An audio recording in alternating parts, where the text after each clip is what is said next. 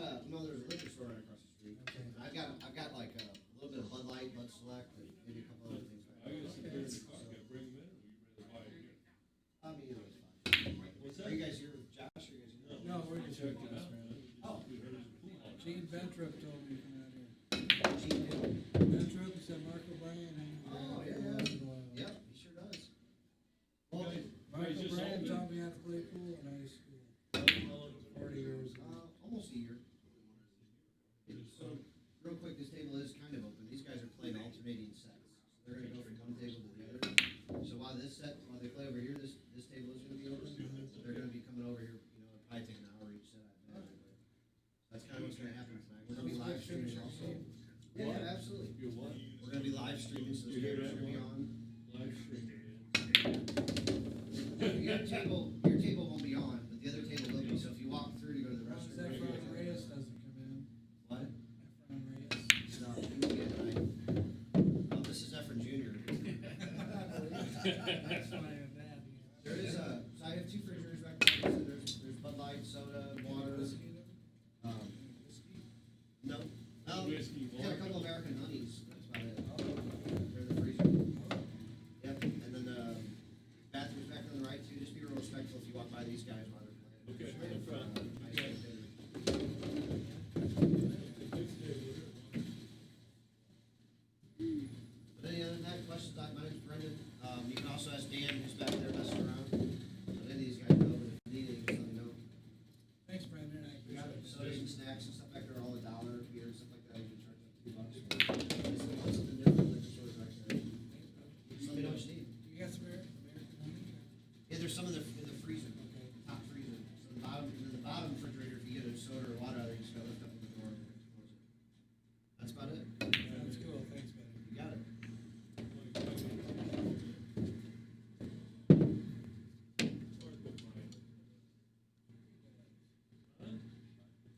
What are we racing? What? 15 sounds good to me.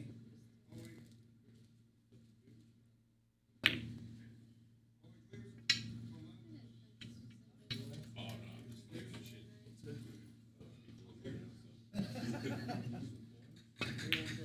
No, They don't trust you. You want I it? believe my kids are employed, but. Come out on this phone. How you been? What?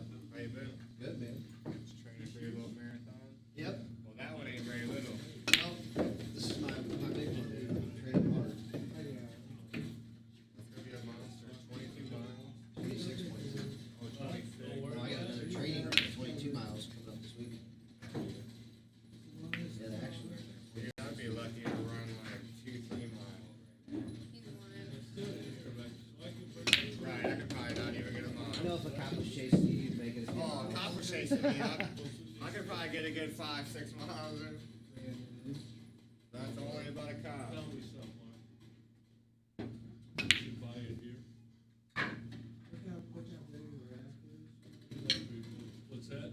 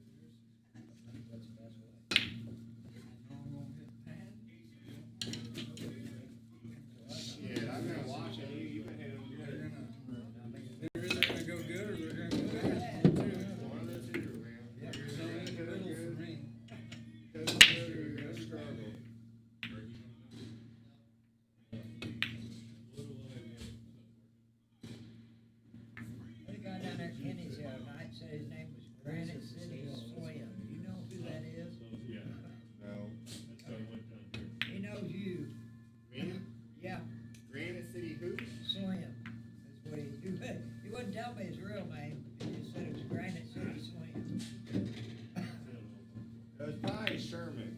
I know he said he'd give me Ray State, give me 5 games on the wire, playing 9 ball. I said, all right. I said, I'll try it. I wonder if it was Matt Miller. I don't know. I heard he's out of jail. I told him I'd try it. Huh? I ain't gonna win or lose. Yeah, I heard he bonded out. in jail? Yeah, he bonded out. You're shitting me. No. I just found out. Well, so they reduced that girls, Yeah, I heard that.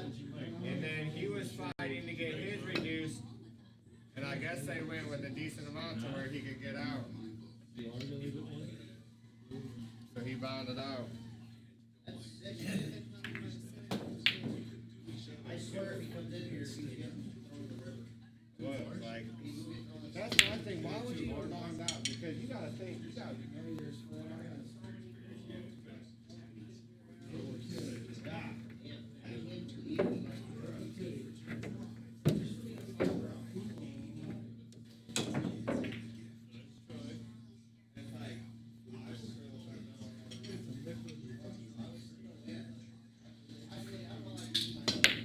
Oh yeah, I need to leave.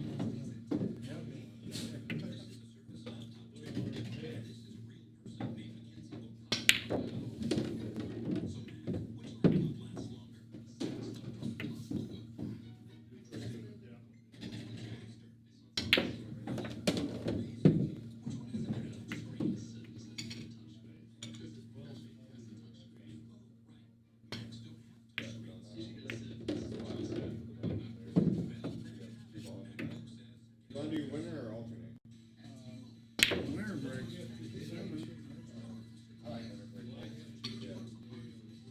Especially if you're behind, I wanna see a guy have a chance to run a butt. Gotta ask, you know what I mean? Oh, yeah. That's why I messaged you, like, what rules? Gotta ask. And people start fucking, I was playing in that Quincy tournament. When you play 10 ball, can you make a ball and call safe? I don't think so. If it goes in, the player has Yeah, option. the other guy gets the option. See, now that's the rules I played in Iowa, is that you can make a ball and call safe. I've never played that. Yes. So, We got a ball. yeah. So when I play 10 ball, guess what? I call it safe, bank the ball, lock the dude up. He's like, oh no, you can't do that. I'm like, what? I wouldn't have shot that if I'd have known that. So then I That's one fucking, reason I don't hardly ever play 10 ball unless it's just 10 balls the extra ball. then the guy tried fucking me. He tried telling me that I couldn't. So I was going for a 3 foul. Called 1, 2 fouls. Had a ball in hand, I made a ball, and locked him up again. He said I couldn't do that. I could not make a ball in my sequence. That I had to go for 3 safeties in a row for it to count as 3 fouls. I was like, dude, what the fuck are you trying to pull on? And like, I may be young looking, but hey, I've been around for a while. I just don't play with those fucking balls.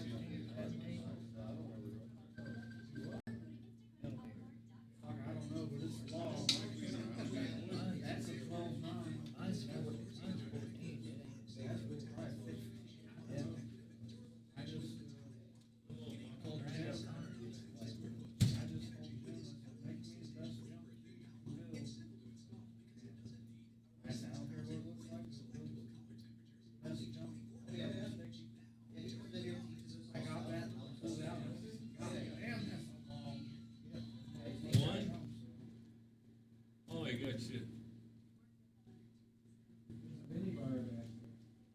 Just some guys buy those and throw them in the freezer and they leave them here. Oh, Yeah, we do. okay. Yeah, I told them just $20 a bottle. That's not it. What's the beer? 22. Ha, ha. You take bad credit cards? Yeah.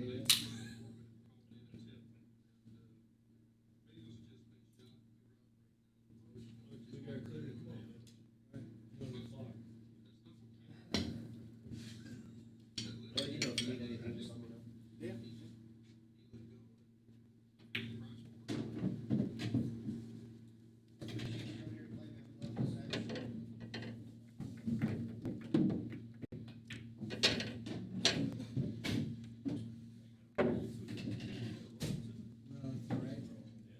Check, check, check.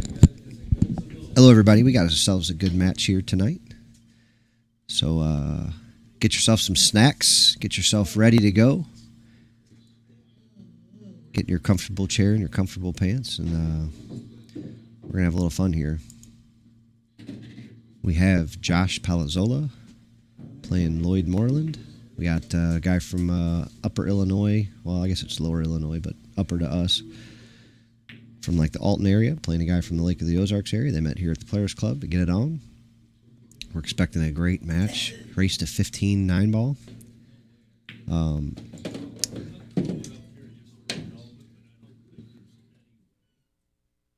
Let's see here. Both of these guys have played here before, each only once or twice. They both have played the same players. And they're on a collision course, and we're going to see some great action here. We're going to play a set on each table, so we're going to kind of go back and forth here just a little bit. But should be a good, solid couple hours of fun here. I'll be commentating. You got Brendan Sullivan here tonight. John Perky is off. He was here the last couple nights. We didn't have any huge action last night, so we didn't stream last night. We just had some doubles games and some learning and some different things going on. We've had quite a bit of action the last few weeks, so this place has been humming and strumming. So if you're looking for a place to play, you're always welcome to come here. We only have 2 tables, a 7-footer and a 9-footer, but they're always kept in really good condition. They're all cleaned up. I just polished the balls today, so we should see some high-power pool. I'm hoping to see some break and runs today. These guys are certainly capable of it. And, yeah, we'll see what happens. We'll see what happens. I think both of these guys are a little more known for their bar table games, but I've seen them both play on a big table, and they can both certainly handle themselves just fine. So I'm hoping we see a couple of break and runs here. I like to see a whole bunch of them. They are playing runner's break. They are playing no 9 on the break. I don't remember all of the other rules, but that's what we're going with for now. So this is Brendan, once again, from the Players Club. And what I do is I buy and sell pool cues and cases, and I'm a dealer for JB cases. I have about 50 in stock. So I have a lot of things like black with red sides, black with green sides, black with yellow sides, navy with gray sides, gray with navy sides, I have gray with white sides, all kinds of things like that. All black ones if you're just a little boring, gray with black sides, which is a real sexy case. So I have a lot of those. And always for sale. They're about $200 to $275 plus shipping. Usually charge $15 for shipping in St. Louis or outside St. Louis. If you're in St. Louis, you can come on by and see me, or I'll even come meet you if I can. So here we go. I think I just heard another rule. I'm going to check. You say your guys are playing win by 2? Anything else? All right, they're playing win by 2. Race to 15, 9-ball. I'm excited. Love it when we get some good action here. Both these players will be like 10s in the tournament. So good players, both capable of running racks, both capable of putting a 2 or even a 3 together.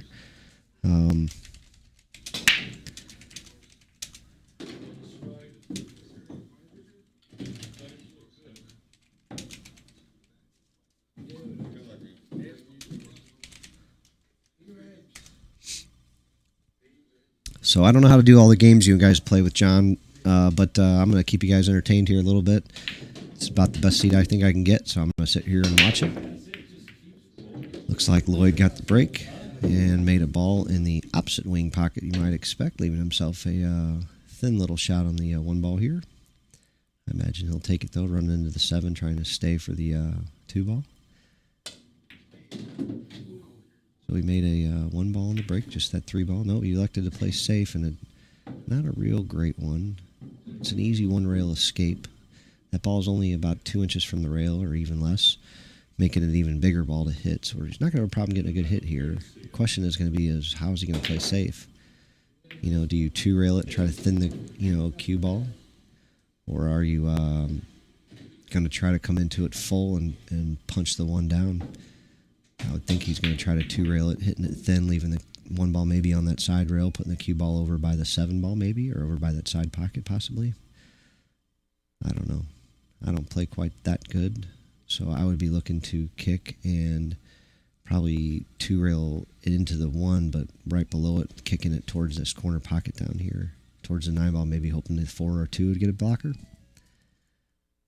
Like I said, not my area of expertise really.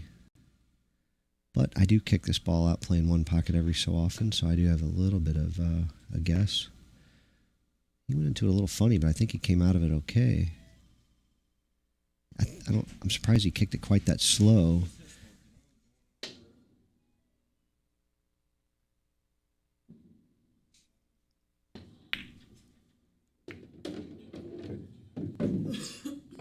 All right, he's jacked off over the 6 ball, trying to shoot the 2 long range into the corner with natural shape for the 4, I believe. It looks like, nope, he's jacking up even more, so he's playing it a little differently. Oh, wow. All right, so Josh is going to get a good chance here. 2 ball in these diamond tables with as big as their shelves are. So this ball actually, it's not like real easy playing position out of these corners like this when the balls are hanging. Josh just played it, looks like almost perfect. I really am impressed by that because I think it's really difficult to control that speed. Now that one might have been a touch easier because you can thin it a little bit using like that, as close as it was to the pocket, but still impressed. He hit that well. He's got a good chance to take the opening game here. He's fallen a little straight on the 5 ball. This might present a problem here for a rookie like myself. Music? Yep. Give me just a second, guys. I'm going to go kick some music on real quick, and I'll be right back.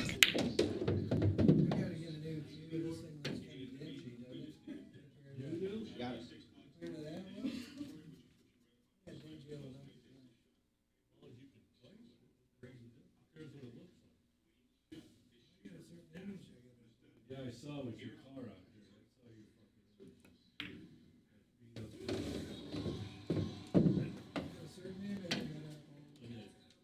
03.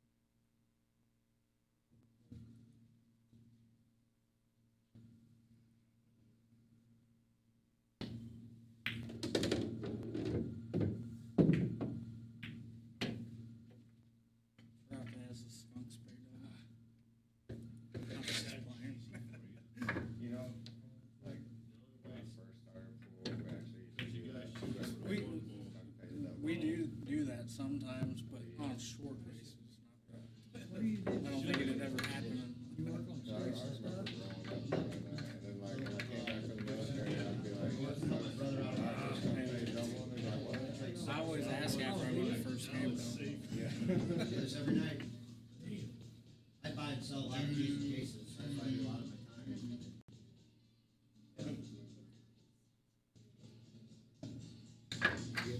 You make any money off Gilbert? We make money off each other.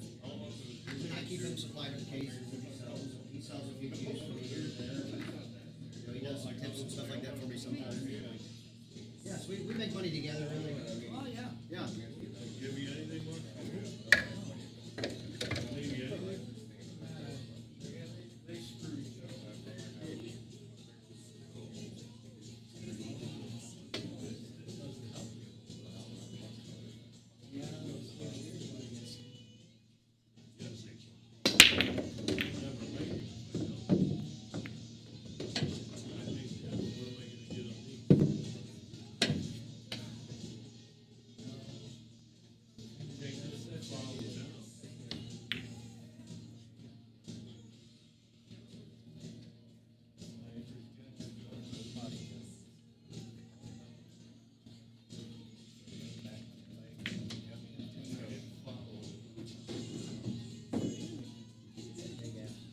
All right, I'm back, fellers. What's up, Dwayne Paul Spears, my good friend? All right. Josh ran into the 3 ball, but it looks like he wired up the 5. See if he can play position on the 3 here. I imagine he'll go 2 rails back across for it, but he's going to come up real even with it unless he gets a little love tap like he did.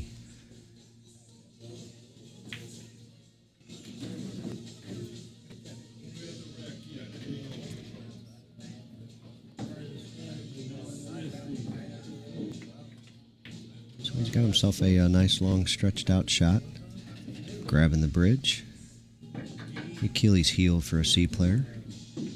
For a low A player like himself, hopefully he'll be able to make his way through this.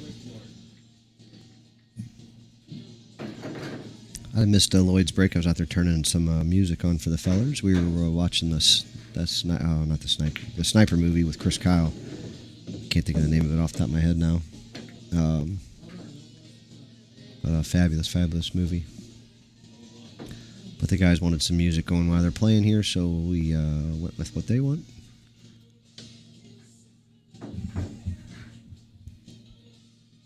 All right, we got a nice little stroke shot here on the 4 ball.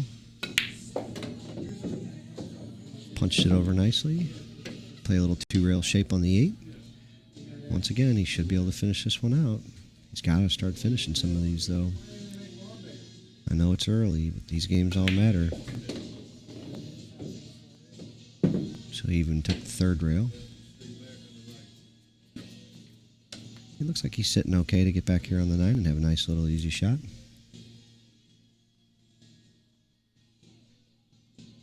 I wonder if he'll spin this out 2 rails. It kind of looks like he's aiming for it. Nope.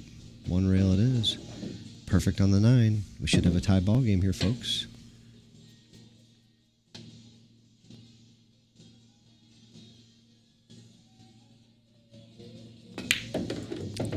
We'll get to see Josh's break as the score's tied 1-1.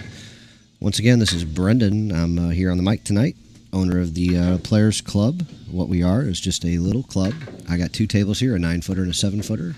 I sell JB cases mostly, is what I do. I sell them across the internet. I do sell them here locally in St. Louis. I've got about 50 in stock right now. I got 25 more on the way here in 4, 6, 8 weeks. Who knows? Mostly they're like black and red, black with green sides, black with yellow, black with red stitch, black blue stitch, gray with white, gray with navy, navy with gray, all black, colors like that. They all have backpack straps. I have a few without, not many. They run about $200 to $275. I also have a selection of Predator cues. I can also order you anything new that you would like. And I have some t-shirts. And if anybody here would like to make a donation, we would certainly love you for it. It helps us with our costs here. We don't charge for streams generally ever, and we like to take care of the players here. So if you like what you're watching, please make a donation to bms_Clayton@hotmail.com. And we'll, like I said, we'll certainly thank you so much for it. Like I said, we try to keep costs down for the players here, especially when they're playing long sessions, so that they don't pay $100 in time. We try to all the drinks, everything are affordable, all are $1 a piece. I try to help these guys out with tournaments, with entry fees into things, if you will, and try to keep the sport growing and going and having fun. We call this a learning facility, and people come by here to learn different things, to teach different things, and you'd be surprised how many people just enjoy teaching, and they come by here just to teach what they know. Guys like Mark O'Brien, Jameson New. We've had some amazing guys come in here and teach people stuff. PJ Hoffman was in here last night teaching some people a few things, showing us some cool shots that he's learned over the years. He's a real experienced player. So it's just a cool little club. You can make it whatever you want out of it. If it's a place for you to come learn and get your game a little better, then great, come use it for that. If it's a place for you to come get your competition level fix in because you're too old to play football anymore, you can come make it that. If you just want to come watch and enjoy the camaraderie with the other guys, you can come do that as well. I suggest you bring a $10 bill and buy all your friends a soda and a candy bar. It'll make you a lot of friends and certainly help the club out. And believe it or not, like I said, I'm not afraid to work for my dollar. I try to keep this place really clean. I keep the tables clean while you're playing. I keep the fun going and try to match people up fairly. There's no cops and robbers in here. We pretty much try to match up fairly and try to make good games. Play a lot of doubles. So, like I said, there's something here for everybody, guaranteed. Maybe not the exact night you come in. Every now and then you get stuck waiting and watching. But so these guys are going to play both tables, big table and little table. I think my opinion is they're both a little bit more known for their bar table 9-ball games, but they're both certainly capable players. I've seen them both play on the big table, and they're both certainly capable of getting out. I imagine once we get a few jitters out of here. Oh, we got a left-hander here. So Lloyd is showing off the left-handed stroke, bringing the cue ball around 2 rails with a really nice speed and everything, staying off the rail left-handed. That was impressive. It's really funny. Like Justin, I think, has told me he can't play left-handed at all. Well, he put that bitch in the halfway house, so he's going to be shooting from the 50-50. And let's see how he does.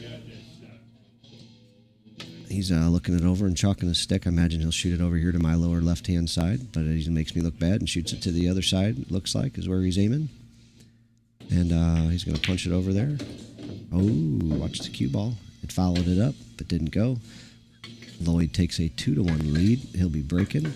I think they agreed to put the 2 ball in the back. So let's watch the rack and see what he does. Last time he actually made he made a ball from the rack into the opposite corner pocket that you would think. He did not make the same side wing ball. He dropped another ball. I don't know what ball it was. But let's see. I think it was the 3 ball. So he's got these racked with the 2 in the back, the 3 on the side. Looks like the 8 and the 4 up front. 5 and the 6 in the back middle, or middle back row. So 5 and the 6 both come up table. All the way up table. He put a power break on there. 2 in the back stayed down here, so it must have got trapped, caught, kicked, or something. 9 ball stayed down here. 1 went up table, so a little strange on the break. I guess if the 2 went up table, it would have been a pretty successful break. He'd had all 4 or 5 opening balls up table. So I like that pattern. Definitely worked out for him. Josh plays a little loose safety here. And we're going to see, I imagine another safety here. I can't imagine he loves this. Unless he can, I don't know. I just imagine you're bringing the cue ball down behind the 3 here. Not very well. And he left a open shot. So Lloyd's safety game is a little lackadaisical, a little loose, little something not there anyway. Something that needs to get a little better to improve his game. Josh, you'll see here in the coming 10 games or so, has some of the same issues. I don't think his safety game is not his strongest suit. He failed to pocket that ball, though, and left Lloyd a very promising shot with a pretty manageable table other than the 3 to the 4 ball. I would guess that that's the only, the only thing I'm seeing here, it's a big issue. I don't think it'll be an issue for him to get a shot at this 3 ball at all. But getting from the 3 to the 4, it could leave a challenging shot on the 4. Oh, wow. Well, I was wrong. I spoke too soon. I think we're going to see a little better play here soon. I don't think this will stay like this. Now, Josh is going to be jacked off over the 9, trying to punch this 2 ball in with some draw, to get on the 3 ball. So he's a little taller, so this isn't impossible for him. This would be a little more challenging. Lloyd's a little shorter than he is. Well, Josh ran into the 8, got a shot at the 3, and here we go. So a little inside English on this ball. And as thin as you're hitting this, I think it's going to be tough to hold. He may have to come all the way down to this end rail and back towards the 4. But then I think you're going to run the risk of really giving up the angle you need to make it. Well, he missed that one too. He might get a little lucky here, but he might not. He did not. I don't know. Like I said, I think when they get...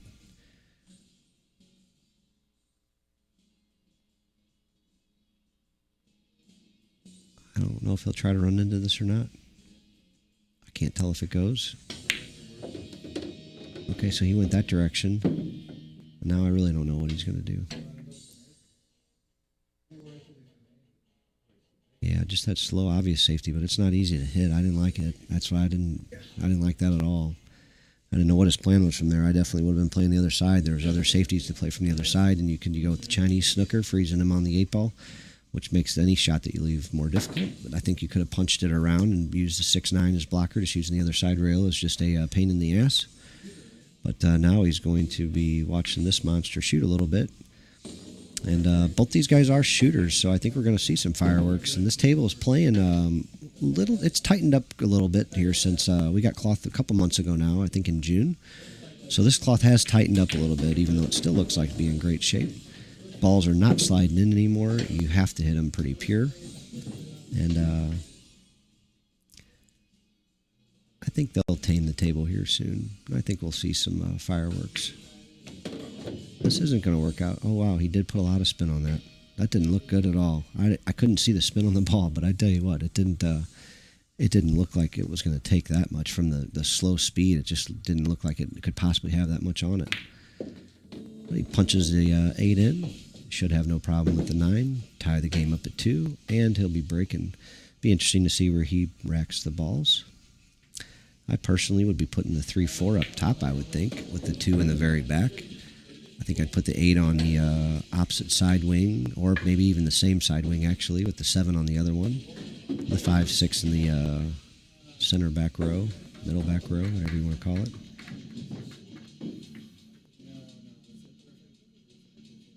Let's see what Josh has here. So he's got the 5 and 8 up top with the 6, 7 on the sides and the 3, 4 in the back with the 2 ball. Now keep in mind, when Lloyd broke where the 3, 4 is, those 2 balls came all the way up table with that power break. And the back ball got trapped, though. The 2 ball got trapped, so it could have kicked one of those balls, the 3 or 4. Let's watch for the 6 ball to go in, the 1 ball to go towards the side pocket. He was unable to drop the 6. The 1 didn't go on the side. He's got a little cover. I thought he was going to get a little cover from the 9 to the 1, but he did not. Lloyd's got a real nice shot. He's got a real nice roadmap and a nice chance to clean this one up here. But we've seen so far it's a little easier said than done. He's going to have to navigate all these balls, making and pocketing each one.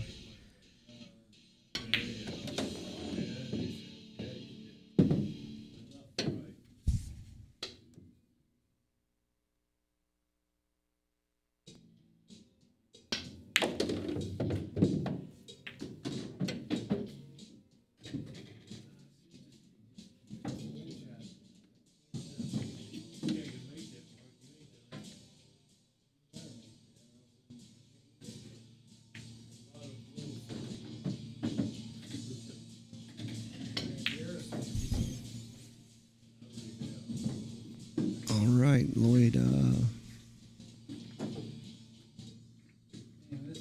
so, I'm sorry I got distracted there for a second. So we look like we got a shot for Josh coming up, a kick on the 4 ball. So we were talking about this shot last night. If this 4 ball's off the rail, This ball's makeable, like pretty makeable. If it's froze to the rail, I mean, it's nasty.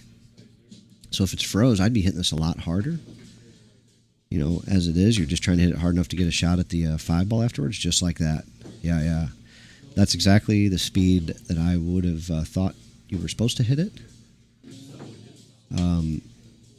If it was not froze. Like I said, if it's frozen, I think you got to go at it a lot harder and try to get some separation. All right, I wonder if Josh can see the backside of this. I think he can, so I think we're going to see a safety. I don't think he's just... If he can see the whole ball, he may go ahead and bank this ball back to the same pocket where the cue ball is and shoot the 5, follow it right in. But if he cannot see the whole ball, you know what? If he can see the whole ball, he might just cut it in the corner too. I wonder what he can see here. It looks like he's... Yep, he shot it right in the corner. Got a shot at the 5. See, so... It's funny how this always happens. That 7 ball sitting right in the path where you need to go to get position, I think. So his other choice is by putting a big draw stroke on this. So, you know, a low B player or a B player's draw stroke is usually not extremely consistent, so that becomes a difficult chance. Josh seems to have struck this ball well. I can't wait to see where it ended up. He looks confused. I think it's going to be bad. It is. And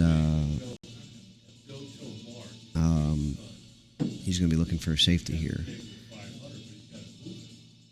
I think he punched the 6-1 rail, trying to go past the 8 ball to that side rail, leaving the cue ball froze to the end rail, hopefully using the 8 and the 9 as the blocker. He chose to go all the way to the end rail. I like that very much as well, except he left a piece of it, I think, as a good hit. But it was a good shot, a good effort, and a good idea to actually go the extra rail. Well, let's see what Lloyd comes up with. Like I said, I don't think kick safeties are either one of their areas of expertise, but both good players.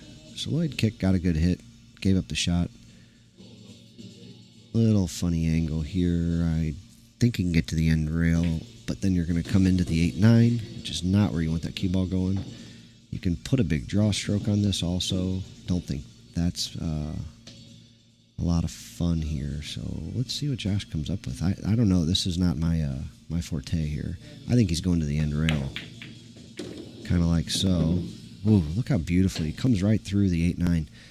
You know, that's a nice, you know, running ball skill to have. That is something lacking in my game. That hurts my one pocket game. I typically don't get as many balls on turns as you would hope, or I would hope. Where's he ending up here? It looks like it's going well. Oh, he ran into the ball. So in essence, he's perfect. He should be able to pop this in. Have a, you know, if he was playing Scotch doubles, even with an APA 3, I think he's going to leave this ball good enough shape that they would pocket it with ease. And sure enough, he does. He gets given the game.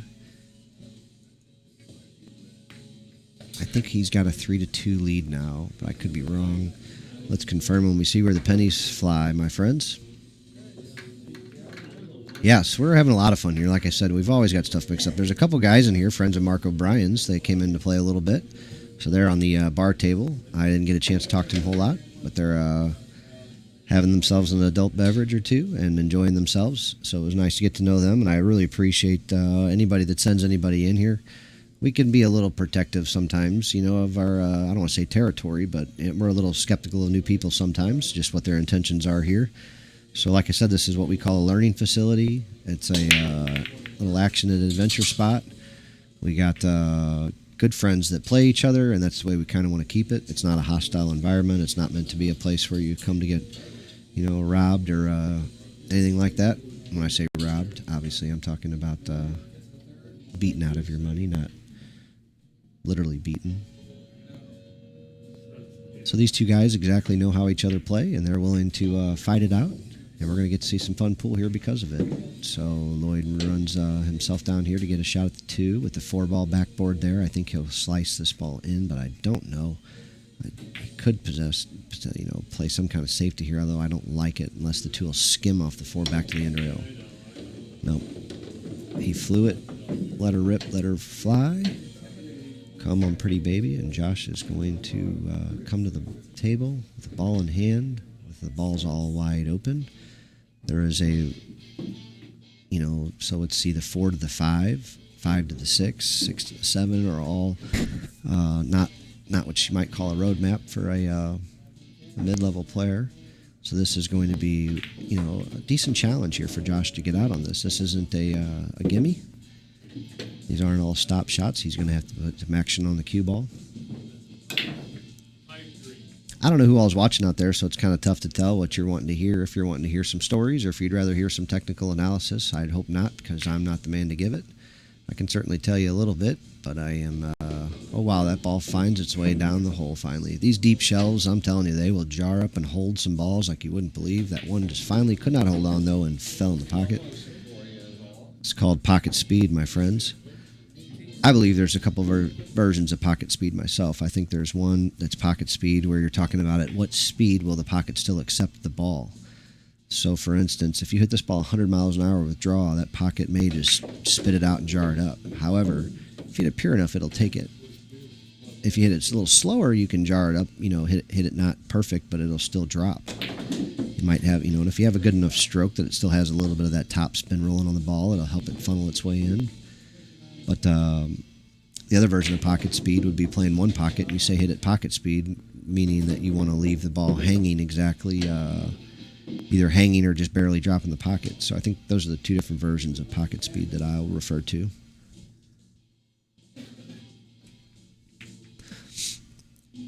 So probably more typical to refer to the other one of pocket speed as far as hanging a little ball.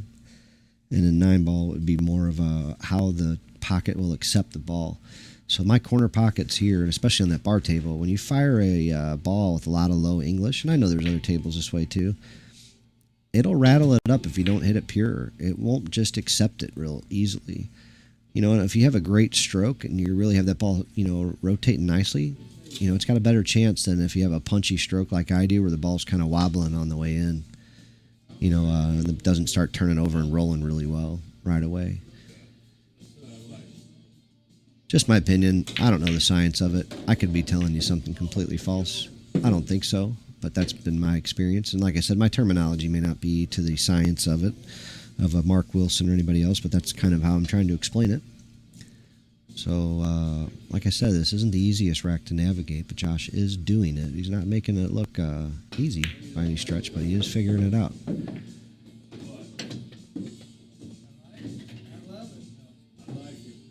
He's got himself a nice little shot on the 9-ball. He's got to be in the 90 percentile to make this ball. It can be a little nerve-wracking when it's the last ball or the ball before the last ball, but looks like he got it. He's going to take a 4-2 lead with the break. I wonder if he sets it up the same way or tries something different this time. He hasn't had a lot of success on the break here yet. So, hang on 1 second here, guys.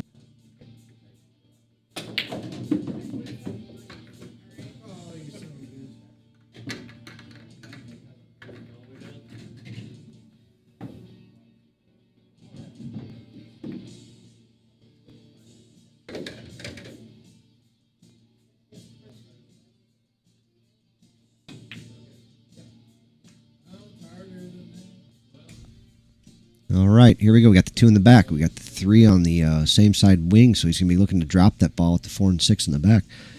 Let's look and see what happens. He said he's going to take a little off this time. So he made the opposite wing ball? I think that's the second time we've seen that ball go in that other corner. That's weird.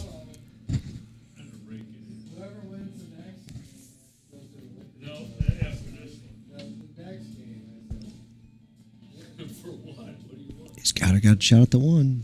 I think he's got a good chance to get a shot at the 2. It looks like the 7 ball is sitting a little funky, but manageable from right where the cue ball is now. So he's going to be shooting the 6 to get on the 7. So there's definitely a pathway to get out there and get on it. Like I said, not something that a low B player is going to have a lot of success with. Getting on the 7, but then making the 7 and getting on the 8. But it's something that when you get to their level, you have to get out on a few of those. Let's see if Lloyd can figure it out. He's going to get the next chance. Josh Poodledick the 2.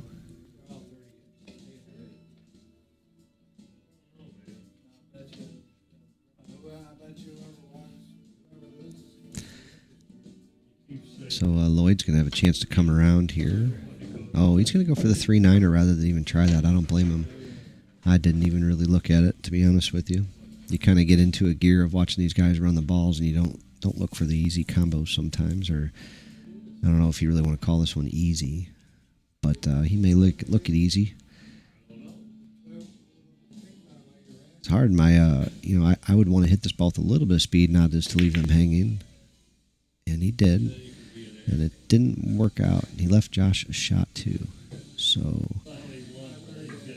I like how he tried to play a two-way off of that, but I don't know. I'm not really sure about the choice of setting up for the combo. He really got set up almost ideal and then kind of butchered it.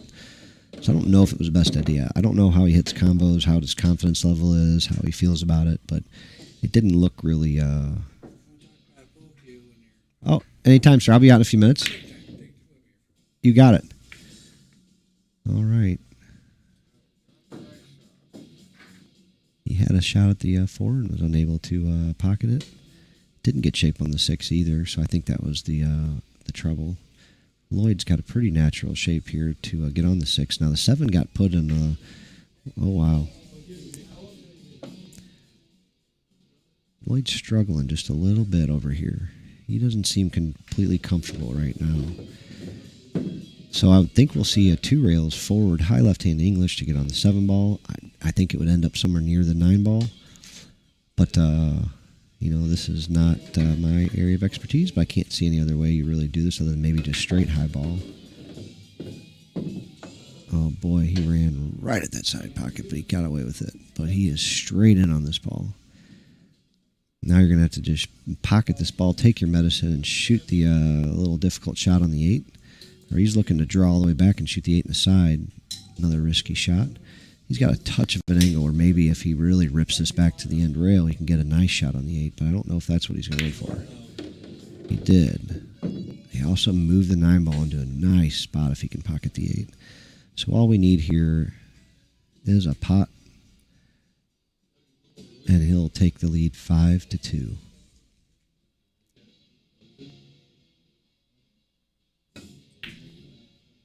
He was not able to do it, though. So he's going to give up this game. We're going to have a 4-3 race, 4-3 ball game. And we're going to get to see Lloyd break. I can't see any reason he's not going to finish this one out.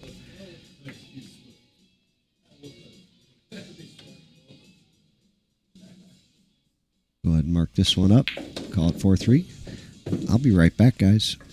If you have anything you want to talk about, pop it on up in the chat, and I'll talk about it. I'm just going to go talk to this guy out here about a cue real quick, and I'll be right back.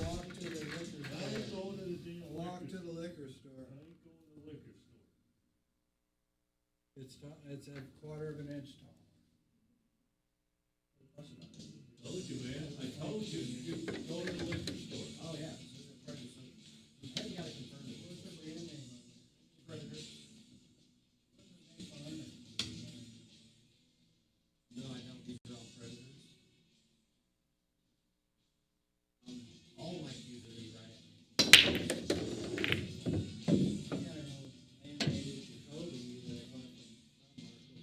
Oh, no kidding.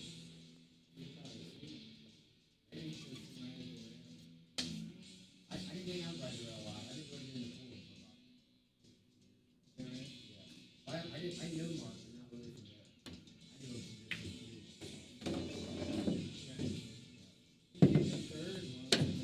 from Oh, no. He's coming a lot high in a lot of them. He's coming better. He's playing good. He can, yeah. He's got that bent finger. You know, he's got that bent finger on his left hand. That's what Brian took my yearbook money, junior and senior year. We had a pool hall across the street from our high school. I mean, dead across the street. That's why you never got one. Right, right. Junior and senior year, they took my $6 from other games for the swing in the yearbook. That is not cool. Yeah. Once a year. Yeah, right.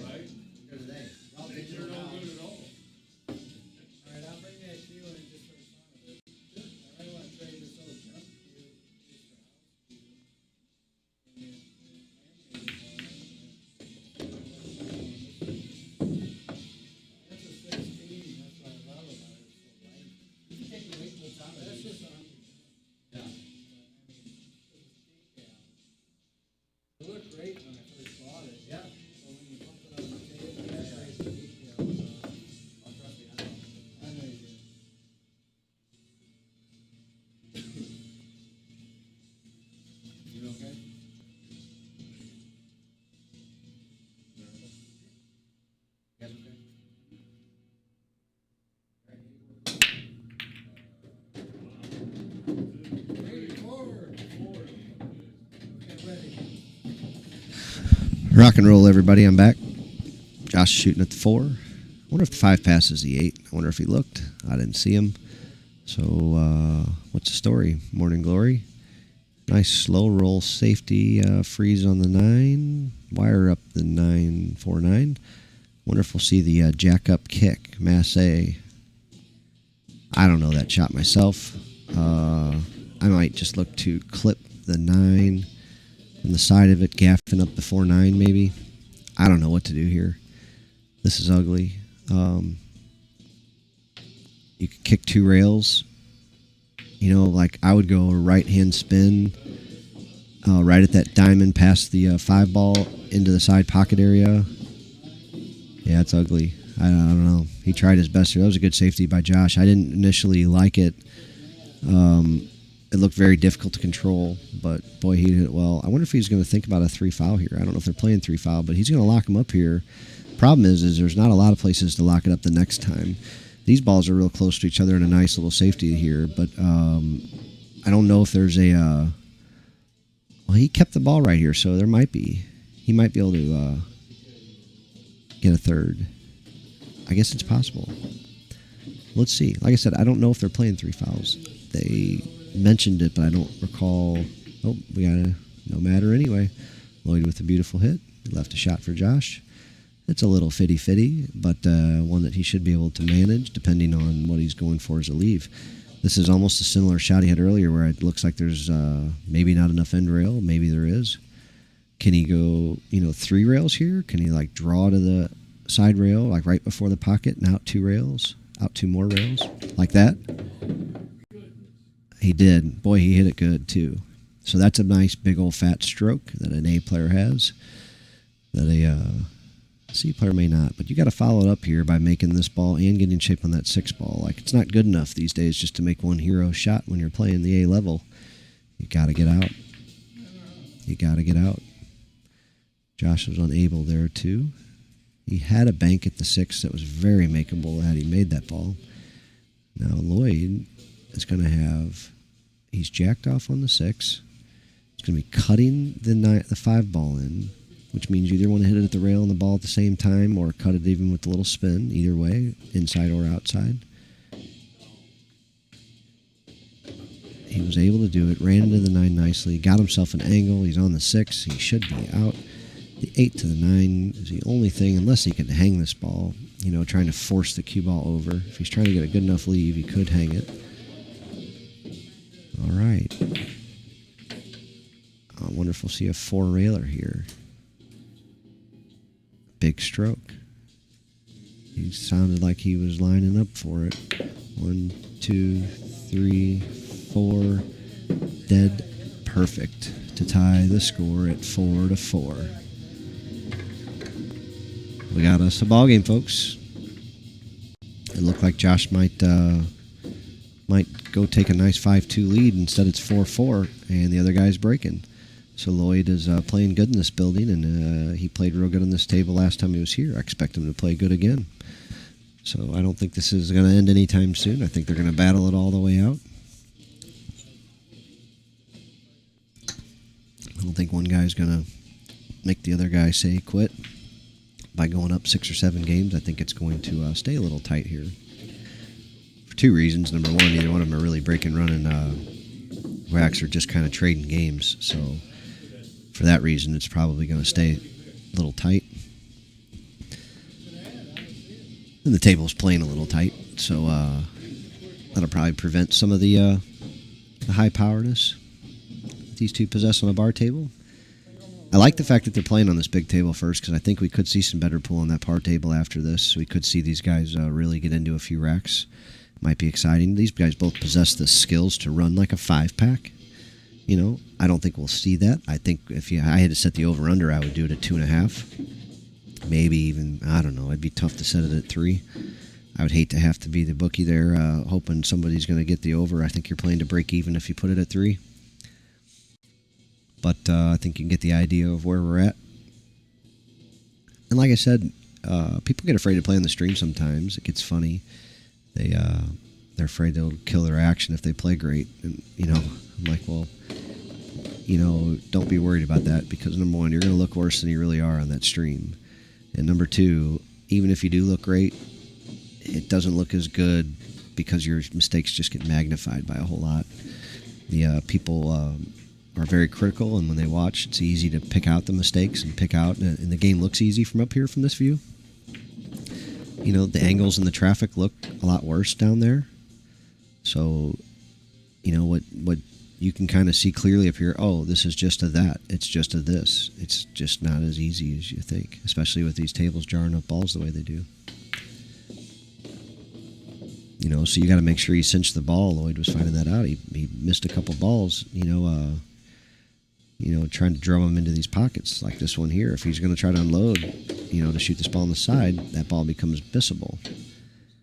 And it's not that it's, that difficult of a shot. It's just when you're unloading low English and you're jacked up a little bit, it changes things a little. So he's a little straight here. I wonder if we're going high inside the English and 2 rails and out, which could put him towards the 9 ball. Or if he's going to be able to go 1 rail past the 9 and float down there and shoot the 8 in that same side corner, just like that. It's a beautiful little shot there. He executed it well. He's going to take a 5-4 lead here. It's certainly looking like. This is not a difficult finish. So we've gone back and forth here. Lloyd started out winner, 1 game. Oh, wow. So, yeah. That's why I hadn't marked it yet. It's, like I said, these guys are struggling just a little bit. I don't know if the pockets are holding them up a little bit, or if it's little jitters. If it's just, just one of those days. But they both seem to seriously not be at 1,000%. This is a big difference here. So Josh is up 5-4 and breaking versus down 5-4 and breaking. Let me go ahead and rephrase that. It's not a huge difference. It really isn't. This early in the set, that one game may prove to be extremely critical, but it's nothing like when you're up 5-3 and you could go up 6-3 and breaking, and instead you're up 5-4 and the other guy's breaking. That's a much bigger turn of events than, when you're tied, who wins the next game this early. So that's what I should say. That's why this is not as big of a game right here. But it could be. It could be the start for either one of them to go on a 2 or 3 game run. And once you get 3 or 4 games up on somebody, if you're tough and you can hold on, it's a tough feat to come back from when you're not breaking and running, more than one every here and there. When you're evenly matched against a guy. So what problems do we have here? 5 to the 6, 4 to the 5, 7 ball, 9 ball, 6 ball are all kind of hiding out, lurking. We may not get that far. We may get a 6 ball hanger here. I wonder if Lloyd can jump. I wonder what kind of jump cue he has, or if he even does. There is definitely some kicks here. I don't know that I would be doing. I don't know. You could get stretched out here too, and so Lloyd's about 5'9", I think. So he's stretched out in the middle of the table like this. Wouldn't be a fun way to jump this ball. So he's electing to kick. Now this kick from this side is a little weird. I would have kicked the other way off the end rail and maybe gone like 2 rails into that 3 ball with some speed even. The way he just went with a lot of speed I think was a good idea, but you had to go so high on it to either make it or get separation. Going low on it created either scratch or jumble up. It wouldn't provide anything great.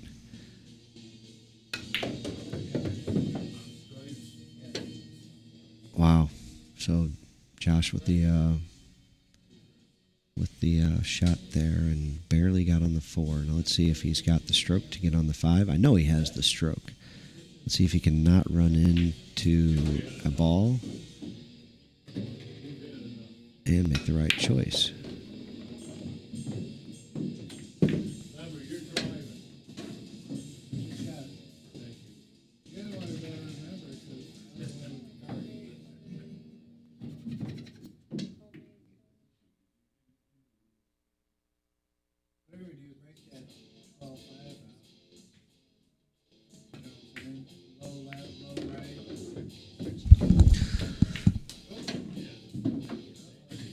Sorry, guys, I just missed a little shot here or two. I'm not sure what happened. Looks like we're real good to go here. These balls aren't sitting extremely difficult. This might be a little touchy here, getting from the 6 to the 7. I thought he might clip the 9 there. I didn't know he could roll past it. Seemingly that he did. He just needs to pocket the balls. They are what you call a road map here now. You call this a stop shot, but I think you're probably going to roll forward a hair. But it could be considered a version of a stop shot. And a stop shot. And a stop shot. Should put Josh up 6-4.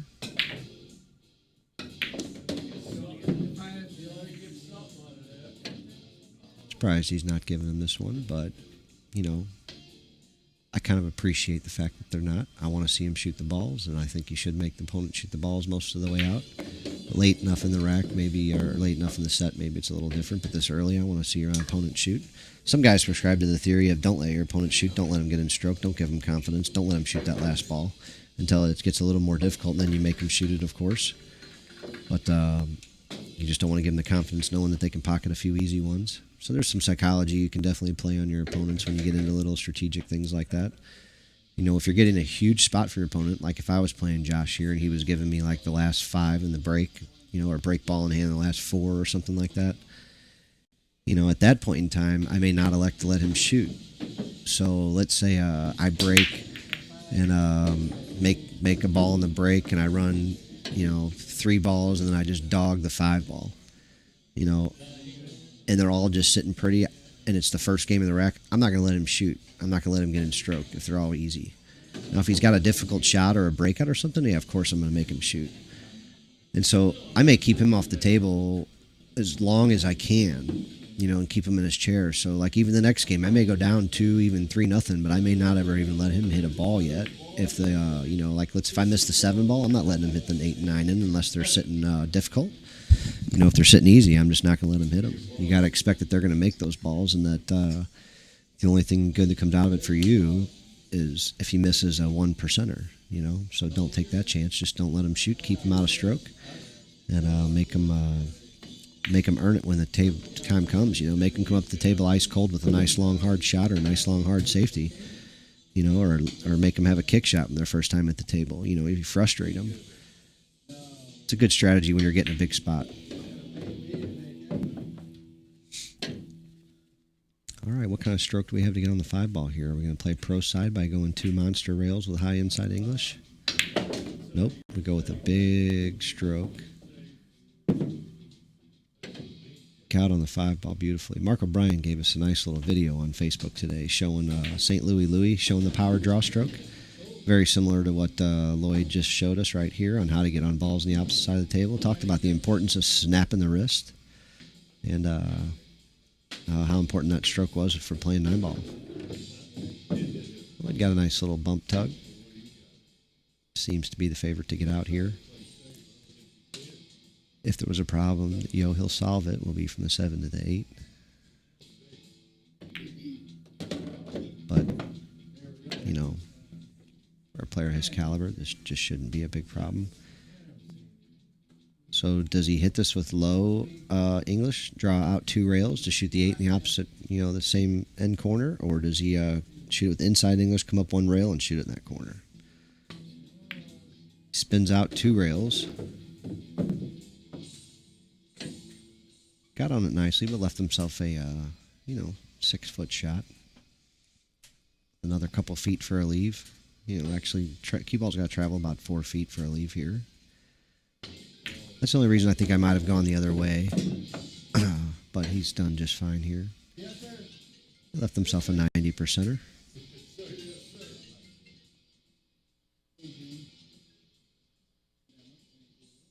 Definitely one you're going to make him shoot. He's had a couple of hiccups. Pocketed it. Brings the score to 6-5. And he tried to make it a little interesting there, but brings the score 6-5, and Lloyd will be breaking. So these guys, Lloyd's probably a little more known for some off-tournament type play.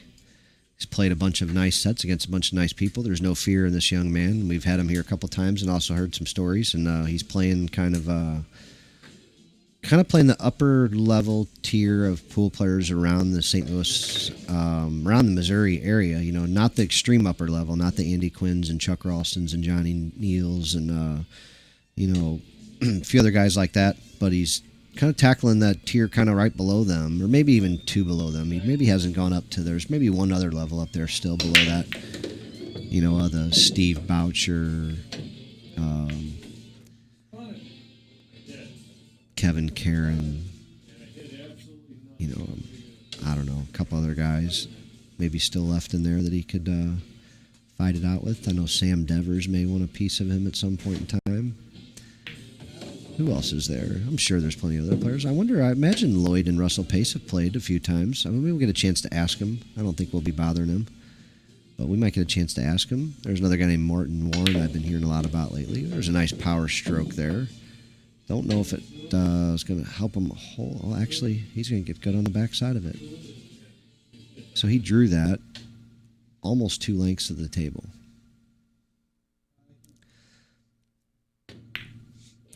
Well, there's definitely quite a few other guys for him to play. You know, like I said, there's 20 good guys in that range. He already played Brian Daniels and beat him, which was Brian was known as a really strong player in the area, but he's not playing a whole lot of pools, so it was kind of easy pickings. But if he practices, he definitely is not. Brady Behrman's out there, but he might be that next level up too these days. He's playing awful good pool. Dave Powell from Illinois would be an interesting matchup to get over here, and Jerry Belovich, another one. Like I said, there's quite a few interesting guys we got here. Ryan and Terry Hillsman are good friends, are two other guys that might be looking for a little bit. So we got quite a few matchups we're hoping to present around here and keep the action humming and strumming. I know you guys get stuck watching me play one pocket quite often, and I apologize for that in advance. But I love to play, and if the table's open, I'm going to be jumping. I'm getting diamond fucked to death right now.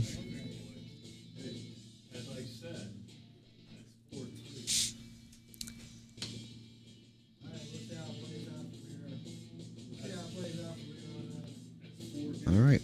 What's he going with this time?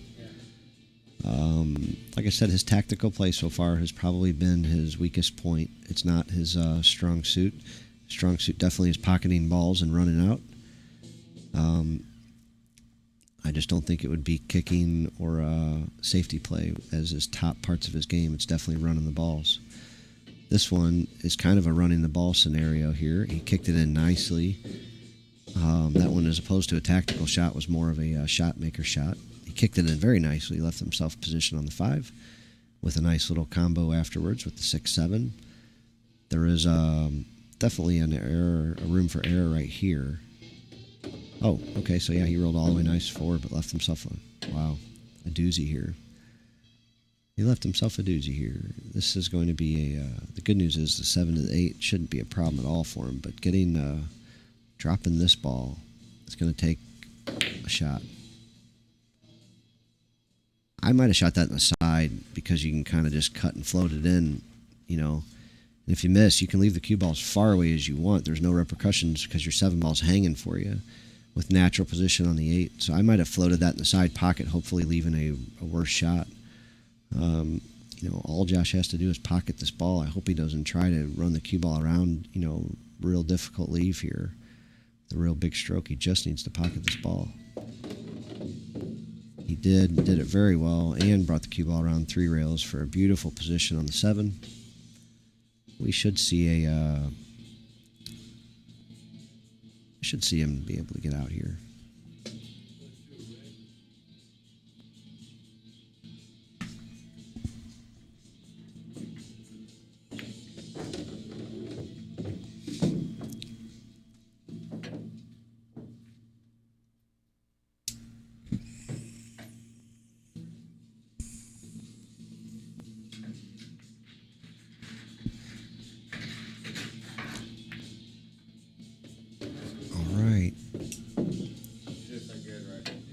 We got a 7-5 lead with Josh breaking.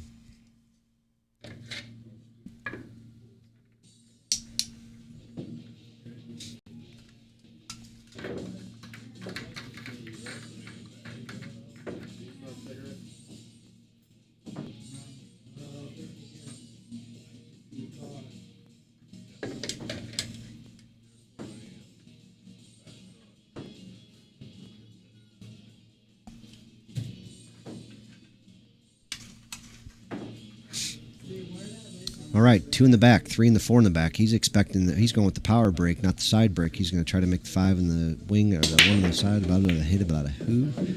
Lost every word in my mouth right there. Some professional journalism for you. We have a 1-9er coming up as he pocketed a couple balls in the break. I think 3 or 2. Dropped 2 balls in the break. 1-9er coming up here, probably with a little touch of speed. Not a whole lot, but I think enough to get the cue ball maybe to the side rail and get the 1 ball off the 9 to the end rail in case you were to dog this. Certainly don't think that's the way he's going to be playing. I think he's just going to pop this ball kind of and maybe not play as much of a two-way as I'm thinking. I think he's really going to go all out just to make this mother effer. He looks like he's just up a little bit on it, like a little pop stroke might be. Kind of like that, but he missed it. He left a good shot. Yeah, that's why I kind of might have played a little two-way with a little bit more of a pop, and just a little softer hit. And that way, if the one, stays down the end rail and the cue ball has natural blockers, but it may not have been possible the way it was laying. Like I said earlier, you just don't always get a great sense of exactly the angles that these guys have and exactly what they see. Like I said earlier, too, the game is friggin' easy from up here. When you got a nice little overhead view of the table, it isn't quite as easy as you think. I don't know if my other camera's up. Yeah, it is. So here's another little view that we can bring you guys. Don't do it too often, but there's another little view we've got. All right. He got real nicely. I can't tell real great from this view angles. I don't know that I love this angle a whole lot. I hardly ever look at it. Like this shot right here, it looks a little easier than it might actually be. So yeah, I'm going to go ahead and go back to the other one.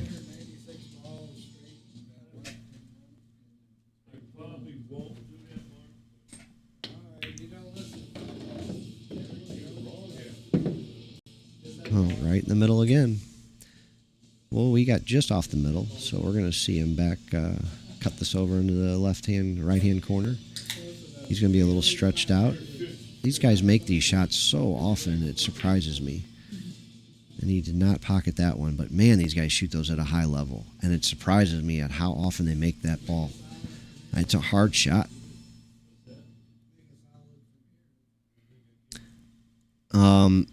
Yeah, Marty, we should be open until, good 10 or 11, 12 o'clock. These guys are going to be playing probably a good 2-hour set on each table, so I'm definitely expecting to be here until at least 11 o'clock anyway.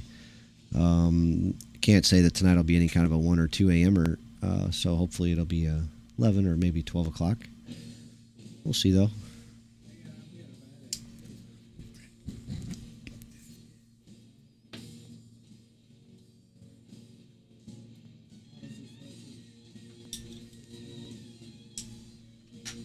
Good job, sucker. Huh?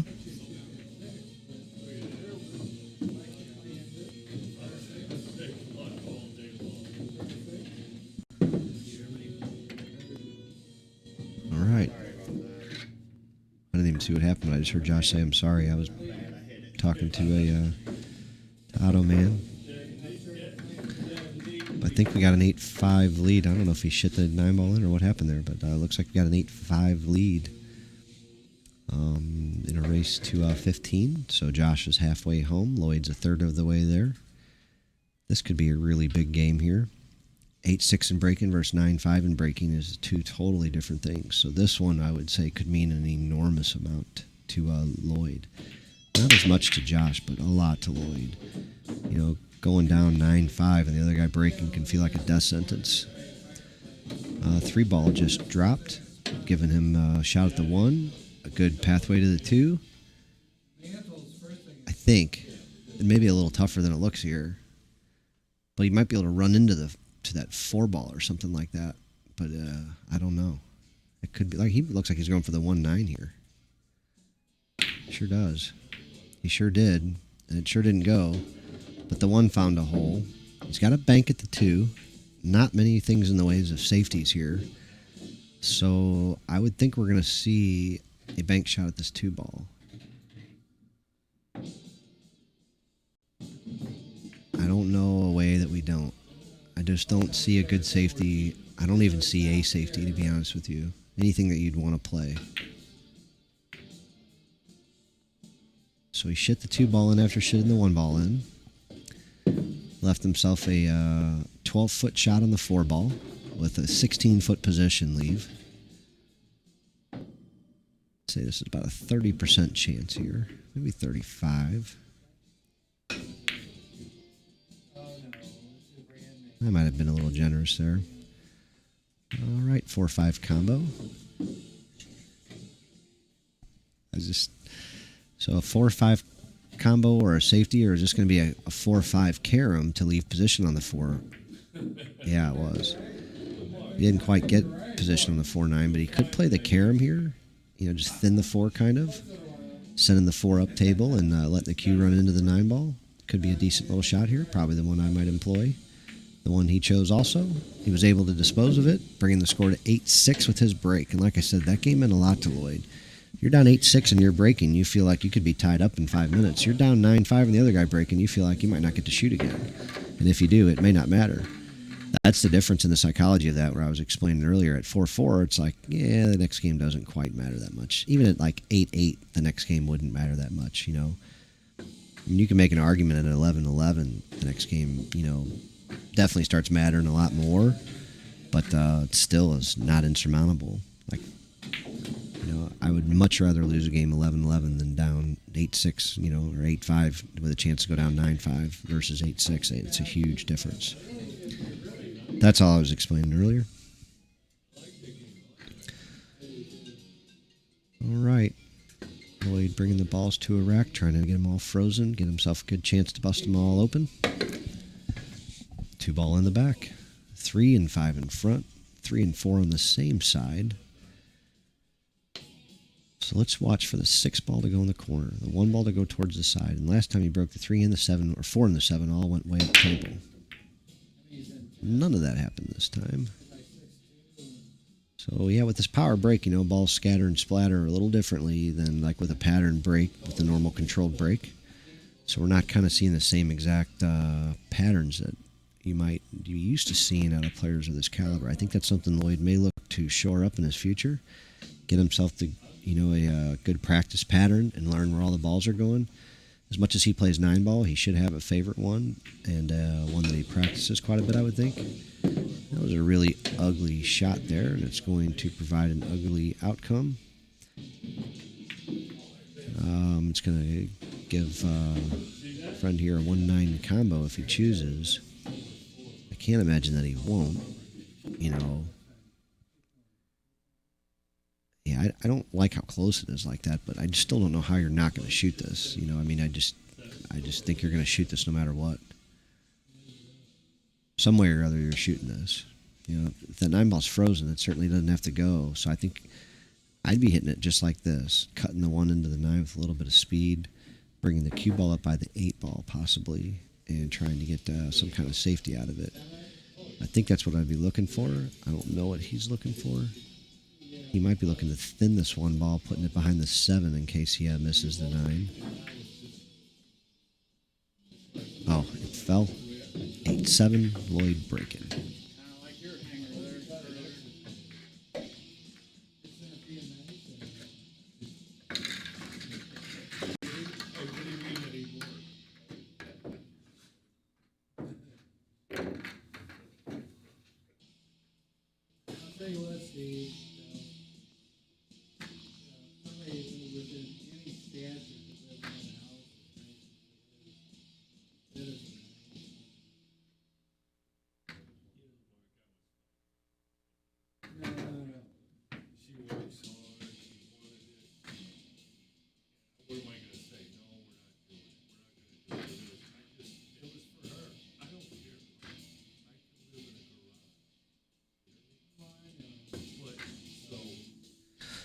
All right, here we go.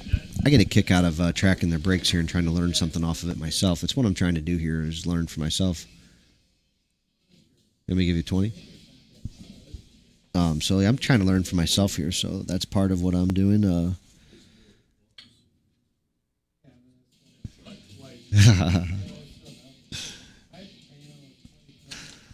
was playing a little joke with my friend there.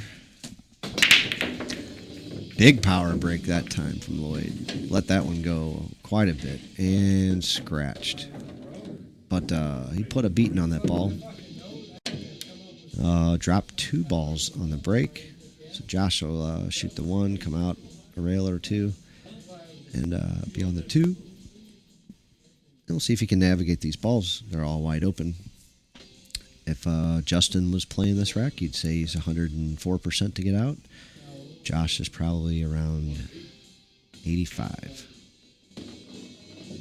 I'd like to say he's a little higher, but just haven't seen it yet.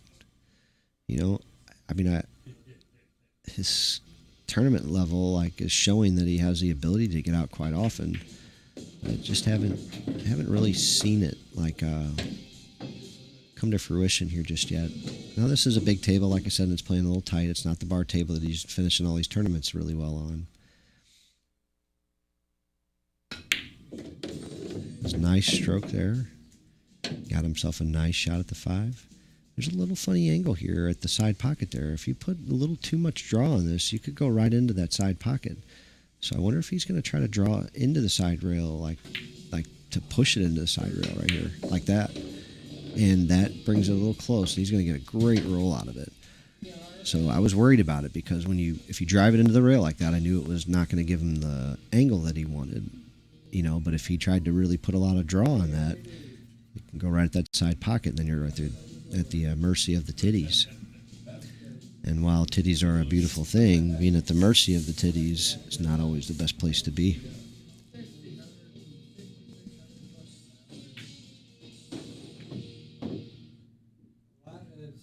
So 2 rails, a little high left-hand spin.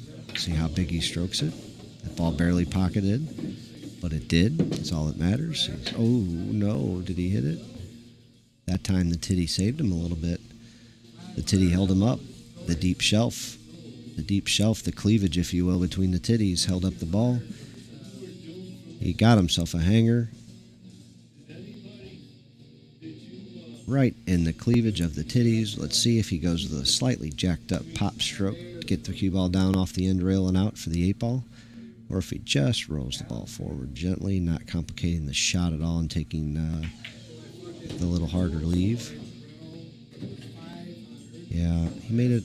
Oh, then he gets another bad roll on top of it all. I'm a little surprised. I thought he would pocket that ball. So we're gonna have a tie ball game again, folks. Josh had a chance to run away with this. He was up 8-5 with a chance to go up 9-5, and 9-5 in breaking would have been an awful sexy spot to be. Instead, he's going to be tied up 8-8 here with Lloyd breaking. I think Josh is playing a hair better, but not by much. And if Lloyd hits a gear, he could certainly put a few games together in a hurry. I've seen him play good on this table before. He rattled that one, so he dropped it, but it rattled a touch. We got an 8-8 ball game, folks, and we're going to see a back and forth battle all the way here. I think they are playing win by 2, so that could come into play here the way they're trading games. I'm going to shove a bandana, or eat a bandana here real quick, guys. I'll be right back.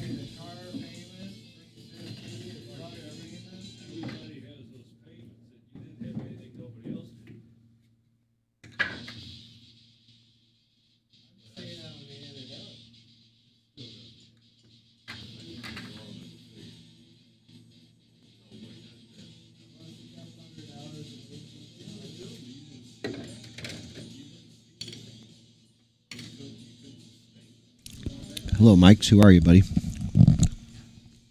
I'm going to turn my microphone on and off here, though, as so I know nobody here wants to hear me eat.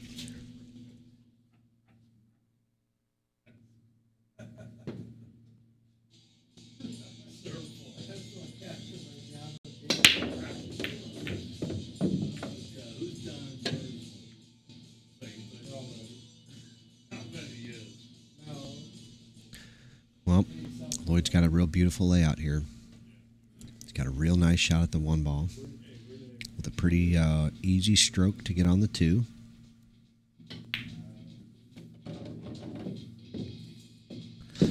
Nope, this is a live video. We're here playing tonight. Once again, who are you, Mike?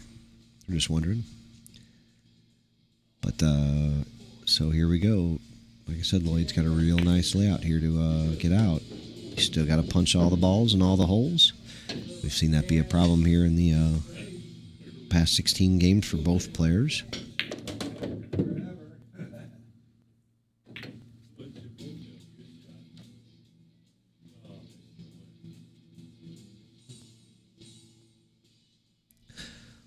Well, we are very pleased to have you, my friend. I'm Brendan. I own the Players Club. It's a little tiny place in St. Louis, Missouri, dead center of the United States. Got two little tables here, a 9-foot diamond and a 7-foot diamond. I'm a dealer for JB cases. I have about 50 in stock, and I also carry about 50 to 70 different cues, mostly Predators, a few other things. Right now, we got a couple of decent players here, one from Illinois, but just across the river from St. Louis. The other from the Lake of the Ozarks, about 2.5 hours west of St. Louis. They're going to battle out a little 9-ball here back and forth, it looks like. But Lloyd's going to take his first lead of the day, I think, here, if he can drop this 9-ball. And see if he can hit that gear we've seen in him before. So he's got a 9-8 lead. First time here tonight. He's going to be breaking again. A little inconsistent on the break here. Let's see which one he goes with this time.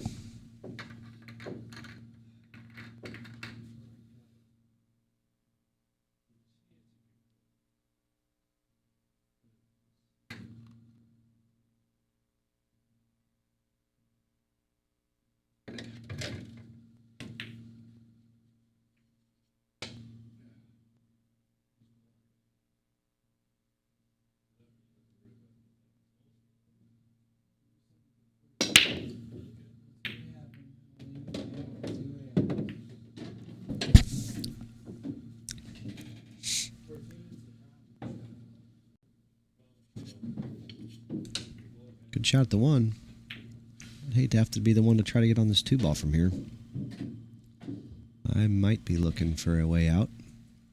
Problem is the angles are all sitting a little funny.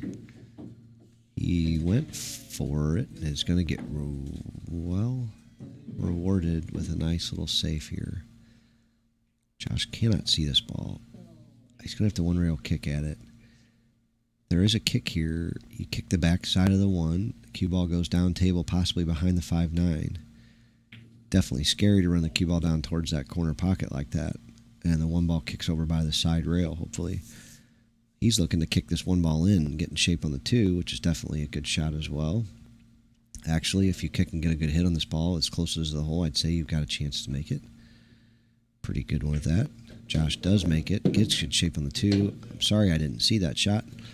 Certainly did not, though.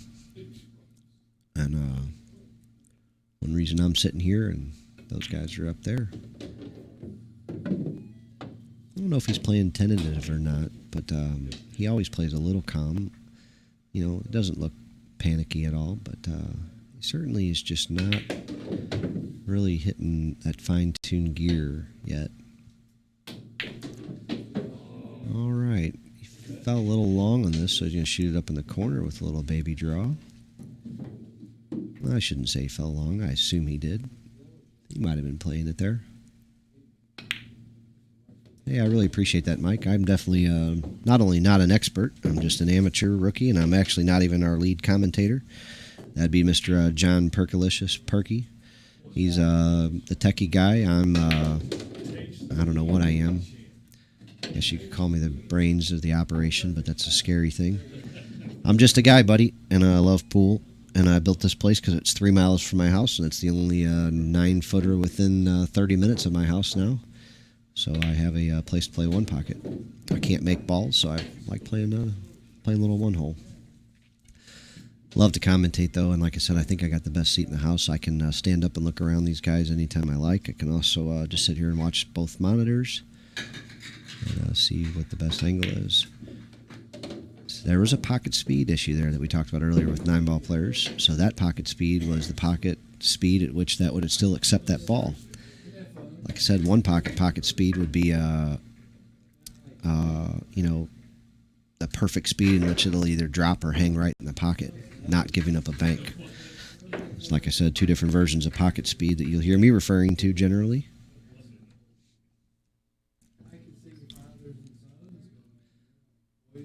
So Josh is wearing his Q and Cushion Billiards. Q and Cushion is our one of our other favorite pool halls in St. Louis, along with Kenny's and the Q up in Maplewood and Saratoga. And I'll go ahead and throw Teachers in there. They're coming around. And the guys up at the Diamond place, I haven't been there yet. I need to make it there, but I have not been there yet. I don't think Josh made a ball on the break here, and he's going to give up a shot at the 1. 3-4 is a little jammed up down there. So here's a funny story, real quick. 3-4, which was actually the 4-5 at the time, was sitting kind of like that, but about 6 inches apart. Imagine the 2 balls not there. Chris Bartram shoots this 1 ball, comes around 4 rails, drops the cue ball right between what was the 5-6, or the 4-5, I believe. It was the 4-5 down there, like kind of like the 3-4 was, but about 6 inches apart. Leaves the cue ball right between there, and then runs out while he's giving up a massive spot to a very rich player. So he then walks over. There's 50, I don't know, probably 20 people there watching. He walks over and stops and looks at me and he goes, "Hey, would you have shot the 3 ball like that?"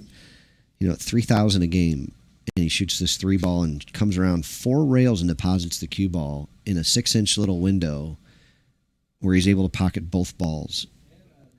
And then walks over and says, "Hey, would you have shot that 3 ball like that?" I just laughed and laughed and laughed and laughed. I think watching Chris play and being involved in some of Chris's action throughout the years was one of my most enjoyable times of gambling. He's always seemed like a gentleman, and boy, could he play! And he reminded me of just an old school kind of hustler. He just was a gambler, you know, like he was not winning tournaments. He was not doing this or that. He was just busting people. You know, he beat Justin Bergman. He beat some really strong players gambling. You know, Darren Appleton getting the 8 ball. You know, I mean, some crazy things. So yeah, I'm a big fan of his. Chris Bartram, car salesman out of Ohio. Go see him.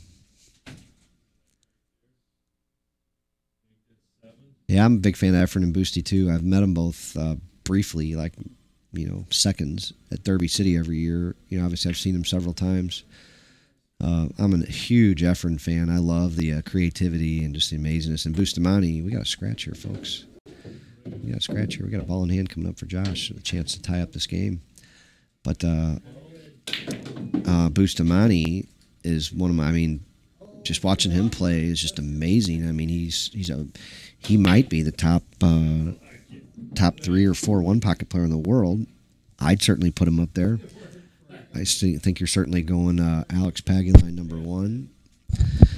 I'm going Orcolo number 2. And you got to start arguing about number 3. I think you really got to start arguing. You know, Scott Frost is putting up a hell of a fight to take that spot. I think Shane Van Boning could have something to say about it, to be honest with you. I know he doesn't play the game a whole lot, but I don't know if there's a bunch of people begging him to play it either. Justin Hall may have a problem with that. You know, I think he's up there. Danny Smith, losing to Scott Frost, probably can't lay claim to it, but maybe he could. And then, you know, like I said, I don't know, you know, get Chip Compton maybe. He's definitely playing awful strong. All right, with the bridge. I guess the 6 ball goes from over there. It certainly looks thin from over here. But I can't imagine he'd have left the ball like that had it been that difficult. Boy, it sure looks thin on this monitor here. You know, let's see. You can just roll this ball in, bringing the cue ball nice across. Oh, no, he cross-banked it. I was going to say, it looked awful thin for that, you know, the type of leave that he went for right there. So Lloyd's going to have himself a nice 9-10 foot shot on the 6 ball into the corner pocket with not a lot of hope for a leave, without a good draw stroke, to be honest with you, because the ball's a little off center. So it's going to take a pretty good stroke to get this cue ball back enough to shoot the 7 in the side. I don't know that you're going to be able to put a big enough stroke in this ball to come all the way to the end rail and all the way back out with straight high and miss the 8-ball, but that is definitely a possibility. He did get the draw stroke on it even more than I even thought. Pocketed the ball beautifully, and he's on the 7.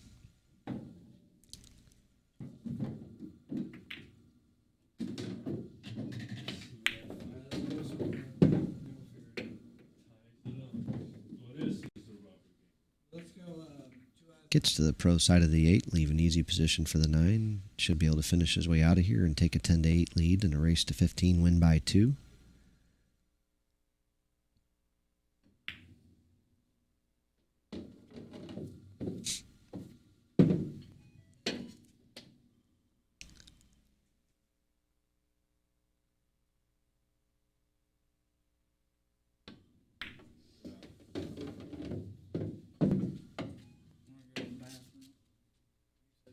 Yeah, so like I said, I've got to see those guys play, and I've watched quite a few things like YouTube videos and whatnot of Efren, and it's just amazing. Like I said, Bustamante playing one pocket, man. I mean, he's got some serious firepower, that he can run out, and the banking ability of all of those top players is so amazing that they can get out of so many spots, and it's so amazing of how perfect that they have to leave the cue ball because those guys hit some of those banks like they are absolute hangers.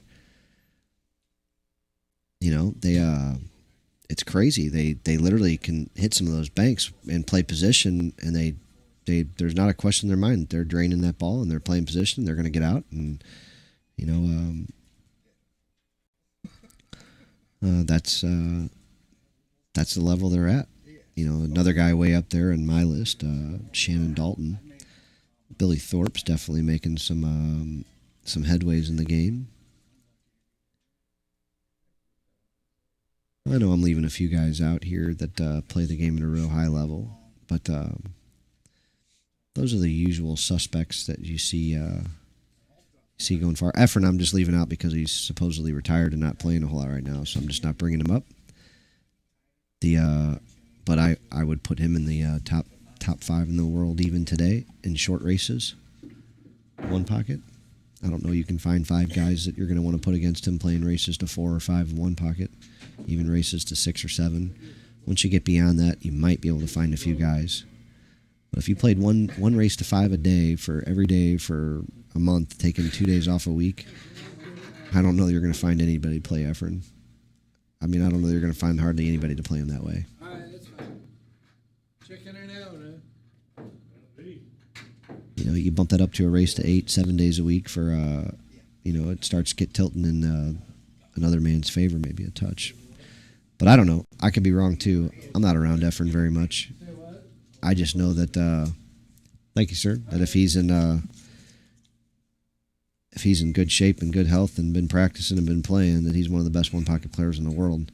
He may not have the stamina or the desire to play for long periods of time anymore, which could affect his abilities to play for those amounts of time. Bustamante possibly getting to be the same way. I know he's probably up in his 50s these days. I don't know if there's a lot of great Billy Thorpe and Sky Woodward maybe to become 2 great one-pocket players here. Yeah, what happened?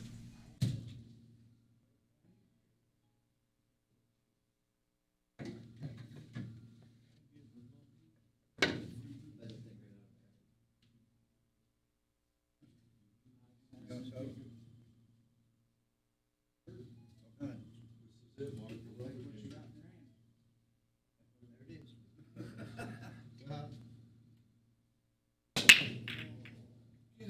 hole, something.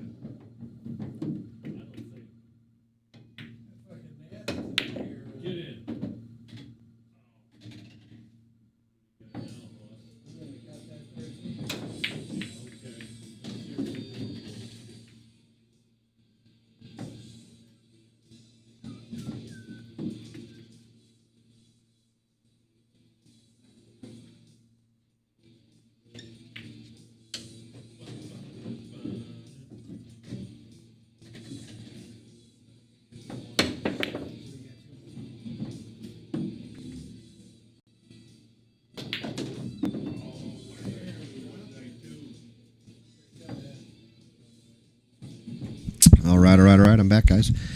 Had to get the music kicking back up. Sometimes it drops off a little bit here. Yeah, so John Perky, our tech guy, got us all going on here on Twitch, and we try to drive everybody over there to watch it. We get a little more out of it, and just better experience, we feel. I wonder if that was a 2-rail safety or a possible shot. Imagine it was a safety. Played real well. 1-rail kick, possibly at the 1 ball. Kind of have to go past it a little bit, maybe with even a touch of left-hand English to straighten it out, or maybe kick it real hard with just straight low. But I don't like that as much. I feel it's harder to control like that. I would have preferred putting a touch of left, trying to hold it there. But, he's a better player than me. All right, so Josh looks like he's going to line up for the 2-5 combo. I don't know about that. I mean, like I said, if you have that much confidence in your combo ability, but I just feel like most people might have wanted to get on, just play across the table to shoot that in the same pocket. I don't know. Like I said, maybe I'm wrong. So now we're going to be left with a difficult leave here on the 3 ball. Oh, 8 ball's coming into play. I don't know. I think the 8 ball came into play there. Maybe a little center ball hop here. Center ball hop, get it done? Or are we going to need a full jump? He's lining it up like he can just squirt it in, maybe. These spheres are sometimes funny. And what looks like is hooked is sometimes not. And what looks like goes, sometimes the piece of the ball is sticking out. It can be a little funny. There's certain shots you can literally look at them and they look like they don't go, but you can float them and they will go. So like I said, it can be funny here. So let's see a 6 and a 7 go in the same pocket, you think, here? Theoretically, a 1-pocket player would be able to get all 4 of these in the same pocket right here, even if it was in the pocket behind you, behind the cue ball. But this one, he should be able to get, I think. Like I said, to be real honest with you, I think Alex could get these in order in 1 pocket. So we're going to see the 6 in that pocket. See, I thought he might just run back across the table. I didn't think he would try to hold it like this. I didn't see it like that. This is where, my intellectual 9-ball self might have literally tried to play it in the same pocket because that's the shape that I'm used to playing. Ooh, he missed that ball. The 9-ball might help him out a touch, but I don't think so. I think he gave it up. That hurts. Once again, this is one where going down 11-8 and the other guy breaking in a race to 15 is not a good place to be. But being down 10-9 and breaking doesn't seem like you're even down, and you might be even prefer to be in that position.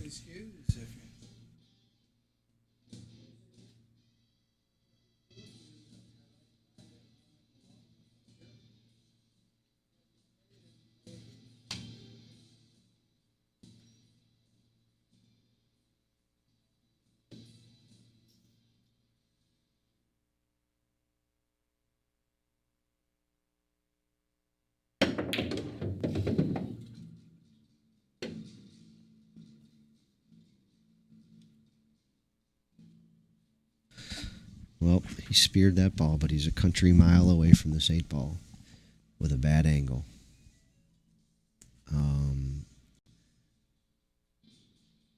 So what's the shot here, folks? Anybody know? I don't. I would think I'd be playing some kind of safety here. I mean, but I don't even know that I like a lot of the safeties here. Like, I might 2-rail the 8-ball and trying to leave it below the 9 while putting the cue ball in the end rail, maybe. Kind of jack up and hit kind of a little pop stroke. Almost like you're 2-railing it at your hole, but don't turn it that much. Like if you're playing 1 pocket, hit a 2-rail to your hole, but just don't turn it. So don't cut it all the way to the hole and don't put the extra little spin on it. Maybe. Wow. He just jacks up and fires them effort right in. Left himself on the rail, on the side rail, but he has a shot. He's got a 70%er. And if you miss this ball, it can be in a perilous place. if this 9-ball goes, as the opposing player, you're hoping this ball goes off the back tit and sits pretty for a nice little shot in the side. As the shooting player, you're hoping if you miss, it goes past the tit and leaves a very difficult shot for your opponent. I don't think he's going to fire this bank. I'm pretty sure he's going to cut it in the side, just as I'm talking about leaving the cue ball in the end rail. And like I said, if you miss it short, it goes up rail. But he went for the bank. He missed it long. He's going to leave a very long, hard shot for his opponent. But it's a makeable one. And, yeah. So there's no cover from this one, really. If you miss it, you can hope it comes back up on the side rail, maybe. But other than that, you're just trying to make this ball. There's no two-way here. This is just going to be a straight pocket the ball, leave the cue ball in the middle of the table, 1 or 2 rails. I'm not sure how much speed he'll put on it. He poodled it. Got it to the end rail, though. Nope, and back out. Lloyd's going to make this ball and take an 11-8 lead and break. I think that's what we're going to see here, folks. He was... Yeah, like I said, these games have all been a little bit prone to, who misses last. It hasn't been extremely big run fest. Let's see if they can turn it up here. Lloyd's up 11-8. I'll be right back.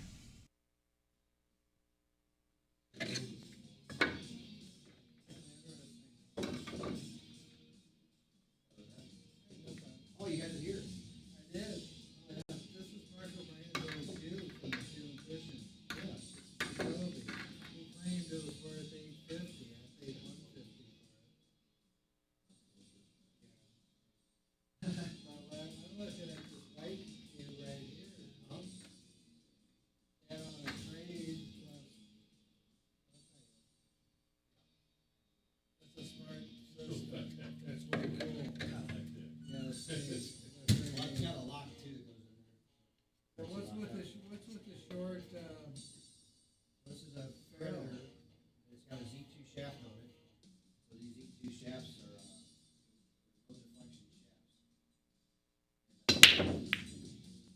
That's part of the no taper down about there? Like this one? Don't like it? No, like this one.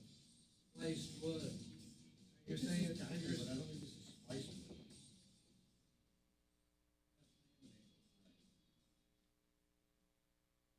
you screw it together, it's so neat. Lines up almost perfect.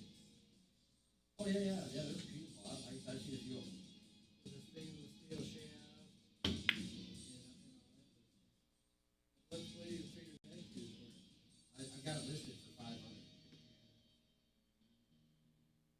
That's how it's sold brand new for about.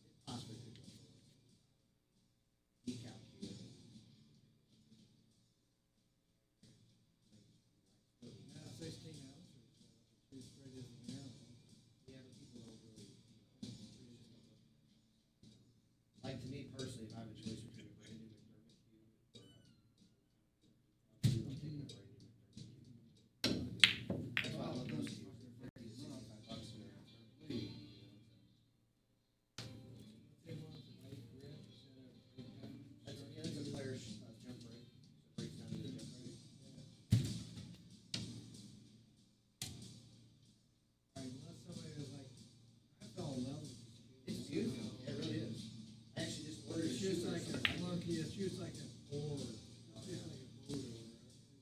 Yeah, I think you got a finale. It's Arrow here. funky. Yeah, it looks like blood and bracelet. Got a nice, shadow. Yeah. Oh, yeah, it's pretty, it's a pretty, I like the look. Okay, thanks, we start you guys out. Oh, yeah, but yes, Yeah, we will be back. Every day? I open most days, yeah, like, I'm here almost 7 days a week unless, like, occasionally I take a weekend day off. Sometimes these other guys will open it, like, I've got about 4 guys that have, keys. There could be somebody here when I'm not here.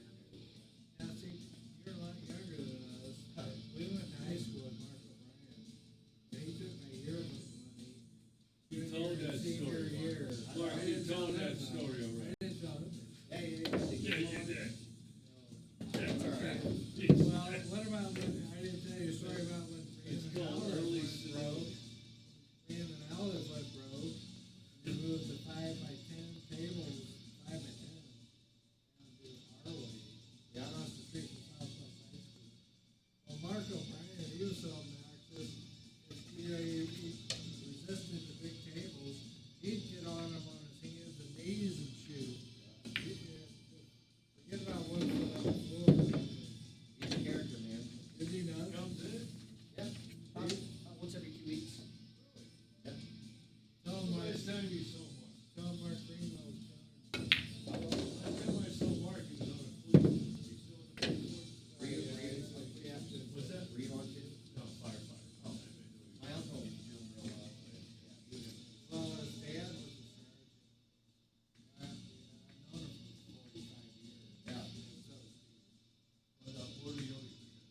Oh, yeah, he's like 11 hours. no, it was. Oh, yeah. Stubborn. I love it. Great, great. Yeah, absolutely. Thank you so much. I appreciate you guys coming in. We'll be back. Yeah. We'll be back for. Thank you so much. You're always welcome. That's kind of how we do it here. I can tell you stories about Mark Green. Play a little pool. I used to tell everybody what they're happy, 20, some guys. Things are expensive, like getting these tables remodeled. Was there some out? Okay, wise guy. I try to keep it nice, and like we try to help, like Justin Bergman, we try to keep him, money to get tournaments and stuff. Try to help keep these guys playing. Does anybody come around here? Big players? Yeah, Justin plays here whenever he's in town. What about Mike Stevens? I've never met him or seen him or anything. Have you seen his videos?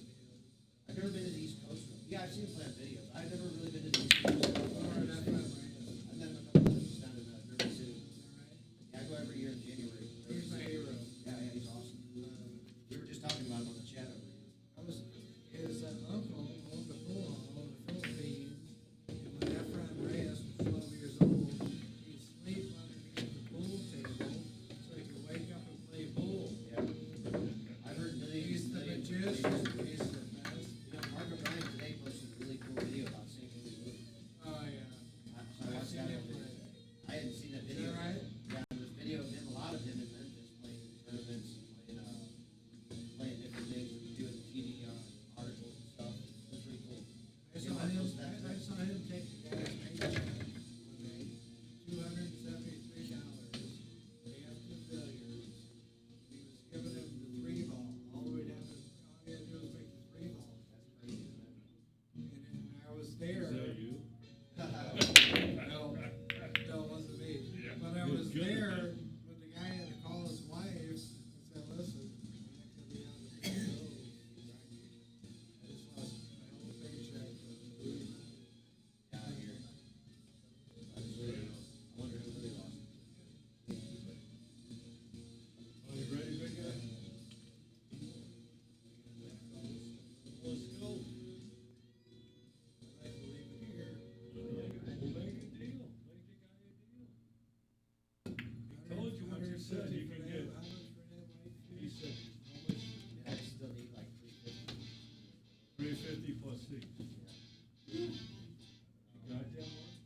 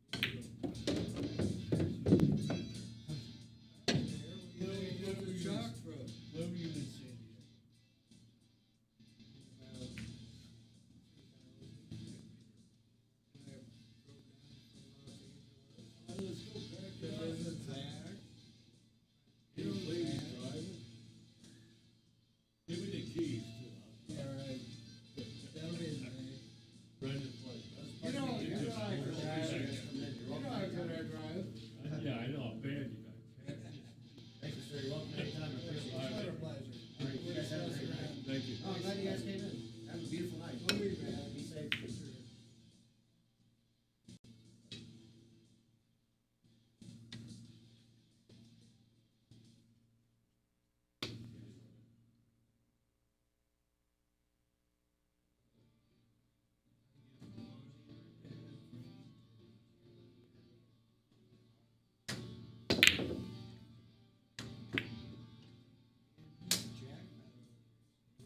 That? I'm not kidding. That? I'm not kidding. There's no bald spots in the pond. The place, Mark. It's a roof, it's a wall.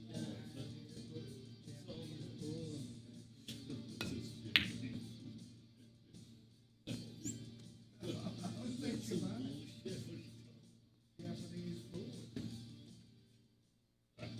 It's height. Steam coming out the water. Me too.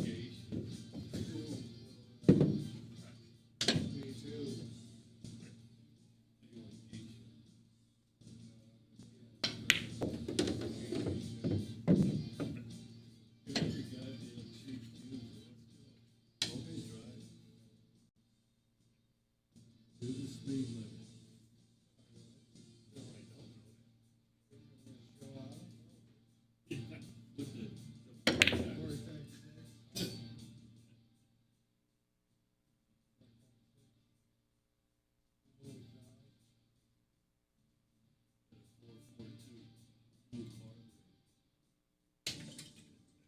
That's frozen in the cube when you barely bumped it.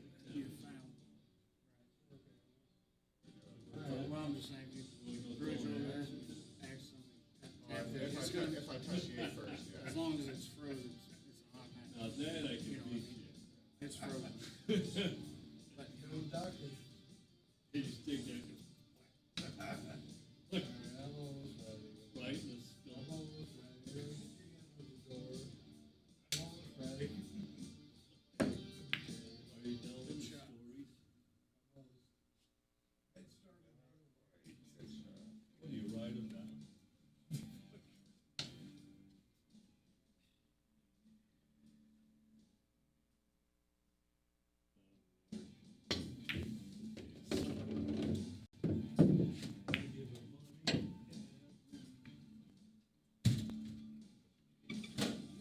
Good night, guys. What a pleasure. No kidding.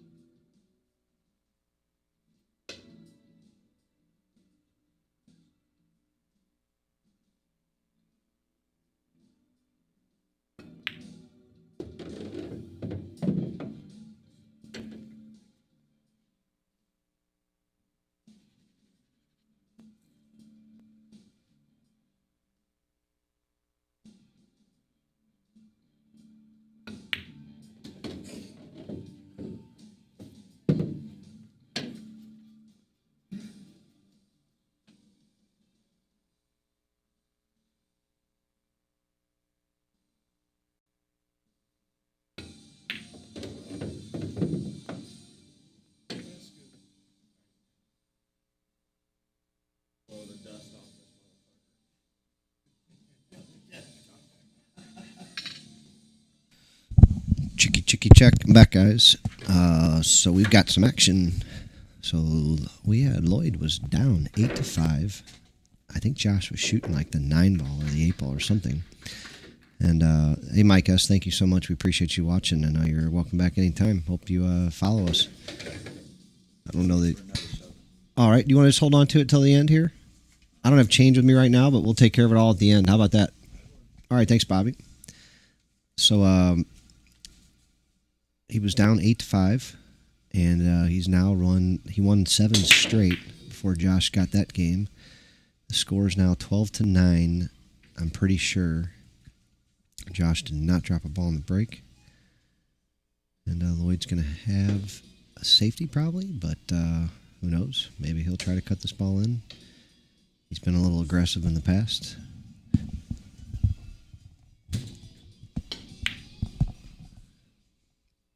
Or cross bank it in. He's jacked up a little bit here, but nothing too severe. Now the leave on the 3 is going to be a little thin, but it kind of lays natural to maybe kind of, maybe not the hardest leave to get from the 3 to the 4. At least have an angle. But he could be laying right on the side rail, depending on how he hits this. I wonder. Oh, he's going in the side pocket. Wow, that was thinnish. So I don't think he'd be playing for this 4-8 combo. So is he going to draw back for the 4 on the side, or draw off the side rail to shoot the 4 on the other side? What do you think? I could see either one happening. I hate to make this cue ball travel that many feet and try and play position. These guys are much better than me, though. He got a little love tap, so now he can dink the 4 on the side. Play an easy position for the 5. A little love tap helped them there. Josh was saying he got a couple of rolls on him.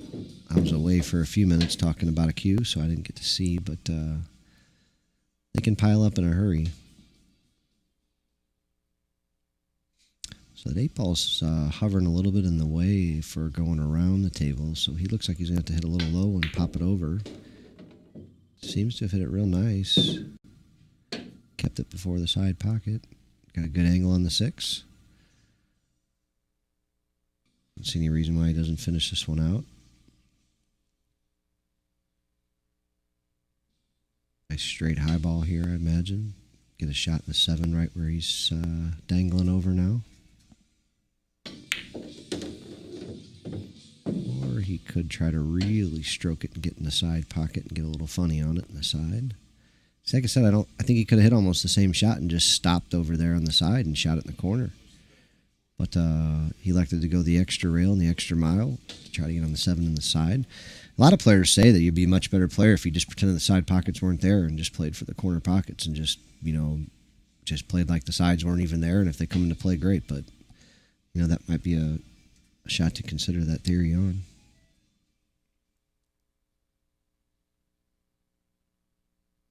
Got a little back cut here, but he could run into the 8. Could run into a little positional error or a little bank shot. Twice as nice. You got to be kidding. There's another one. Twice as nice bank. Got left it a little short. Went 2 rails. 1 rail out for the 9, and he'll be out and on 13.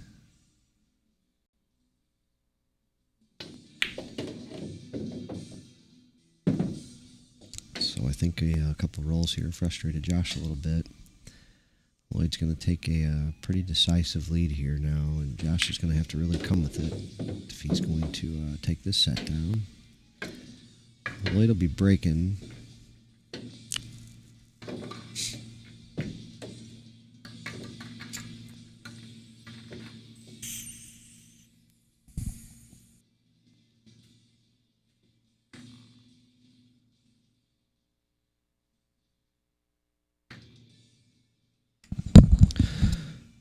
I wonder what he comes up with here.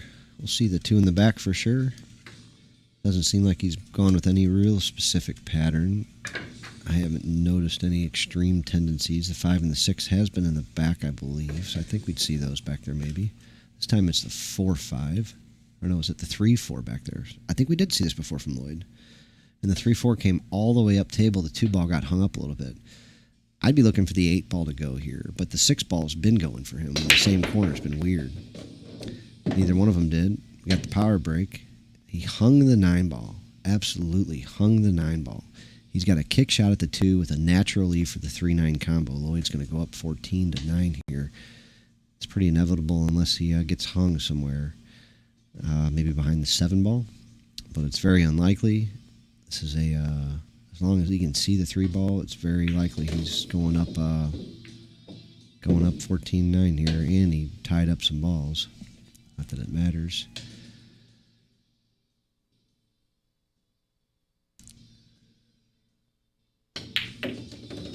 Dropped them both. He's on the hill.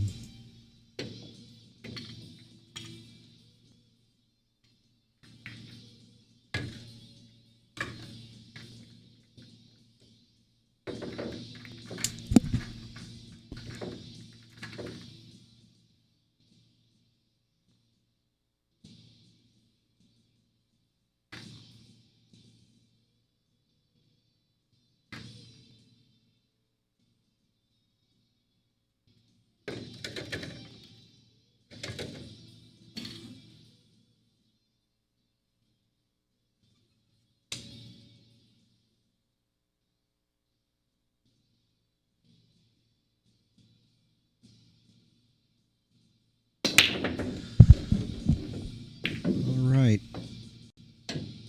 9-ball squirts to the other corner pocket this time. He's got no shot at the 1. Nice big power break again. Lloyd's playing pretty good pool.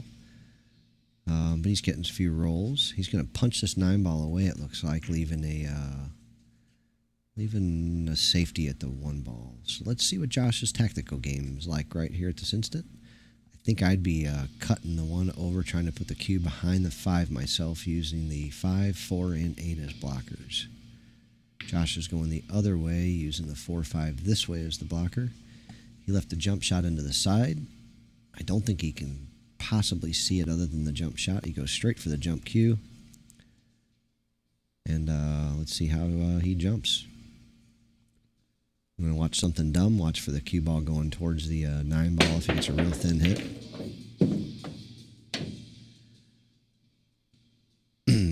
And he did, but nothing came of it. So here we'll see a shot at the 2 and an interesting leave for the 3. There's a pathway to come out 2 rails with some draw stroke. There's also a pathway to run into a bunch of different kind of balls. He gets a perfecto on it, possibly even a breakout or a perfect leave on the 4 ball. If the 4 goes in the corner over there, he can just roll up and shoot it there. If it does not go, he could probably run into it. I can't tell for sure, but...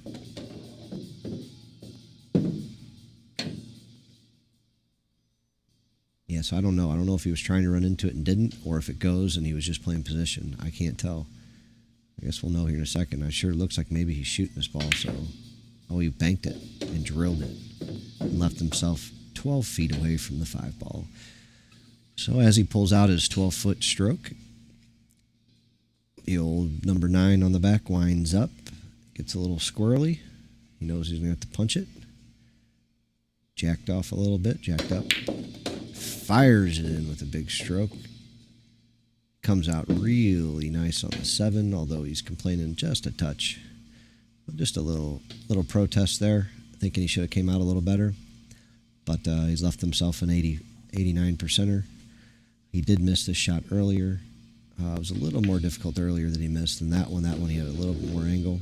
He's going to win this set. They're going to go to the bar table, folks. They'll probably take a short break, I imagine.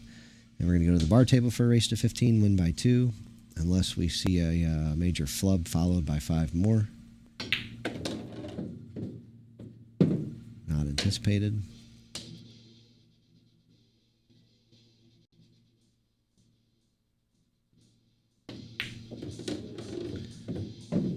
Yep. Here we go. Set numero 2. Yep, short break, and then we're going to go to the bar table, folks. So take a break, get yourself some popcorn, adult beverage or 2, and come back and watch the set on the bar table. Hopefully we'll see a few more fireworks, a few more break and runs.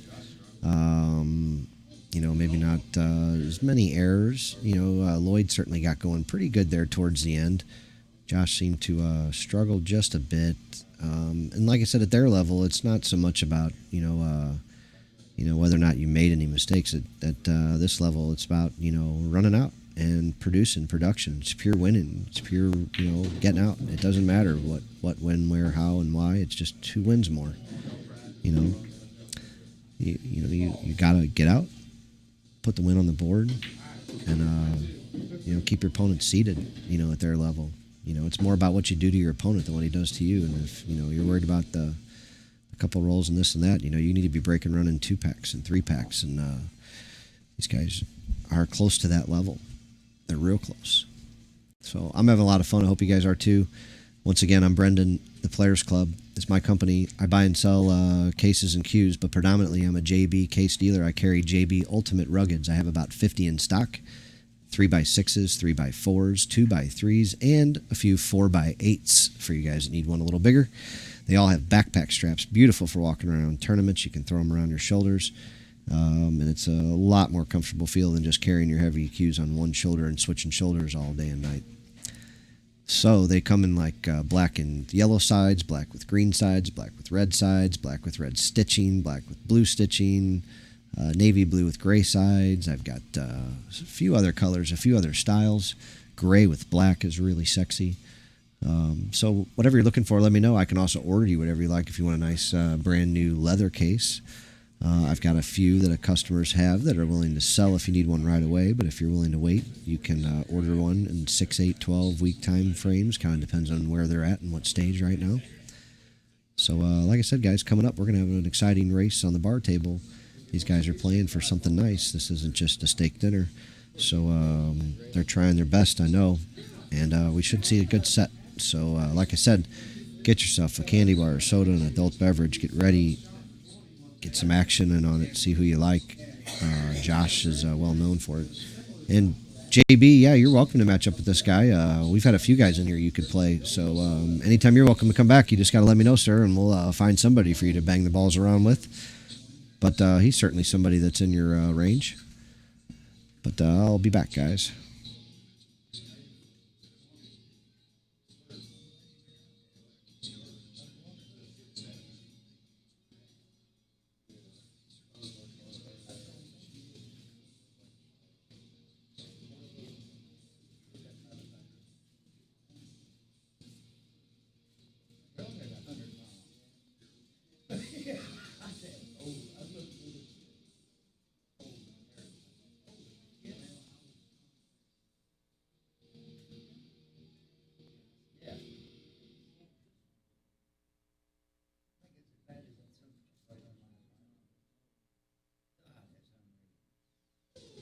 Like the one on Numbers Road on the rail, guy got to draw that.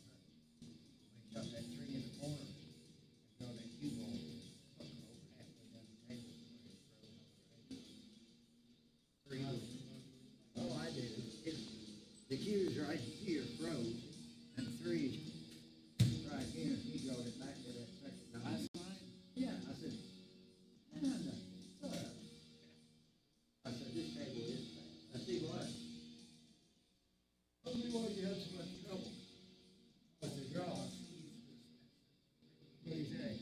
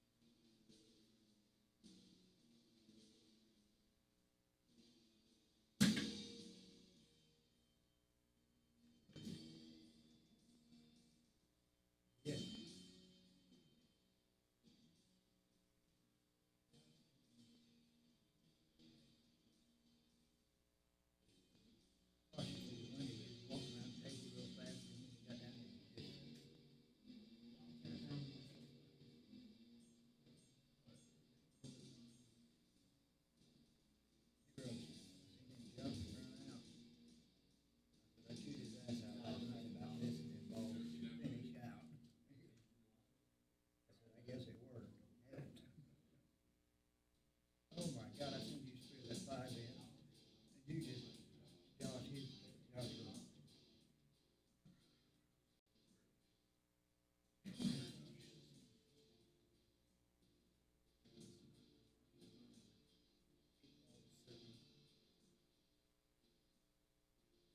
Here, the cue ball, right here. I had to play shape. The 9 was over there, or wherever the 9 was, I had to go this, yeah, 9 was over there, so I wanted to go 3 rails for shape that way. I steered it straight over.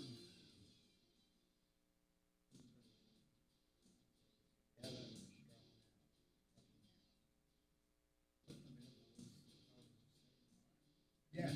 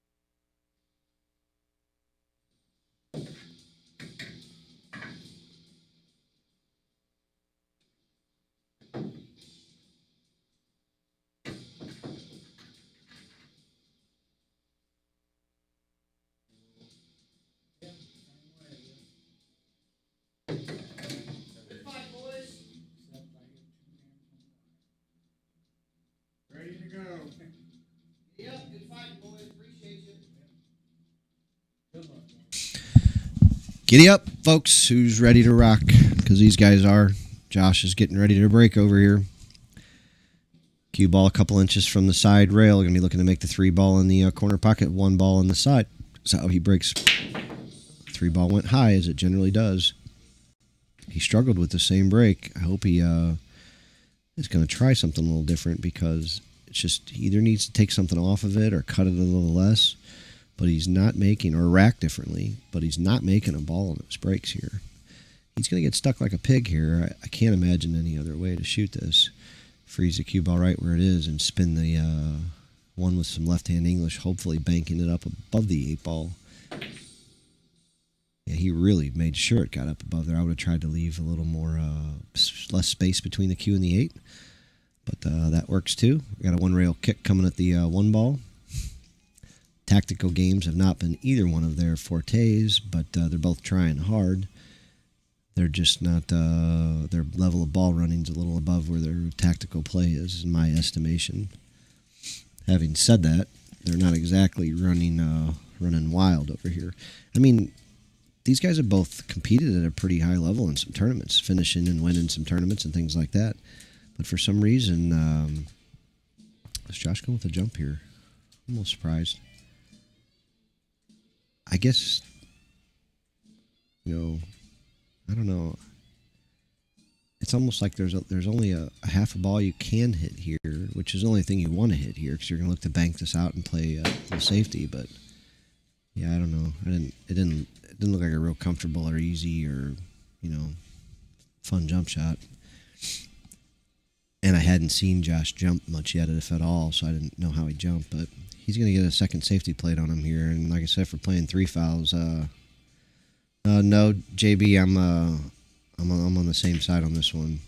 So like I said, I don't know if they're playing 3 foul or not, but he left his opponent a difficult shot here. You got a 2 rail this ball, I think. I guess you could go 1 rail here at the end rail. But you're jacked up, stretched out over the middle of the table, over several balls. And, you go 2 rails. The 4 and the 3 are in the way, really, to go 2 rails at the 1. Let's see here. What else do we have available? 2 rails going side to side is what he looks like he's looking at. That's ugly. I hate that shot. He tied up the 2 a little bit, but he may have even wired it up.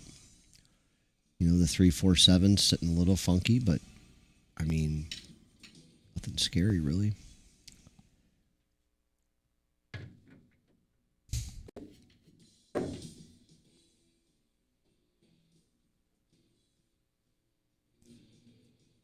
So what do you think here? Odds of him getting out? On this little bar table, man, they're a little higher than they are on that other table, but that, like I said, it's hard to tell because you just don't know if the 2-8 goes. That's a big difference. If he's got to get on this 2 ball somewhere or break it out, or shoot it in the side, it just definitely makes things tougher. It's a lot harder to play position if you're shooting the 2 in the side to get on the 3, because you may have to float it in there. You may not be able to shoot the ball. So, but if the 2-8 goes, he sure seems to be looking at it awful hard for it if it goes. So I'm assuming it doesn't. I think it's the safe assumption here. Oh, is he even looking to play safe off this ball? So maybe they are playing 3 foul, and he's going to go ahead and try to 3 foul him.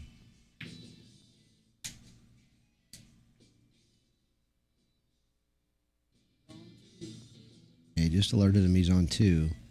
So they're playing 3 foul. This is just a 1 rail kick, and Josh should not have a problem getting a good hit here. Watch for the cue ball to go off the 1 in the side pocket, though.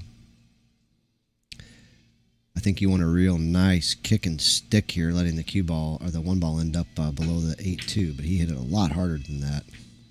Pocketed the 5 and got shape on the 1. Pocketed the 5 and got shape on the 1. So is the 2-8 wired? I can't believe that it is, or if not, Lloyd probably would have tried to get out there. I just have to believe that. But now the other thing is maybe it's not wired, but maybe it's makeable. From beyond. So we got a safety coming up here. If the cue ball froze to the 6, possibly. Where does the 2 ball go? Or is he going to shoot the bank and kind of play a 2-way? It's another option. Boy, he did. He struck it well. Straight in on the 3, jacked off a little bit. And being that he is that way, it's going to make this draw stroke a little tougher to get on the 4. He looks like he can do it off the side of the 6, so he's not completely jacked up over it. He's got a little bit of almost in the side pocket.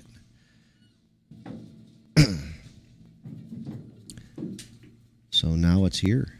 Now do you play the same 2-way, like a stop shot bank on the 4? Or do you go ahead and cut this ball in, in fear of hanging it and letting your opponent finish off the last few balls?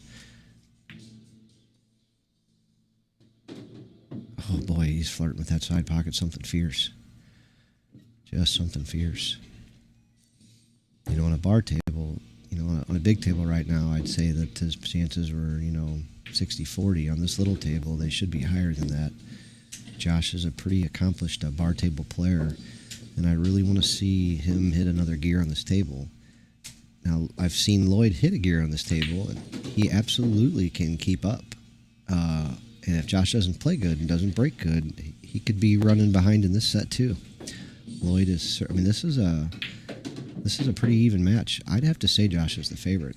Obviously, I believe that, but I just don't. I tell you what, I'm not in any way, shape, or form counting Lloyd out of this, and I wouldn't. Certainly wouldn't think it would be wise for anybody to give Lloyd anything here, because he's not going to. Like I said, he might be a 55-45 dog to win the set, but he's certainly capable of winning his share of them.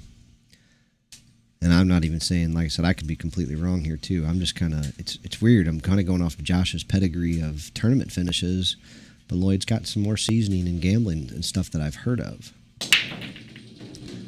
Real nice break there. Wow. Didn't get a great shot on the 4 ball, but how could you predict that? So, boy, Broken made 4 balls, and he has a shot at the 4. I don't know if he's going to shoot it. Being the shooter that he is, I think he will. And run the cue ball 2 rails up and down table for a shot at the 5. And I guess, it's just going to run the risk of, not winning if he doesn't get out. Just kind of go for it. But he missed it. Left him straight in on the 4. But he's going to have to pocket that and then shoot a 5-7 combo that is doable. But he's going to be a little not on the easiest way path, I think. I don't know, unless if he might have a touch of an angle to put a good stroke here. Yeah, so he got a better stroke than I thought. So yeah, he can shoot this combo, and I think the cue ball's at the perfect angle to come out far enough with the 5 ball that they'll both be straight in together, basically. So it's a touch of a back cut on the 5, but the 1 ball's going into the rail at a good angle. It should come out, and he should have a real nice shot at the 5. He looked like he lined the 6 up there, that it goes into the side. I think that's the same shot, though, that we saw Josh crossbank from down near the other corner because he didn't want to try to thin it in the side pocket. So I wonder what Lloyd's going to be looking for. Oh, wow, he scratched, folks. He scratched. Josh should take a 2-0 lead here with the ball in hand. 3 balls left on the bar box. Where their balls are sitting, even a B player may not get out here. It's possible, a low B player. But a low A player, which is what I might call these guys, should be out almost every time. But this is, like I said, you're shooting a couple of 7-foot shots with a touch of speed, to play position. It's not like a bunch of stop shots, so. Looks like he navigated it just fine, though. Take a 2-0 lead as long as this ball falls and does not sit in the old pocket, which this pocket is the problem pocket, 2 on this table.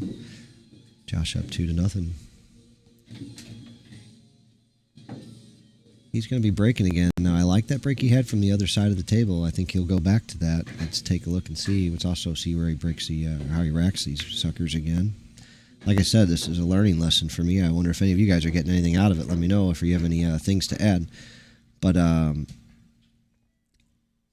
basically, you know, when these guys are going from being good players to great players is when they start really figuring out the break and really start putting on some breaking runs and start turning their 1-packs to 2s and 2s to 3s, 3s to 4s, and keeping their opponent in their chair. So he's going to look to make this 3-ball in the side or corner pocket, the same side, just like it did. Kept the cue ball in the center of the table. He's going to have a combo, 1-7 combo. So he made 2 balls, but they didn't spread real nicely. And he's going to have to navigate a tight little run-out pattern to get out, possibly shooting a 6-9 combo to finish it off if he can drain the 1-7.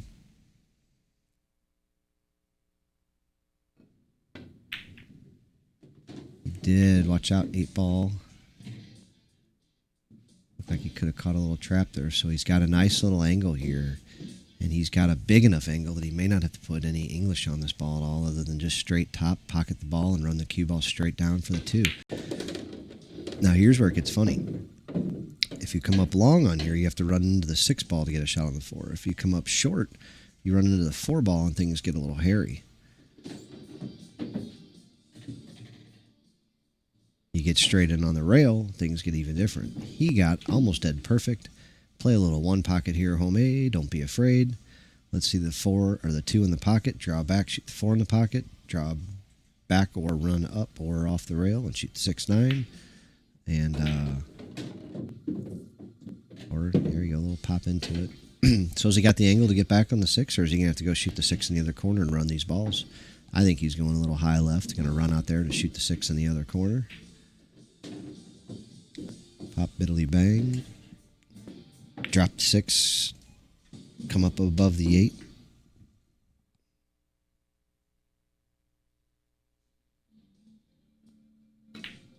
Oh, wow. He let the cue ball go. I'm really kind of surprised. And the 8-ball was in the middle of the table. I just don't know why that was necessary. You know, I don't want to question him. He's, you know, much better player than me, but now we're causing 2 balls to let this cue ball just start going all over the place. I don't understand this. I have no idea what is going on here at all. I don't, yeah, I got nothing. Those last 2 shots were just, I don't know what to say.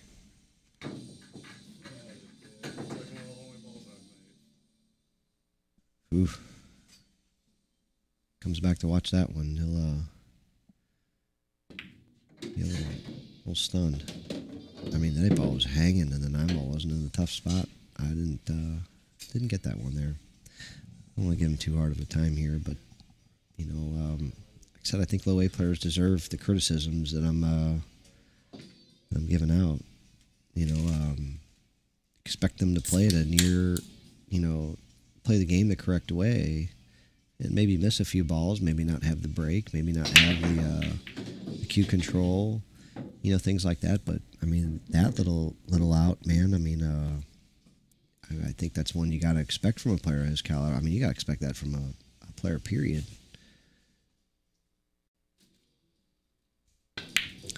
Now, like I said, man, on the table is a little different. Those balls could have been laying a little funnier than what I'm just giving them credit for. You know, they could have just been a hair here, a hair there. You know, just a little different than what I'm seeing them as.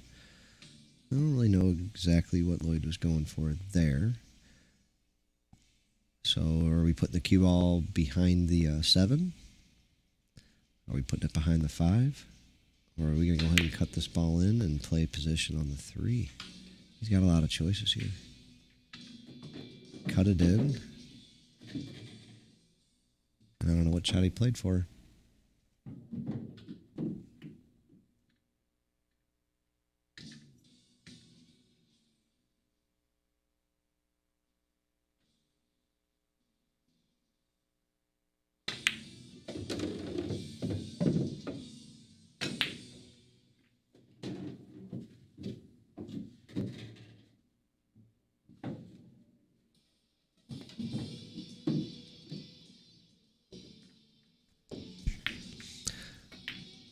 All right, Mr. Palazzolo on the wrong.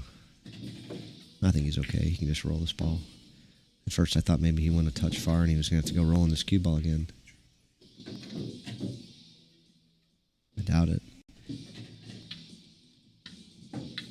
Not really, no. So Josh is on the 7.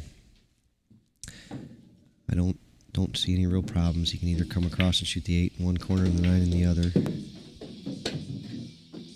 I'm really still just flabbergasted at the string of events that took place here in that other game. I mean, I understand really good players like letting their strokes out, but I mean, man, that seemed risky to me for no real good reason. We got a 3-1 ball game here, and Josh leading with the break. But yeah, I'm a little mystified. I think if you have to go back, I'm gonna go back and look at that one, here tonight or tomorrow, and see if I'm wrong and I'm looking at it wrong.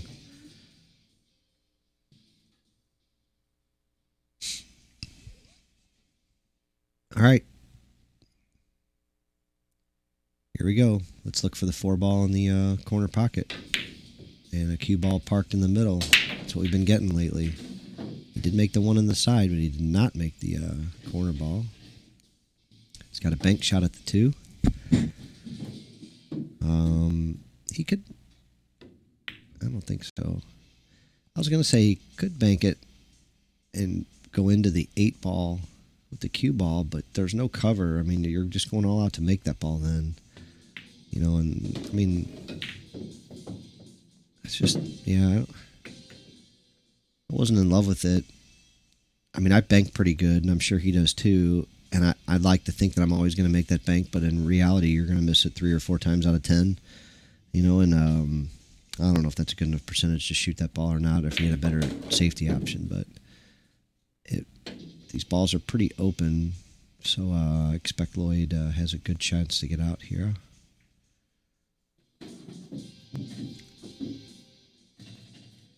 Got on the wrong side of the 3, and he's going to have to do something. Either run into the 4 ball or come around it a couple of rails. A couple 3 maybe even. But I don't know if he can avoid hitting it. He couldn't. So now we get to see his version of a power stroke from the big table to the small table. With it sitting on the rail like this, I wonder if the 8 ball could come into play. Could the 7 ball come into play even?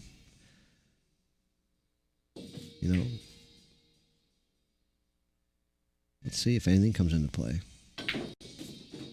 Nope. Nowhere close. Crack, jack, pallywhack, perfect. Give Lloyd a bone. He'll be getting on the 6 ball from here. You think he'll draw kind of past it through the path it's in now and come out between the 6, like draw straight through his glove, back out, or just go one rail like that and get jacked off over the 8? And so now where does he play this cue ball? I don't think you can slow roll this ball. I don't think you want to take that chance.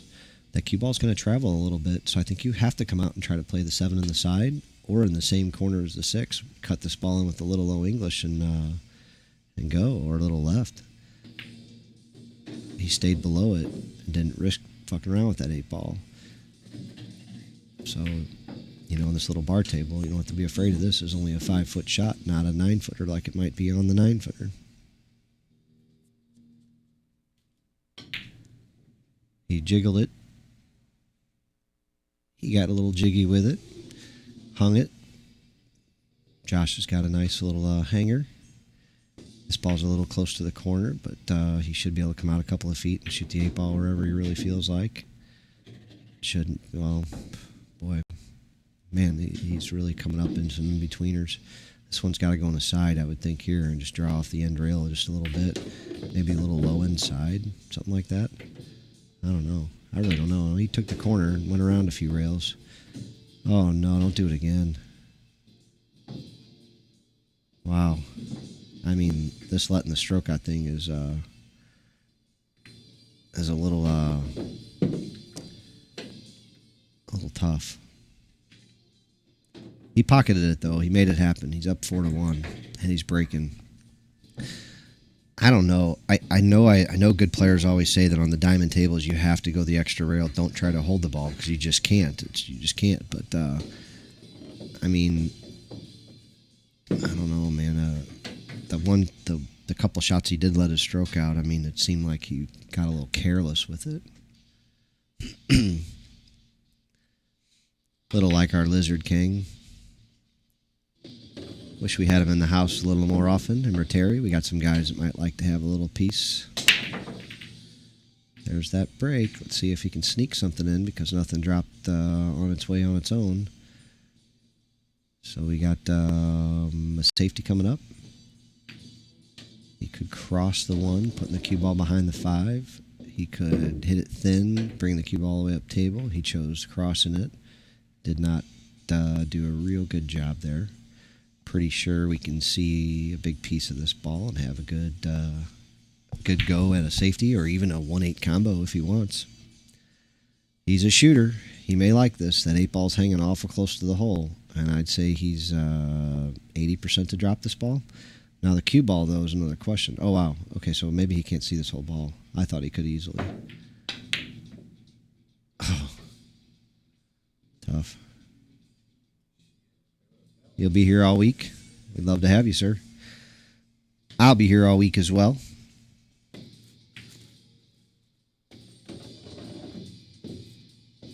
What are we doing? Are we banking the 1 here? We sure are. Like it had eyes. Straight in on the 2. 3 ball in the same pocket. Where's the foe? 4's down here underneath the 9. So we got a draw shot coming up. Just don't bring the 7 into play, and he really shouldn't have a problem here. But getting from the 5 to the... Oh, wow. So he came all the way down here. I didn't think he needed to do all that.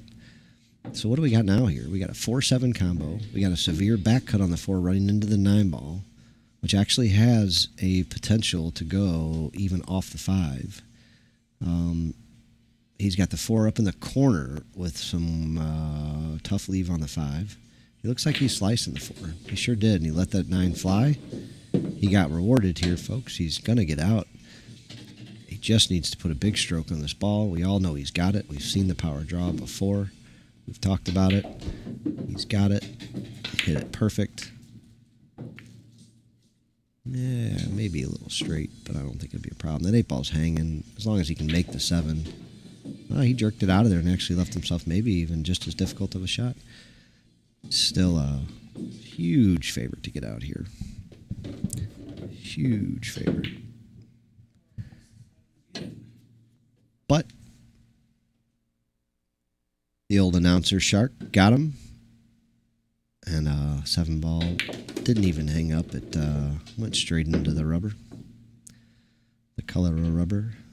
The taste of rubber. Lizard King knows all too well. All right, so how do we play position out of the corner, folks? This is one of these shots here. You only got a tiny touch of rail, and you got a little touchy shot. Do you just put a big draw stroke on this and draw it all the way back? I think that's the shot, but man, it's a little scary. That's what he chose. Looks like he hit it sportingly. He's going to take a 5-1 lead here, folks, as long as this ball doesn't jiggle, jangle, crangle.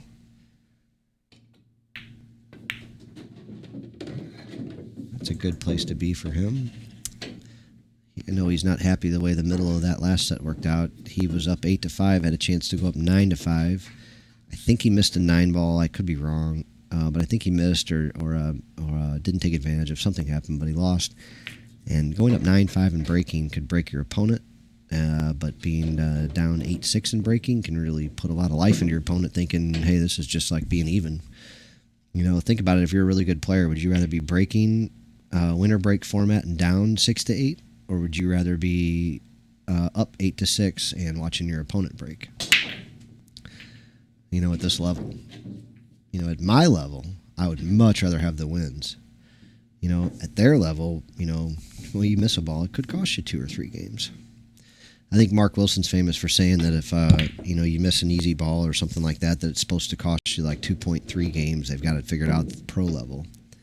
You know, so these guys, it's probably something like 1 point something, if you really want to be scientific about it.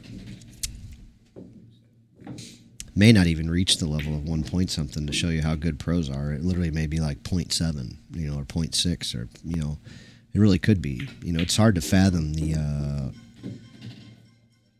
difference in the level of pool from a pro to even what's considered just a few levels below them in these guys.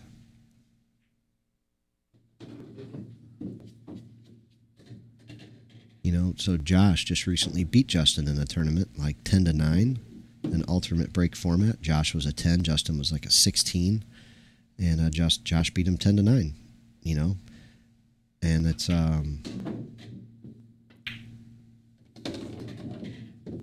that's what I'm saying. He's just a few steps below, but the level of those steps are just enormous, man. Here's a bank shot coming up, I would think, unless he's back cutting this ball. Well, he hit it then. Oh, he scratched. Look at that. So, look at this. So, the difference between up 6-1 and breaking and up 5-2 and giving up the break. That's not that's a significant difference. Significant difference.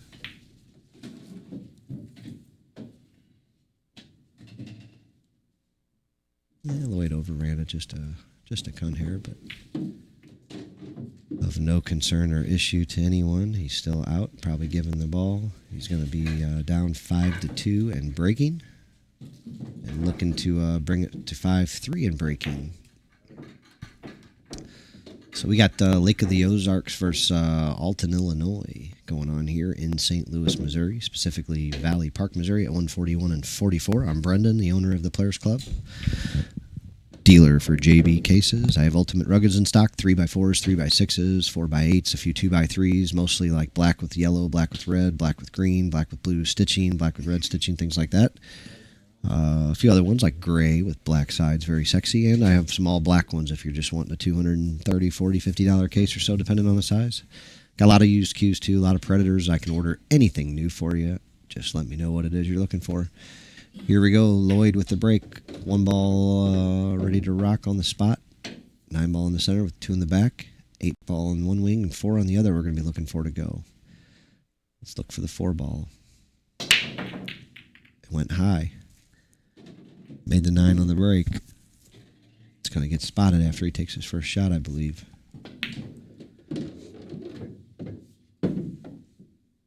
Looks like he chose to do it before. So he doesn't really have a pure shot here. I think I would cut the 1 into the 4 ball, putting the cue ball on the side rail over there by the first diamond below the side pocket. He went the other way, putting the cue ball down there. And hit it pretty good. Left the 1 rail escape job. He can go to either side rail. You could go to this rail where he's pointing at, and if you make this, like if you hit this ball perfect, you could even make it and get a shot at the 2. If you go the other way, it's a short kick with a close rail, which the ball can react funny when you're that close to the rail. Yeah, I think you needed a little more speed on that kick. Try to figure out what you're trying to accomplish here. Was he trying to make the ball? Was he just trying to get a good hit and leave the balls real close together? That's not a real good shot, I don't think. I think you want to get at least the distance across the table. Oh, all right. Music. I think it does it every hour or so.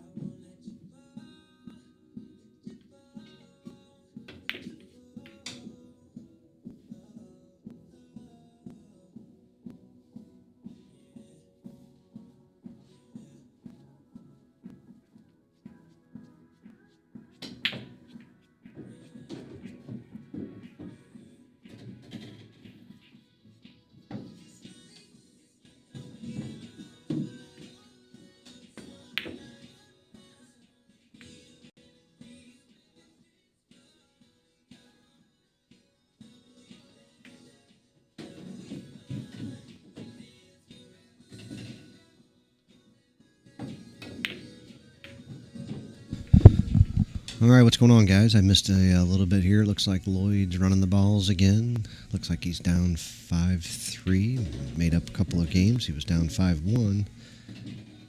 And he's straight in on the 3 on the rail. So can he... I think he's got just enough angle. He can just float this ball in and take his... take the shot on the 5. He stroked it, though. Maybe he overstroked it. He might have overstroked that ball.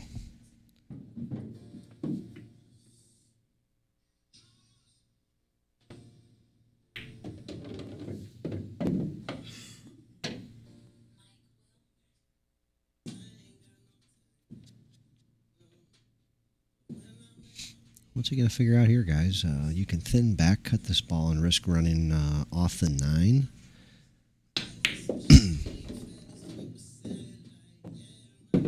Could bring a scratch into play. Definitely brings just shape on the 6 and, difficult. But that 6 is sitting pretty good. There's a whole lot of places on the table you can make it from, and not a whole lot of places you can't.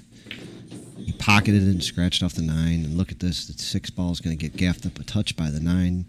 Not that it's a huge deal, but it does make it just a hair tougher. Please, God, don't let me see him line up a combo here.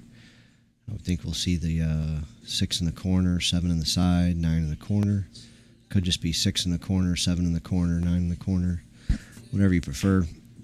Josh seems like he likes to run the ball forward. Seems like he likes to move his cue ball, so rather than just kind of popping this, stunting it over. Yeah, he did do that this time. I just thought he might run it up forward, then pop the 7 in the side. He didn't, though, so nice little stop shot on the 7. Should leave him a pretty easy out here on this. That game's going to hurt Lloyd a little bit, being down 6-3, letting him break. I mean, if he was down 5-4 and breaking, he's going to feel like he's got the momentum and everything on his side and in his favor. That's someplace you don't mind being. Making a mistake, being down 6-3 and the other guy breaking, if he puts a game on you, that's 7-3, it hurts because you're like, God, I could have been tied right now if I break and run. If I make that ball and then I break and run the next one, we're tied. And now you're sitting here saying, if he breaks and runs the next one, he's up 7-3. I'm stuck 4. Josh got halfway there earlier first. Got there quick, too. So, I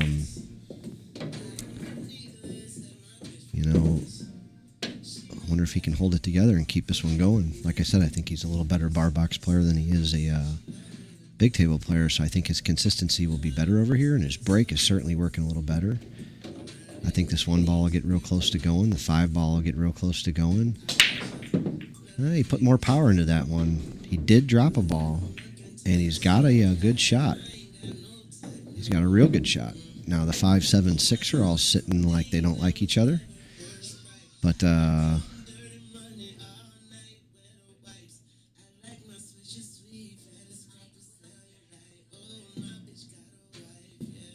see if he can navigate them. The 4 to the 5 and 5 to the 6 are what looks like the toughest shots to me. You'd almost want to be straight in on the 4 to draw back to shoot. I don't know. I don't even know where you want to be really to shoot the 4 to the 5. Like I said, something close to straight in, but I don't know about this one. So this one, where do you go with it? Are you going to go straight high ball and come all the way out, like, play pinhole position like that over here near the side pocket, kind of? Not near, maybe 6-8 inches away from the side pocket? Or you hit a little draw here and try to draw past the 6, but, I think that's where he's going with it. He went into the 6. Where did he come out? Came out for safety. So here's the safety here. Bank the 5 ball below the 6-9. Put the cue ball below the 8 ball.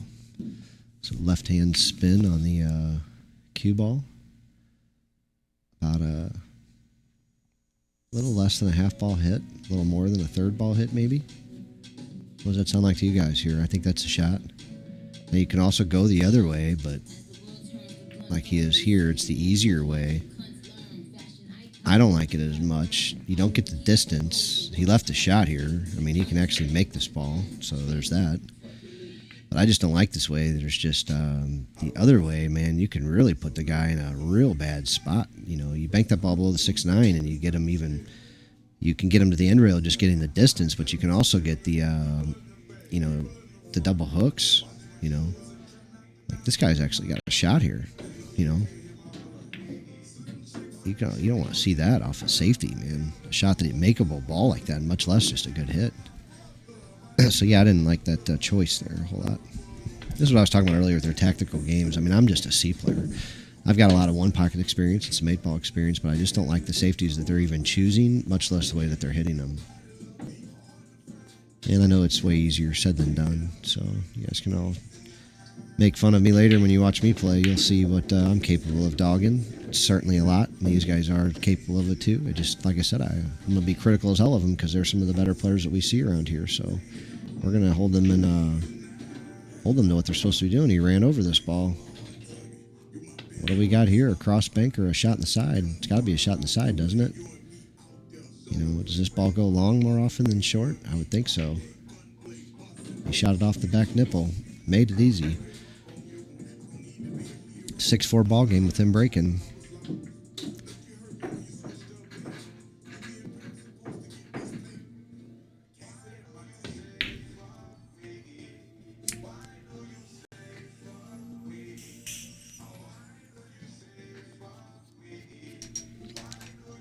What do we got here? Midwest 9-ball tour. Lloyd Moreland from the Lake of the Ozarks. Our good buddy.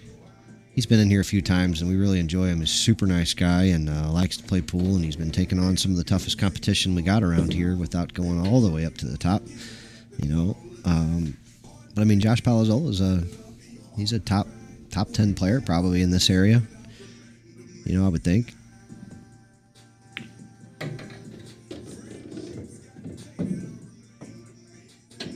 Lloyd handled them pretty easy. I shouldn't say pretty easily, but I mean, you could almost say that on the big table. You know, he was down big, and he put about 7 in a row on him to really take control of that match. Got a couple good rolls, but I mean, he still won the games. Here we go, 6-ball. Went high, did not drop. 1 ball did drop with that power break. 7-ball had the 2 cock blocked. Might have gotten opened up just a touch. And if he can see this ball, he might be able to make it. I just can't tell. I'm thinking not. I'm thinking he can't even see it, to be honest with you. But he might be able to spin around this ball. Or a little center ball hop kind of shot. Little jack up and pop it. It looks like he's just going around it. Yep, he did. He could. And he made it. The 8-ball is sitting in a tough spot. Marty Mart just walked in the door. Big Marty. All right, so we've got the 8-ball sitting in a precarious spot. Getting from the 7 to the 8. Let's see if it's a problem. How are you, Big Marty? And so here we go. Oh, well, he hung the 3, and it doesn't matter.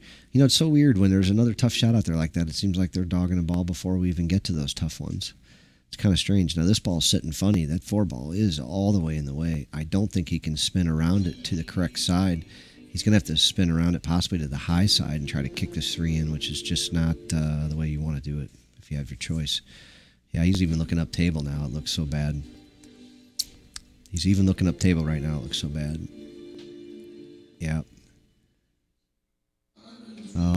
It's almost in line just to go just past the center diamond there. Maybe come off the inside rail making this ball. He's going to hit with a touch of speed. I think so that the ball will come out and not just sit in the pocket. He just got stopped for a second. I think he wanted to wait a second, change the song, or maybe wait for the gentleman to walk by. So here comes the kick. Just past the point. Like I said, if he's just trying to go straight into the ball, he'll go right at the point, or even just before it. But if he's trying to do what I'm saying and going off the second rail, he's going to go just past the point, right there. Yeah, I think you need to go to the rail first. I mean, he went straight into the ball, and I don't like that. You gotta go. I think you gotta go to that rail first. You know, and then let the cue ball spin out 2 rails into that 9-ball. You know, for your next shot. I don't like the way he did it. Now this 8 ball, like I said, is still sitting in a difficult spot. Well, I call that no man's land. But he's going to go ahead and shoot the 4-9, mostly probably because of that 8 ball. You know, running that 8 ball across the side pocket is not fun to do. And getting it on the other side, you have to lay almost straight on the side rail in order to have a shot.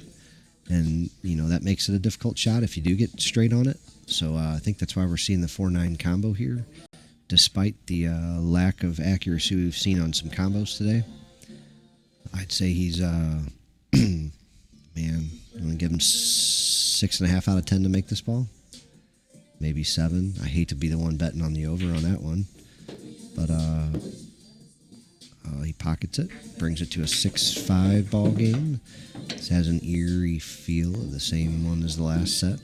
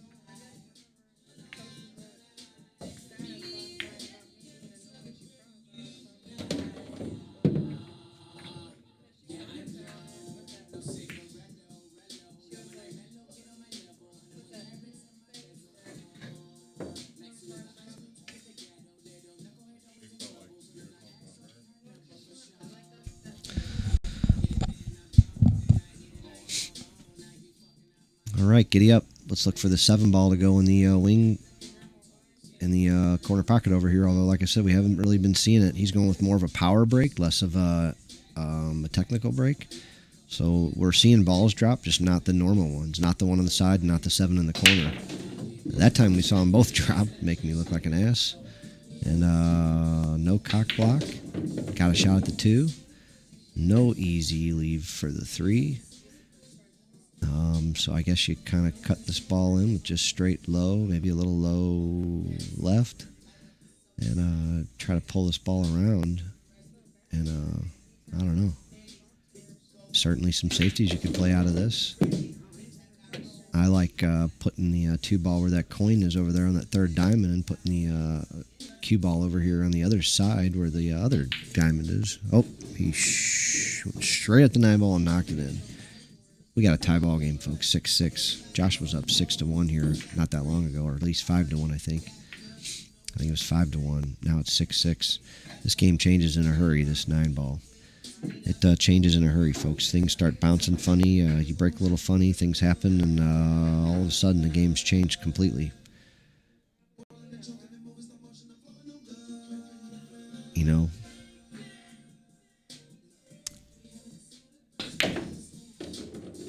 Josh needs to not let this flip around and needs to take control of this match again. You know, Lloyd needs to pour it on, and like breaking and run back right here can really help break the back of your opponent to know that it cost him 2 games from not making that mistake. You know, so that's something that you are thinking about right now. You know, I think the correct thing to think about is I'm going to put a good break on this shot right here.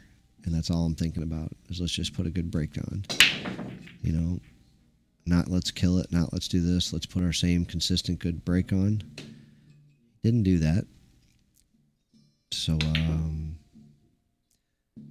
mean, God, if this was Justin playing right now, you're saying he's out. I don't think there's anybody alive not betting Justin's out. And betting a lot on it.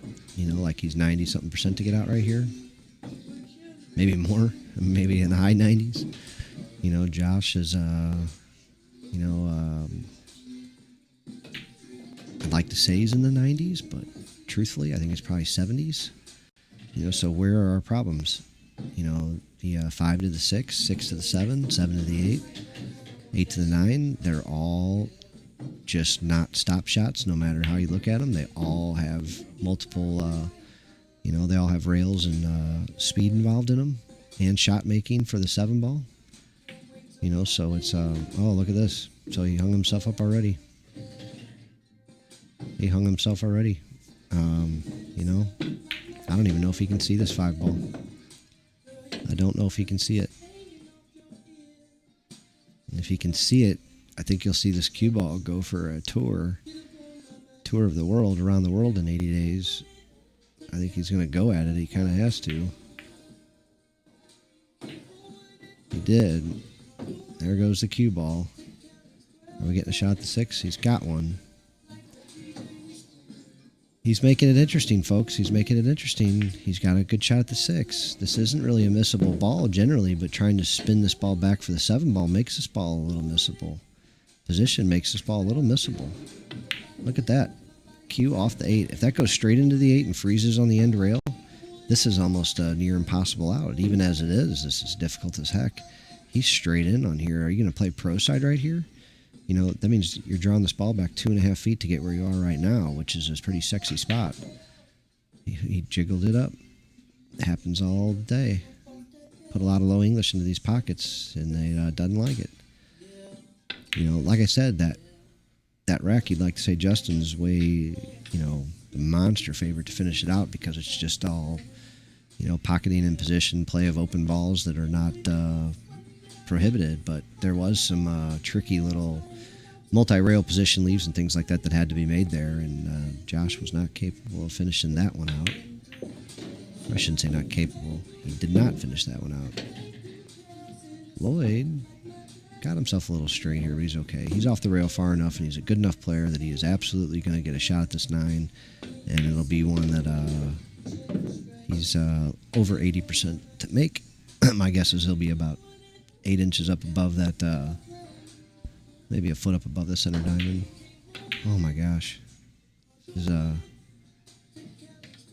is a little strange. I wonder if they're each getting the tight cheeks a little here. They're each getting the little tight cheeks here.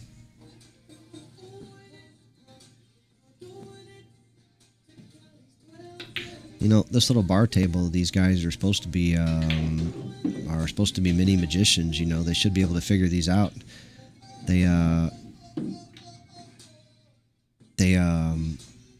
know, they're really good players, and you just think that they're the favorite to finish these racks out, and for some reason they're not. And you know, I think they both have definitely another gear. This isn't their best pool. You know, this is their B games, you know, for lack of a better word. You know, they're playing their B player speed, their floors. They're not playing their best here. Mr. Brett Snowden just walked in. He cashed up at Cody Rosan's tournament up in Quincy. So did Josh. They finished 5th, 6th. So these two guys finished in the same spot. Congratulations, Brett, on your cash up there. We were just talking about you. So finished 5th, 6th up there, huh? So did you and Josh didn't play each other then, right? You just finished the same spot? You both would have played for... Right. So who did you lose to? Your last match? Your first one.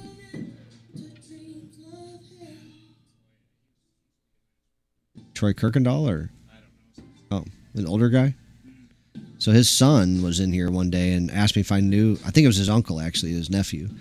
And asked me if I was like, yeah, I know him. He's a hell of a player. But I could be wrong about that. That guy's getting up there in age, I think. I could be wrong. I've only met him once or twice. But if that's who it is, he's a good player. But I think I saw the names, and I don't think it was him. I think it was somebody else, now that I think about it.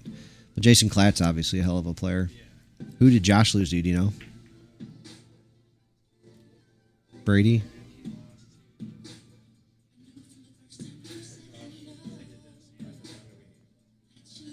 Oh, yeah, I saw that. I assume he was, right, to Sammy Dyer. I assume he was related. Huh. Yeah, I just assumed so. I didn't know. Well, that's neat, man. Congratulations. You've been cashing in a lot of good tournaments, man. That's exciting.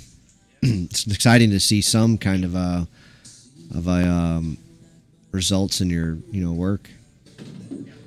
Lloyd several rayed shot that ball in. Yeah. Wasn't a monster field. It was probably a level below Olathe, but still a pretty damn good field. Yeah. Yeah.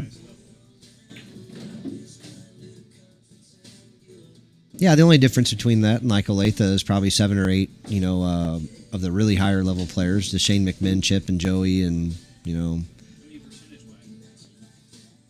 You think? Oh yeah, you only had 20 whatever players. 23. Right. 40. Yeah. So you got me there. I forgot about that. I thought he messaged me saying he was expecting about 40 or so. I guess they fell a little short. I don't know what else was going on this weekend, but what do you think? We got a little 4-6 combo coming up here. That doesn't look like any fun to take on. And hit with low English and get a shot afterwards. But that's his choice. I don't think he has another one. So he's going to have to go ahead and just commit to this and pocket this ball and get a shot. Ran a little rough there. It So he's going with the one rail kick here. So what do you have next? What's your next tournament coming up?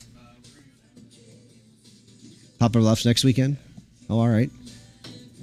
What's is that at Smoking Aces or at Smoking Aces? Westwood was this weekend. I knew they had something going on. I like Eddie Sipes down there at Westwood a lot, and Jim Lee. We got a long history. Actually, here's something funny. One of the first tournaments I ever won was at Westwood. My wife's from Poplar Bluff, and I went down there and I had a stick that Jerry Turbach made that I was extremely proud of. It was a gorgeous cue. It was tulip wood with I kind of felt it looked kind of like an Indian cue, man. It had some beautiful yellow and black and red in it. Gorgeous cue. And a lot of those guys knew me, but they knew me from Cape Girardeau because Jim owned that pool hall also. And I went there a few times with Bill Harwell, and I was like a C there, like a C plus, and I'd never cashed. So when I went to Poplar Bluff, they said, "Oh yeah, he's a C." So they made me a C. And I go to the Calcutta, and they usually just say, "Oh yeah, he's got 10 on himself," and nobody else bid on me. And I'm like, "Fuck, man, I don't want to waste $10 today." I was like, I was just coming here to hit some balls and meet some people. I wasn't trying to I'm no good. I don't think I can win or anything. So anyway, I get myself for $10. So I somehow go on to win the freaking tournament. I'm just making balls in the break left. Everybody I'm playing, like if I was playing you would have been giving me the 7-8 in the break, and I'm just making balls in the break everywhere. So like I said, I go on to win the tournament, and I win like $900 something, and I was upset about, spending 20. Is that cue ball going with that side pocket? It's getting close, coming up short. So is that? I missed the last game. Is Josh up 8-6 now? Yep, Josh is up 8-6. So he's trying to take back the. He was up 5-1, and then in the set before it, you guys missed on the big table. He was up 8-5 with a chance to go up 9-5, and I think he missed a ball, and that caused. Next thing you know, he goes from being up 8-5 with a chance to go up 9-5 and breaking, to being down 11-8. He lost 7 games in a row. Yeah. So and then he ends up only getting one more from there. Now this one, he's holding his cue ball a whole lot better off the break, and he's getting some shots after the break, and he's playing. He's getting out more. Both of them are, which they're supposed to. They don't have a really solid technical game like some other high-level A players, which is probably the only thing holding these guys back. But man, they got the firepower. But their technical abilities, their jumping, kicking, safety play is all just a hair behind, I think they'd struggle a little bit with some of the other extremely top players,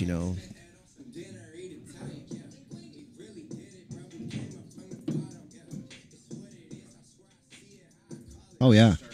Wow.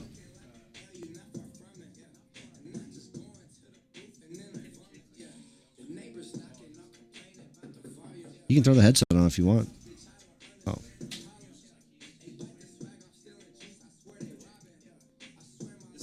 You have to do more.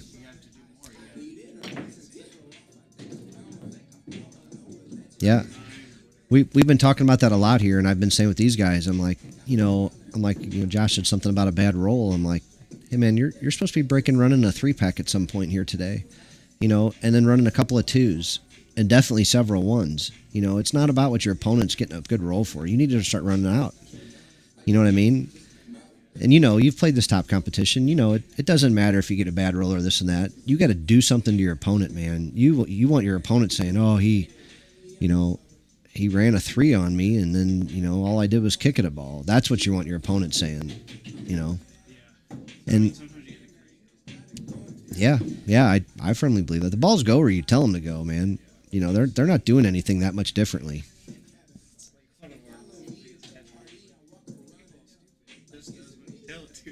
Yeah. It's an input mechanism. Yeah, exactly. You know, a lot of people are like, well, I can't do that. Well, you know, I don't know what to tell you, buddy, because it sure did it. I think Josh is about to get stuck here. I don't think he's going to shoot this ball. I'm pretty sure he's going to lock him up. But this is where I was saying their safeties just aren't the best. Like they're, you know, he's a good enough player to freeze that ball. You know, and he's a good enough player to get more distance out of it. You know, and this is just a 2-rail kick with a good shot at getting safe. You know what I mean? Like their safeties are just below their shooting level. They're not as good as what. Look at that shot. Yeah, but you see what I mean? Like they're just not. Their safeties are not as. They're like B player safeties. They're a little loose, and these guys don't kick and jump as good as they shoot either. They break about as good on this bar table. And I'd say this, it's the hard part. They've got the breaking and running part, you know, I shouldn't say down, but they're ahead. But they could both use some time at the table playing some 1-pocket or some 8-ball, learning some safeties and learning some moving multiple balls at one time kind of play. Yeah, you're a little bit more of a run-out player. But it's okay to keep learning that way. It's the only way you're going to get a whole lot better, like I said. Unless you can sit your opponent down for a couple of racks, it doesn't matter how good your safeties are.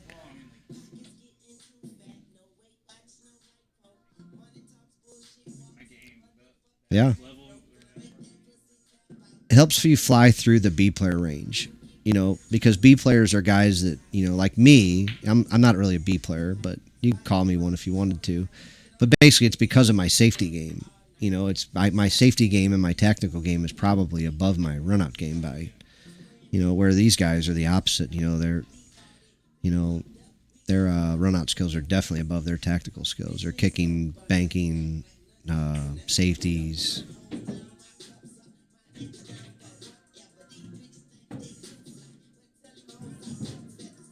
Fast Joey? Oh, he's the same way. He's definitely way more of a run-out player than a tactical player. Oh, yeah. Yep. His patterns could, you know, he shoots some poor patterns. Like, I play him straight pool, and you'd think he'd be just an enormous favorite over me, like an enormous favorite. But he gives me 100 to 50. And he, like, a lot of times his high run isn't higher than mine. You know, now he'll have more of them, you know, he'll get to the table and more often he'll get 8 or 9 or 10 where I'll get 3 or 4.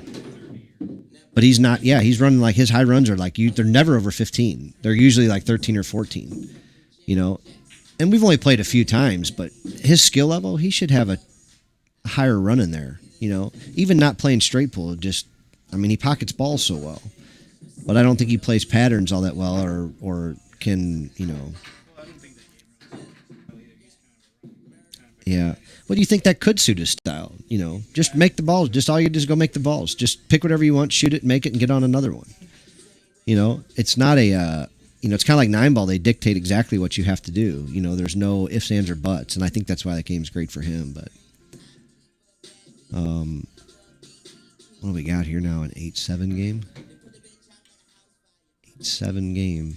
Lloyd breaking.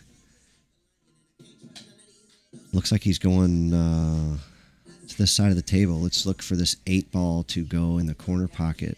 Let's look for the 1-ball to go in the side pocket. Let's look for the 2-ball to come around to the other end of the table if it doesn't get hung up down here. He hit it so hard, it's coming all the way back here. It got titty crushed. Where's this cue ball frozen up above the 3-ball that was still spinning? So we got a back cut to the 1. It's very viable to make. Cue ball's going into the back side of the 8, I think, or it's going to get real close to it somewhere. So let's see how he elects to play it. I got a feeling he's going to pocket this ball and just take his chances. It kind of seems to be his style a little bit. He's jacked up. He punched it, missed it, ran into the back of the 8, and probably thankfully missed it, other than the fact he's going to get, I don't know. It's a little bit of a scratch shot here. It's you can hit a stop shot bank shot right here and use the 4-ball as a little cover, and you got a shot straight in on the 2 if you make it. And it's a little low English stop shot. And I think he's got the stroke to do it, and I think it goes. You can also just cross bank this one, leaving the one above the 6, and try to put the cue ball underneath the 3 or 9. I would like to put underneath the 9, so I'd use a little outside left-hand English here and cross the and like bank the 1 over into the 6 or even over into the 4 if you have to, trying to put the cue ball on the 9 ball.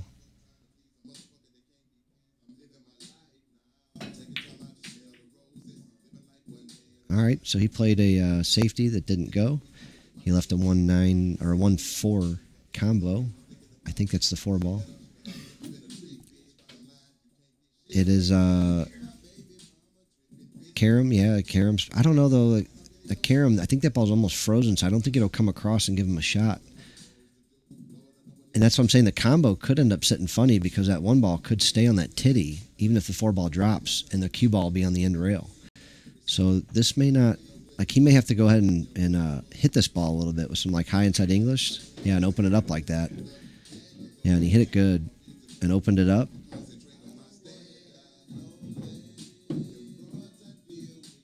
You think he's going to play for that pinpoint position to shoot the 2 in the side?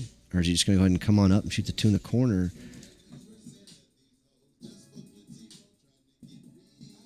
Come on, turn it on. You're doing good, buddy.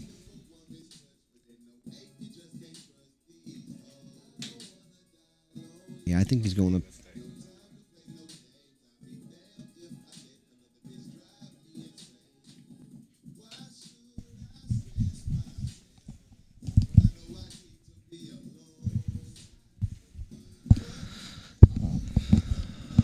All right.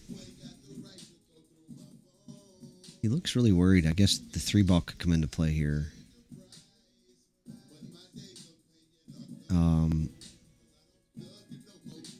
But he's got plenty of the cue ball to work with here. He can manipulate it anywhere he really wants. So I just feel like you're just going to punch it, try to hit that side rail around that, between the 2nd and 3rd diamond or close to the 3rd diamond. Wow, so he went for a bank. He drilled it, got himself a nice 6-foot shot on the 2 ball. It's about 3 feet from the 2, and the 2's are 3.5 feet from the pocket. Straight in. He's just going to shoot it and draw it back 8 inches, 9 inches, maybe a foot if he wants to. But that caused the miss. It's leaving Josh a shot. It's not the prettiest. Very pocketable, but there's an 8 ball there that is going to wreak havoc on his position for the 3. So, is he going to run this with some high inside English to run the cue ball off the 8 to come out for a shot at the 3? Can he miss the 8 ball all the way together? Running across the table for the 3? What's the play here?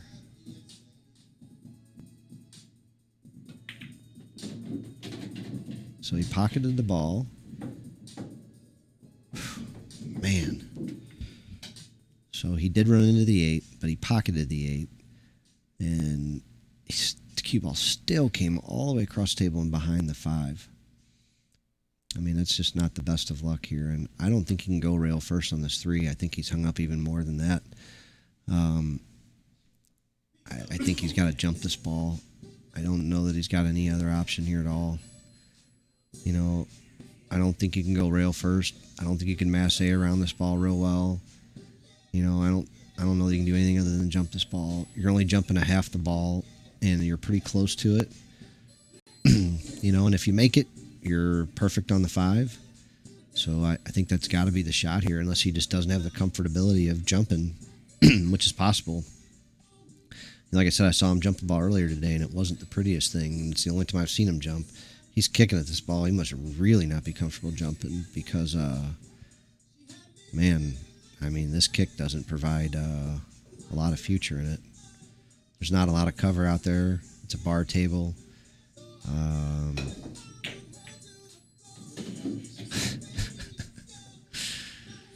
He drills it, leaves the cue ball exactly where it would have been if he had jumped the ball and made it. And now he's shooting the 5. And if he pockets it, he's going to have natural position for the 6 as long as he hits it with enough speed. He just needs enough to come out a couple of feet. No problemo. He looks to be the monster favorite to go up 9-7. 1 rail, straight high ball for the 9. either inside or outside, whichever you wish. He chose out. Great shot at the 9 here. And man, what a turn of events here. He very well could have been tied at 8. And instead, he is going to get to go up 9-7. And we get to break. I mean, wow. Wow. Who's having fun here tonight, huh?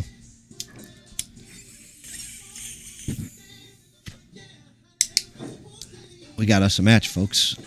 So we got a 9-7 ball game. What happens if they tie? I don't know the answer. I guess Josh is probably going to want to play another set on the bar table for some money, and don't know what Lloyd will pick. Lloyd may want to go to the big table. He may want to stay over there. I don't know. We'll see what they say here in just a second. Hang on 1 second, folks. I'll be right back.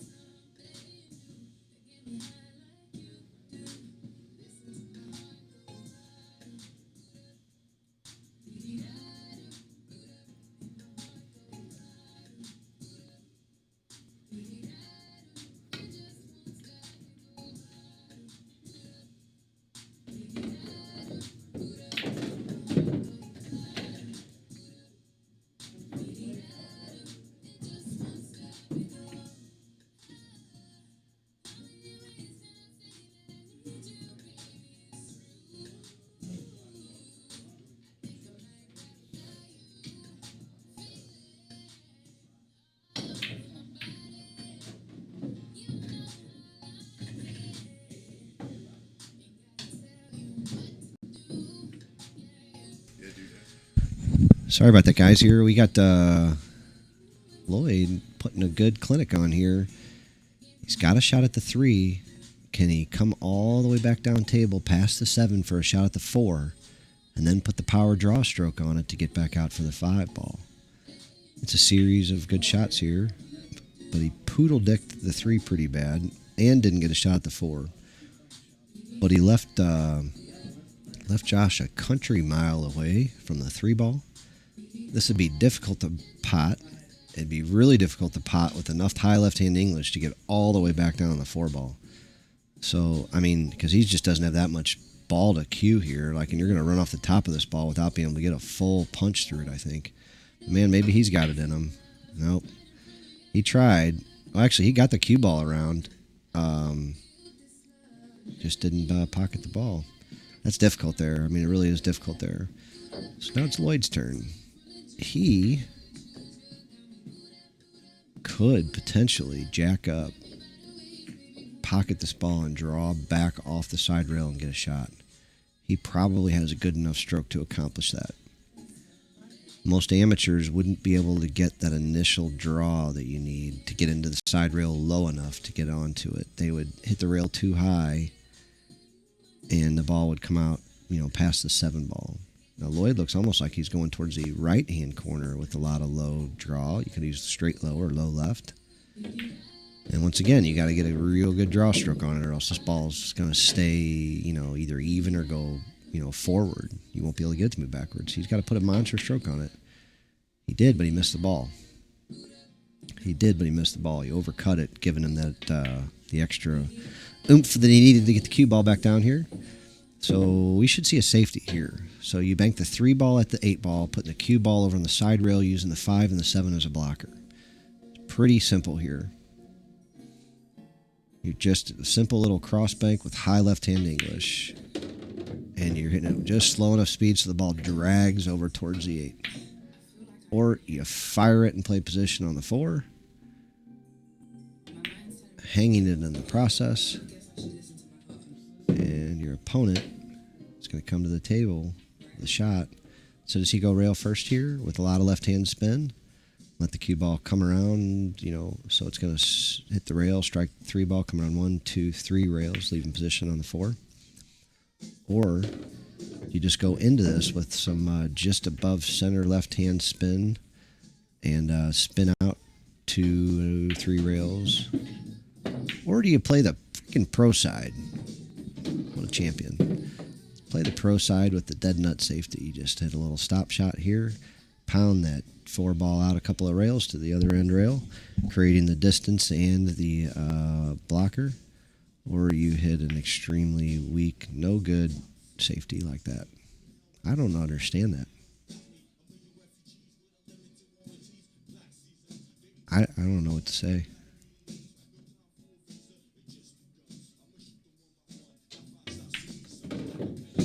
I mean, that was just man. Josh has got a shot here. Doesn't look the most supreme confident. I understand why. It wasn't a gimme.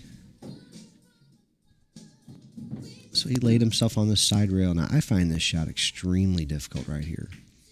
Now, it's a little easier on this one for a right-hander to be shooting this way than shooting the other way, I think. Because your cue lays right on the side rail nicely right here. And I'm guessing he's going to bring the cue ball around 3 rails to shoot the 7 in the corner over here to my right. 1, 2, 3, but he's coming up to shoot the 7-9 combo instead. But back cutting that ball when you're looking away from it and you're laying on the side rail like that, especially if you're doing it the other way for a right-hander, I think it's really difficult. Now, this shot to me is really difficult. Now, if you can use the 8 as a blocker, that's great, but you don't want to take a chance on just hanging the 9, leaving all kinds of opportunities to get off the ball and into the 9-ball. So I think you have to kind of shoot this ball and maybe draw the cue ball to the side rail and then down below the 8, maybe something like that. Might be sexy. But I would focus on making this ball. And like I said, I think I would draw the cue ball into the side rail, maybe a hair below the diamond and not even flirt with the corner pocket. Now he looks like he's going all the way around the table like this, which I didn't like. It doesn't provide any safety on the 7, really. There's no safety there. This way had safety implications. I guess he thought he liked the distance barrier of getting the cue ball down table, if it didn't go. But, this is going to be a kind of a gimme out, I would think. Didn't look very challenging at all.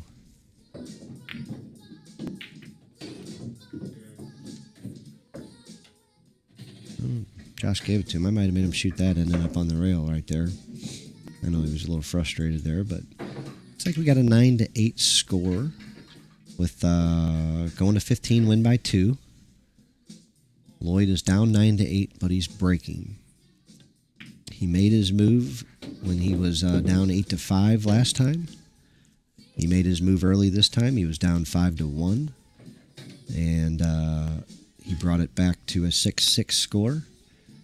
So right now we're fighting game for game. Lloyd's going to be breaking here. Where's he going to choose? This side this time. Not sure if he's reading gaps and switching sides, or if he's just switching sides out of just changing it up. But let's look for the power break that he likes. And look for the 6 ball to go in the corner. It went high. So far we got nothing dropped. Josh is going to have a look at the 1. I think these guys both would have benefited from coming up here and practicing their break for an hour or two before this, and neither one of them was able to. But figuring out the break, man, could really just put one of these guys over the top over the other one. I wonder if Josh is going to get a shot out of this. He might be perfect. He might be perfect. So what's our handicapping odds here, folks? What are we thinking? Before I was going about 70% on racks like these. I'm thinking we're going to drop it down to 60. They're just not finishing too many of these off. Man, I sure wouldn't want to bet the low side of 60, though, man. I don't know. I wouldn't want to bet against him here, but he just got a little funny on this ball. So here we go. This is one of the ones right here. He's just a little funny on it. Can he get to this end rail? Or does he have to go to the side rail? Nope, he had to go to the side rail. So he had to run into a ball. And anytime you run into a ball, things can get fishy. Things can get a little fishy, folks. So he's a little off on this 4 ball, but it's definitely pocketable. Definitely can get the cue ball to the side rail, I would think, without a problem. Just a little straight high ball here. He could also punch it and leave it above or below the side pocket, however you want to look at it, so that never to bring it into play. And he can also let his cue ball fly. So he's definitely not afraid to let that ball go. Like I said, I don't know. I don't play that way. I play a much more conservative style, and I wouldn't have let that ball go. I would have pocketed it, and he's got the stroke and the confidence, so I'm not going to condemn him for that. I don't know that it's right or wrong. I'm not that good of enough player.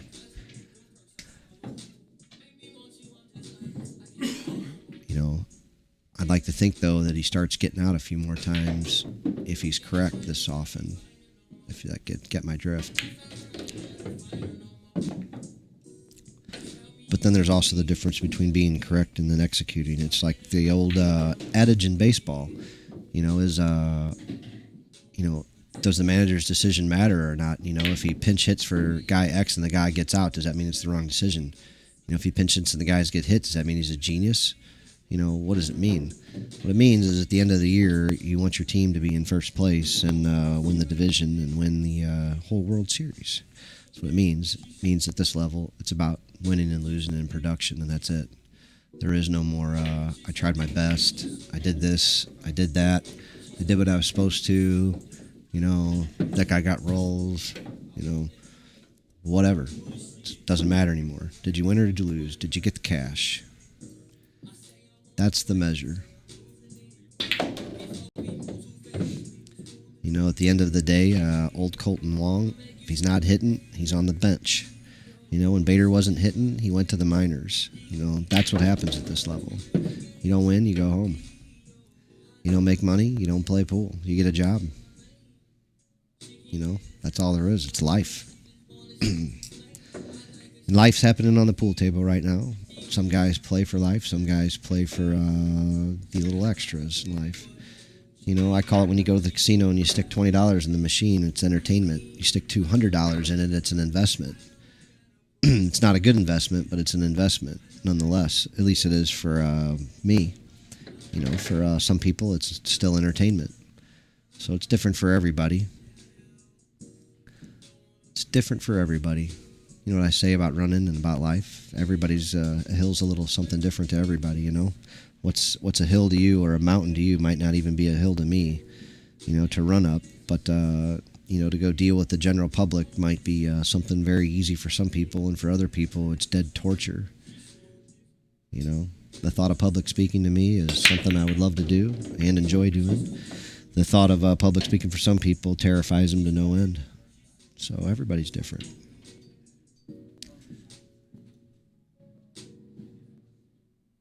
You know, if playing for $1, $100, $1,000 means nothing to you, then it's just fun. It is what it is. If you're reliant on that money to pay your bills and to move on with life, you know, like these pros. And Justin, if he goes to a tournament and finishes, you know, 7th and 8th, and he virtually breaks even, or 5th and 6th, and he virtually breaks even, you know, he spent $1,500 and made $1,500. It's like he didn't work for 2 weeks. So he still has a cell phone bill, I imagine. He still has food to pay for, still has, you know, a car payment, you know. Still probably like to take a girl out every now and then, likes to go to a baseball game and do whatever else every other human likes to do. It's difficult to do that when you work for 2 weeks and don't make money because you broke even. You know, and on the flip side, you know, you finish, well, there's two flip sides to it. One, you know, you finish 9th through 16th in that range, and you not only don't make money, you lose money, and now you're going backwards. And now you have to make twice as much to make up for it. That's a difficult ploy. You know, and, you know, you make a whole lot of money, and it's hard to not spend some on yourself and to go out and enjoy it and do a few things with it. You know, there's a pro player getting blasted on Facebook, Danny Smith, about not paying a $500 Bettios. You know, and he's kind of just saying, nobody cares. You know, that was years ago. Well, people do care, you know, and I've got a bunch of guys that owe me money right now, and it's not fun. You know, I want to get paid. I don't have a ton of money, you know, and I was risking my money, and if I lost, I would have paid. And those guys that did it to me and did it to us and did it to the whole pool community are wrong, and they should be admonished for it. You know, that stuff's no good. And, yeah, so like I said, I got guys that owe me money, and I certainly want to get paid by them. You know, they know who they are. And, you know, someday I'll probably tell the stories and let them out. They're all less than a year old, but, you know, like I said, if I'd have lost, I'd have paid you. You know that, you know.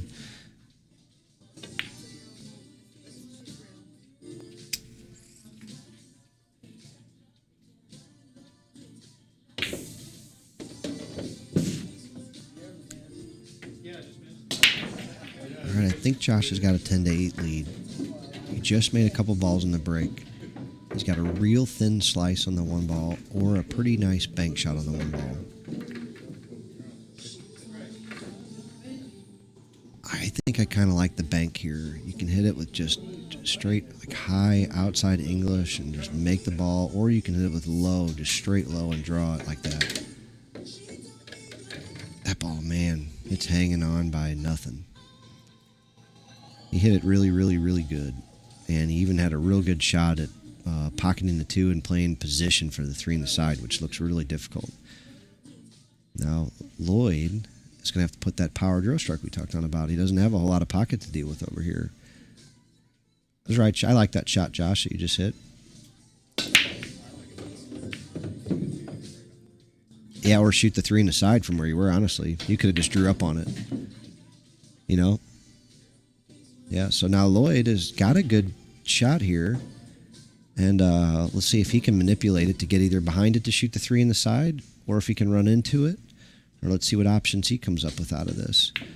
You know, if he can hit this with like just enough straight high ball, I think he can run up behind it and shoot the 3 in the side. I really do.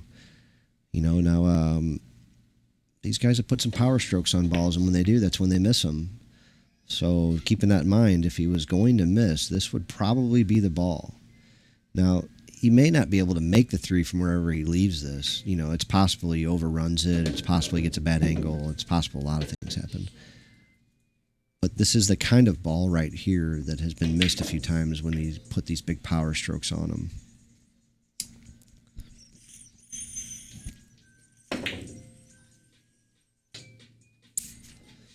In Lloyd's case, he's not really necessarily just rattling them. When he misses the power strokes, he just misses them.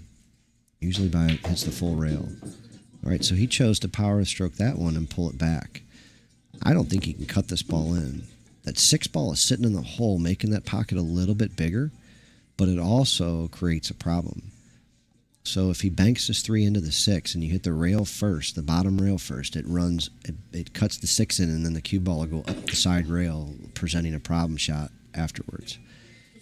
Obviously, if it goes straight into it, you're fine. If it hits the high side of it, it goes into the rail, but it usually will come out and leave you a shot. All right, so he went for a big shot. I can't tell exactly what he was even trying, to be honest with you. I just kind of blinked when he fired it. So I saw it go kind of hard. I think he was shooting I don't know. I don't know what he was shooting at. I just don't know. I missed it, guys. So do you guys think Josh is going to figure this one out here? It shouldn't be real difficult. You know? It's a long 8-ball shot probably, unless he tries to go around it, which is just a long way for the cue ball to travel.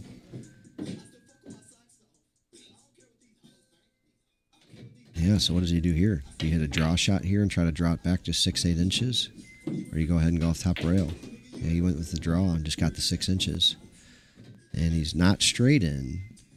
He'd almost rather be straight in right here. He could just come straight back 6 inches. Now, if he comes back too much, he can get real close to that 9. It can get real funny here real easily. So he punched it out, and he's going to back cut the 9. All right, Josh has got a chance to take an 11-8 lead here. This is significant. This is really significant. It's a chance to create just a little bit of distance. And boy, I mean, it feels good when you get this late in a set. You know, he needs 4 games before Lloyd gets 7 now. And, you know, it can make a front runner play better. And I think Josh might be a front runner. You know, some guys are good at fighting from behind. Lloyd seems like one of those guys. You know, so this is an interesting spot for Lloyd to be behind and Josh to be in front.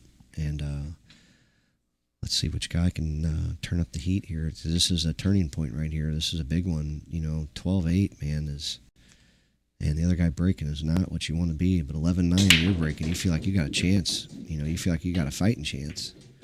Josh pocketed a couple balls. He's got a combo shot. Can't love it. He's got a safety too. So you can kind of shoot the 1 real slow off the 2, letting it go to the side rail and the cue go to the side rail, being separated by the 2 ball. And it's not real hard to control. And you can shoot it clean that way, but you have a better chance of balls popping out that way. If you kind of touch it like that, just like that, the balls stay a little closer together. And it gets a little difficult to do anything with this ball. So you can 1-rail kick or 2-rail kick at this ball. And either way just isn't, you know, like I like the 1-rail kick and just go ahead and try to bank this ball in. You know, 1-rail kick at it and try to bank it right in that hole. You know, and if not, you get enough separation by the difference. Kind of like that, you know, at least you get something out of it. You got a little separation. You got a little unfortunate that he kind of double kissed it. But, yeah, so he at least got something. So now, you know, Josh has got some work to do. Look at that. That was a nice shot. Spun into that ball with a nice little stroke and got it open. It's going to be able to hit a nice little stroke with a nice little draw pop.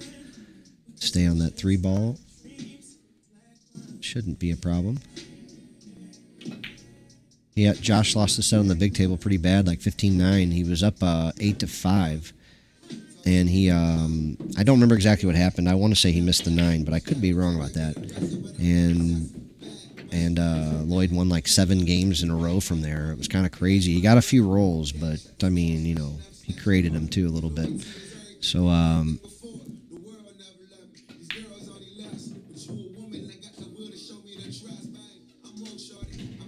yeah, second set on the bar box. This is it. There, you're watching it. This is the first set on the bar box, the second set total. Josh is about to go up 12-8 if he can finish this out. Now he's got to go to the end rail. He's got to go 1 more rail by misplaying that position just a little bit. I think he just goes straight down, but he's putting low English on this and doing something a little funny. I don't know why. I mean, he gets real funny with some of these. That seemed really strange to me, the way that he was lining up low English like that. I didn't see any reason for it. Now, he left Lloyd a bank shot, basically. I don't know if there's a back cut into the side pocket, but I sure wouldn't want to shoot it. I think you just got to go ahead and take your medicine and bank this ball. It's not very far lined up from just straight in. You just got to find your spot. I'd hit it with just a touch of speed to not hang it, or even if, depending on what my exact angle is, I may go ahead and rip it with some low English to try to create some separation. But as long as I can leave myself a shot on the 9-ball, I just can't tell his exact angle. But those are some possibilities. So like, let's say he has to hold this ball a little bit, then I might draw all the way back to the side rail by that chalk right there by his left elbow and play for the 9 right there, and then maybe the 8-ball gets to the side rail if it doesn't go. That might be a way I'd play it. He played it, drilled it, got himself a shot at the 9. What do you think he is here? 50-50 to make this ball? 60-40? Or what do you think he is to win the game is an even better question. Do you think he's 70-30 to win the game?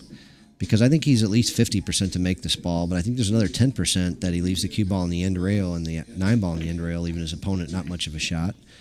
I think there's a couple other ways that he doesn't leave a shot, but I think that's the main one. I think you hit this ball with some, center right-hand English and come around, kind of like that, make the ball. Hit a little harder than I may have liked, but worked for him. So that changes things a lot.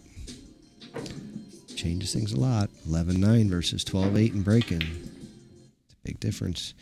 He lets this guy go on a run, and this guy's capable of running 2 or 3, 4 racks in a row. This thing can change a lot quickly.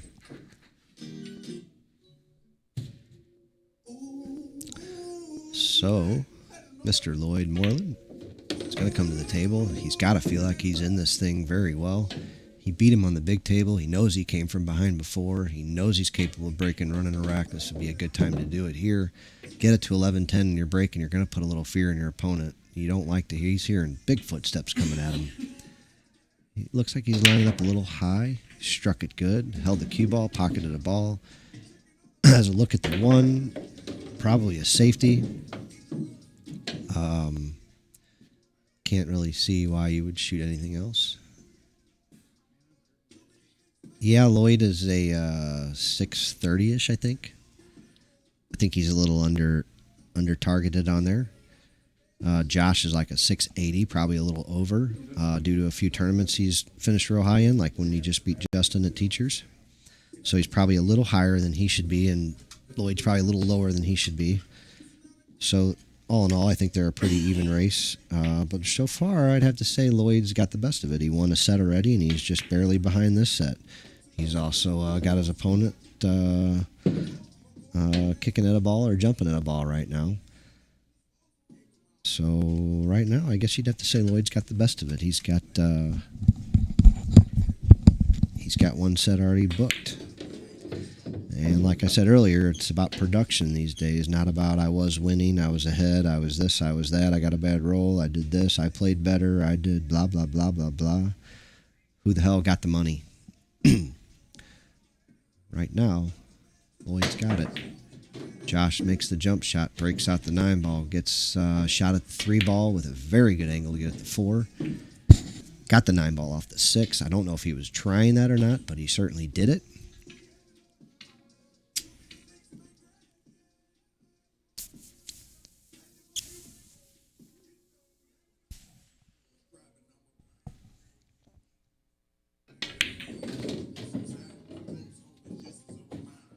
Real good speed there. So how do we get from the 4 to the 5? Is this a high left-hand English 2-rail spin out where you're going to come at that 6-ball? But you really be real careful. You don't want to go at that corner pocket, but you're going to need to in order to get on that side. Or can you just go, he's going low English 2 rails and spinning out for it. I like that, but I thought I saw a ball over there. Yeah, it was the 8-ball. I thought that 8-ball might be a problem. I guess it was not a problem at all. And I think he's got a really good shot at the 5 to get on the 6. I hope he doesn't try to go all the way into the 9-ball because he has the stroke to do it. But boy, it creates some problems if you don't. didn't get up high enough. He didn't get up high enough. He's going to have to make something work. A little outside English, cut this ball in, come 2 rails above the 9, and shoot the 7 from there. I guess it was even thinner than I thought, but he got a good shot. He still got a good shot.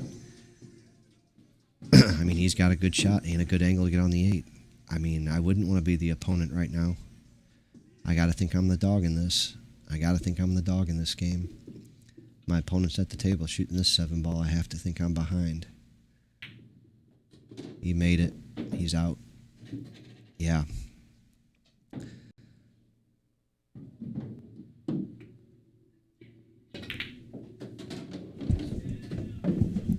So Lloyd had to feel good where he was. Now being down 12-9 and your opponent breaking, you know, you needed to build on that momentum once you got it going. And he can still do it. It's still early enough, you know. It's about getting to 14, and right now he needs 5 to get there, and Josh still needs 2. So it's, you know, you feel like you're still in it. You don't want your opponent to get to the hill, and certainly getting, you know, to the half hill, you know, is not good either. So Josh going with a little different break here, power break. Going with the power break. We got nothing but a safety. We're going to see a rollout. Certainly not going to see a kick shot at this. We're going to see a rollout. So where do I like rolling out to? Maybe, man, I don't know. I would not want to be the one rolling out here. I can tell you that. Maybe cut the 2 ball into the 1 ball and run the cue ball all the way down table down here, leaving it on the end rail, leaving something really long and hard, possibly a kick, possibly just a half ball visible, something along those lines. At the very worst, you're leaving them long and straight in. Might be an idea. You could shoot the 7 ball on the 1 ball, leaving the cue ball on the end rail, leaving a weird bank shot, weird safety, weird thin, weird something. You know, so you could roll out to the side rail over here, leaving a weird bank shot, but then I think you'd get put behind the 4 ball pretty easily, and not in a good way. So I don't like that. I don't like this. He's going to get put behind the 4 ball. He's going to get put behind the 4 ball, and this is not the right shot, I don't think.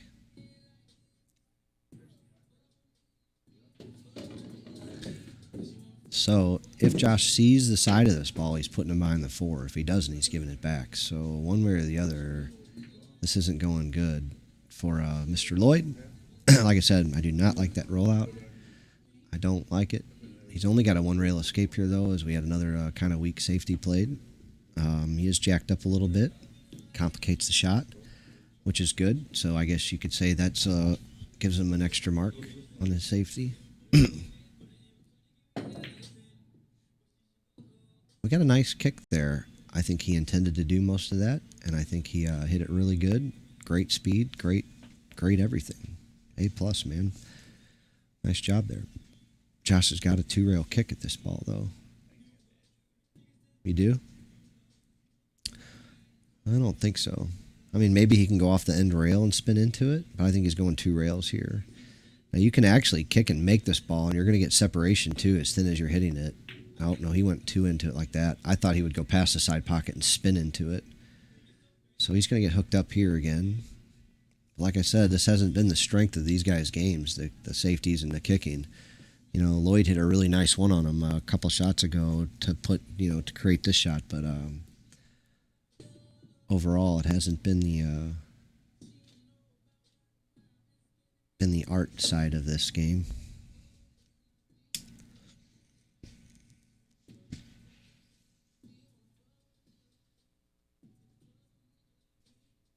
Boy, I'm having a whole hell of a lot of fun. I hope you guys are out there. These are 2 decent players around our area. You know, they're not top 5 guys, but they're probably top 10 guys. You know, and they're from 3 hours apart. You know, 3.5 hours apart. They're not from right by each other. They just agree to play. Lloyd's got a lot of heart, and has been playing just about everybody that'll play that can get out.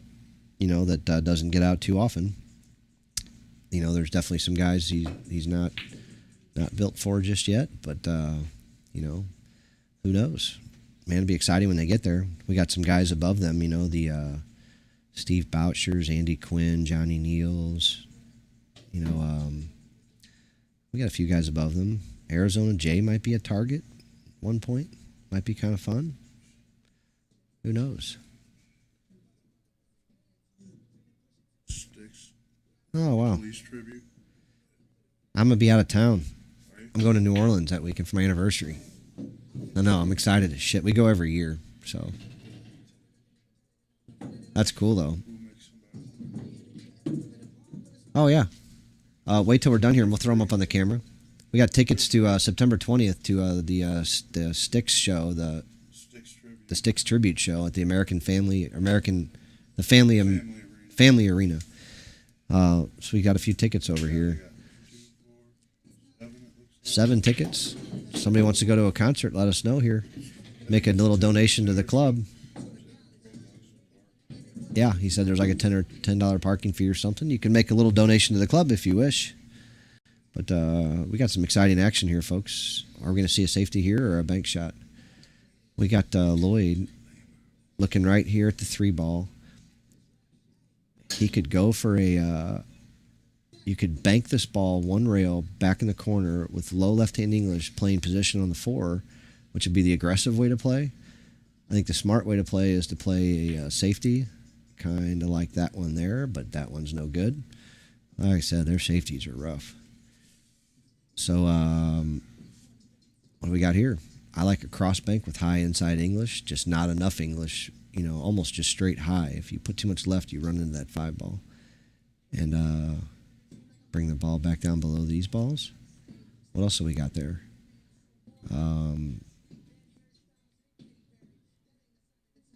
What else? What else? Bank the 3 with high inside English. Try to run it behind the 5. 3-5 combo. I can't say I approve of that shot. Not sure if he got safe or not. Lloyd looked a little frustrated, like he may have shit safe. So there's the possibility there.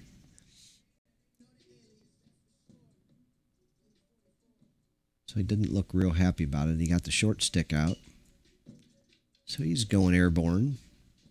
He's going airborne. If he makes it, he just doesn't want to draw it back. You either want to go forward or hit a stop shot so you can play position on the 4. There's a chance you could hit it, make it, and the cue ball run off the end rail and back out past the 7. Possible. There's some weird things that could happen. Boy, he put a country stroke into that one and rocketed it up and down. Didn't pocket the ball, but he didn't come too far away from it either. So that was a little interesting here. So what's Josh got? Is he cutting this ball all the way up? So you're going to go for it? He likes to shoot. I don't know if he can stop himself. I don't think there's a bank here. I mean, into the corner, so that would leave it, you know. So I think he's going to play safe. I don't think he's going to take this shot on, is he? He sure did. And he made it. And he kind of got safe, too. He did get safe. That's strong. I thought he was just playing safe there for a minute. And that ball hugged the rail, though, for so long. He's okay here. He's going to play 1 rail with a little straight high ball or a little high inside, maybe even. Nope, he's got low. These shooters, man, they like to move that cue ball with some low English, you know. He just went around it there a little bit. That's all right. I'm not a 9-ball player, so like I said, when I criticize these guys at their exact position play like that, they're way better players than me, you know, and they know their games, you know, so I'm just kind of, you know, having fun, telling you what I think I might do and what I think they might do, what they can and can't do, and what I've seen them do and seen them not do. So, you know, these guys with their strokes and abilities have a lot of options to them. You know, that's what I always say with Justin when he's playing. You know, he can do whatever he wants. If he wants to go 1 rail or 2, he can do either one. And hard to tell him either way is right or wrong because he doesn't hardly ever miss. So Josh left himself a missable ball here. Hope he doesn't live to regret this one. Bear down and pocket this ball. He did. He touched the titty, but it still dropped. He's taken a 13-9 lead here. It's pretty commanding. Definitely don't want to be your opponent down 13-9 with your opponent shooting. You feel like if he runs a rack, you're pretty much out of it. It's not a good feeling to be in. It's kind of where Josh was last game, last set. So I wonder what they're going to do after this. If they'll play, I imagine they'll play another set. I don't think they'll play another 2 sets, and but you never know. They might. I'll see what they want to do. You know, it took about 2 hours a set is what it's going to end up being. So I don't know if they're going to want to play until 3 o'clock in the morning, which is what it would be if they did play 2 more sets like this. Josh with a nice break, pocketed a few balls. He's going to get the 2 in the side, maybe? Nope. 5-9 is ready to go. If he can make the 2 bank, pull back for a shot on the 4, he can get out here. So what other options has he got here? He can go ahead and carom the 5-9 in right now. Go ahead and hit the 2, and go ahead and go into those balls. I think he might choose that. Nope, he's not. He's looking at. Yeah, he went for the bank. Played kind of a 2-way, and I don't think he got rewarded for it. He's going to lose this game, I think. But Lloyd's got to have some tight cheeks over there. He knows he makes a mistake, he probably loses the set. So that's not a great feeling. You know, you basically know you almost got to win out from here. You know, because if the other guy wins a game, he's on the hill and he's breaking. And that's a bad place to be. Well, you really get the tight cheeks then. Everything you do is magnified by 1,000%. You can't make one mistake. You have to play perfect from there. You know, look at that. Oh, look at this. Did he get hooked? So is he going to one rail kick the 5-9 combo in? I imagine he doesn't have a lot of choice. I don't think he could jump this. He's a little not real tall, so this may not be a real comfortable jump shot at all. I'm trying to learn how to be politically correct. It's not my strength. But well, I mean, he's probably like 5'9" or something. You guys are probably about the same height. What are you, 5'10"? You're 5'9". You guys are probably close in height. And that's, I'm just saying, like, it's uncomfortable for a guy who's not really tall to jump a ball that's out over the middle of the table like that. And even when you're tall, it's still tough, but it's, you know, yeah. So, but this kick shot, man, is brutal hard. The good news is the 5 stays where it is pretty much, and the cue ball should be a little left up.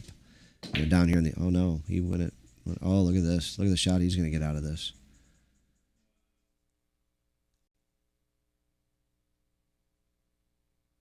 So, what do we got here? Which way do you kick this ball?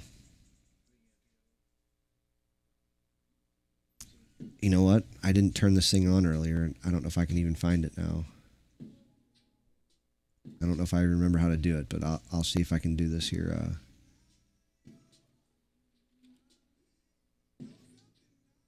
It's on.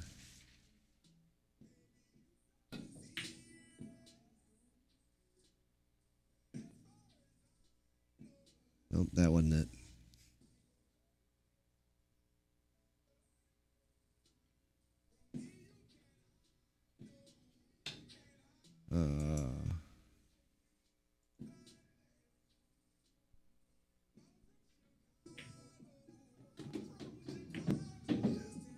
Oh, here we go. That's how you do it. You put that there.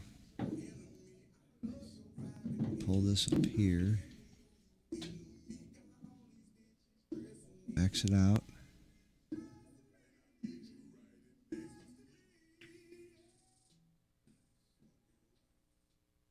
All right.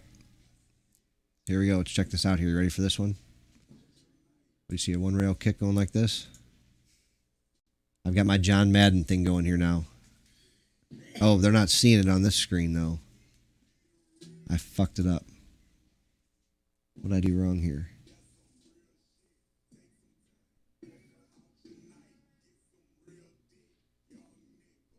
It's not showing up. Yeah, I messed it up somehow. Let's close that. Close sketch.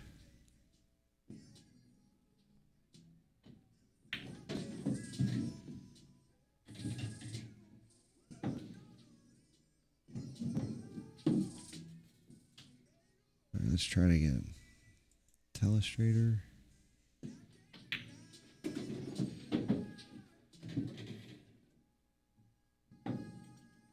That guy on. Let's try it a different way. I'm fucking it up, dude.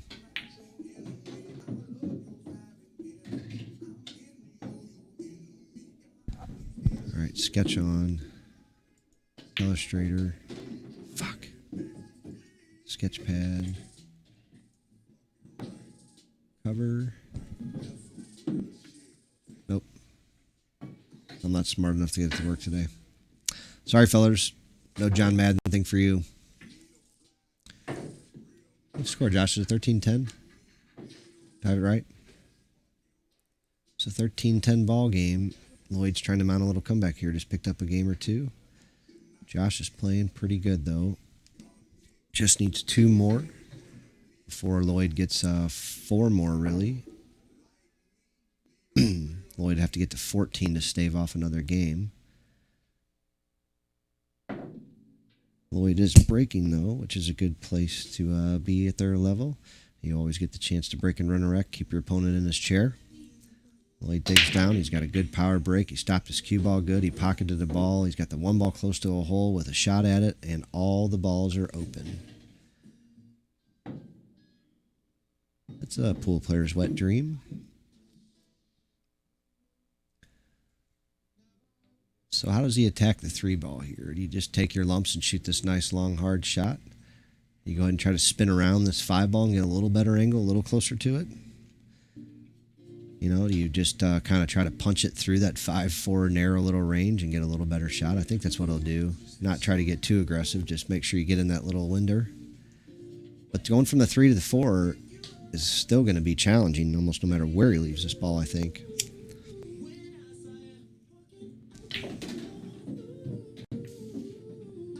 Yeah, so he went into the 5 ball. I didn't like that. I don't think you take a chance there like that. You know, I'm surprised he did. You know, he's a really good ball maker. You just got to go in between those balls and give yourself a shot at that point. I don't think you take a chance going into a ball like that, which I don't think he was trying to. I think he thought he could either go around it or underneath it, but he was worried about that 3 to the 4, and he was wanting to figure out a way to get close to that ball and figure it out, you know. But like I said, I think he's a good enough ball maker. He could have just, you know, taken the nice longer shot there and, you know.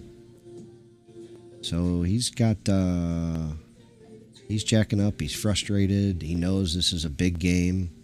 You know, he knows he needs to put some heat on his opponent. He does not want his opponent coming back to the table. You know, if your opponent comes back to the table, you might not shoot again. And you won that first set and did all of it up for nada. So he's got the jump cue out. He's going airborne. We're going up in the air. Perfect. Drills it. He's got a good shot at the 4 ball with a very good chance of coming off the 8 for a shot at the 5. He can go forward with high English and shoot the 5 in the side. He can also just draw off of it, shoot the 5 in the corner. I don't know. He seems to like his draw stroke, but there looks like there could be some penalties for that. You know, there's some funny things that could happen, like you draw off the 8, off the 7 in the side. You could draw off something and get hooked. You go straight forward off the 8, and I think no matter what, you're getting a shot at the 5. That's the way it looks to me, but like I said, the table plays a little different, you know, so I could be wrong about that. You know, and I also, like I said, I know he likes his draw stroke, so he may choose to go what he's comfortable with, but he looks like he's cueing the ball middle or high. Sure was. He made it. He's in good shape. Lloyd's going to try to bring this race to 13-11. We're going to 15, win by 2. I think if he gets it to 13-11 and he's breaking, he's going to start gaining a lot of confidence because he's going to know he's not that far away from, oh boy. Boy, that's going to bother him a lot. Yep. Nothing you can do about it now. Suck it up, Buttercup, and make this bank shot, you know, or go ahead and figure out a nasty safety. You can put this cue ball underneath the 8 ball, you know, and try to get the 6 ball. You know, the only thing about that is you don't really want to keep it close to that 9 and give a chance to guy to fire at it and get lucky. You know, so I almost like a power bank shot with and bring the cue ball around like behind the 8, where he might get a shot at the 7, but he might be hooked maybe. You can also thin this 6 ball and bring the cue ball in behind the 9. You know, I don't mind that shot, especially if you can get the 6 real close to that side rail. You know, where even if he sees it, there's not much he can do with it. That's probably the easiest safety to play. You know, just thin this with a little right-hand English, spin it 2 rails right behind the 9. He did it, but he chose to cross-bank the ball, and now you give up a jump shot. You know, and I'm 50-50 to make this jump shot, I think. I mean, I'm at least 30-70 to make it, and I'm probably 80% to hit the ball. You know, so I don't like giving this jump shot up. I know it is, but I mean, man, do you want to see your opponent to the table right here like this? I mean, I don't.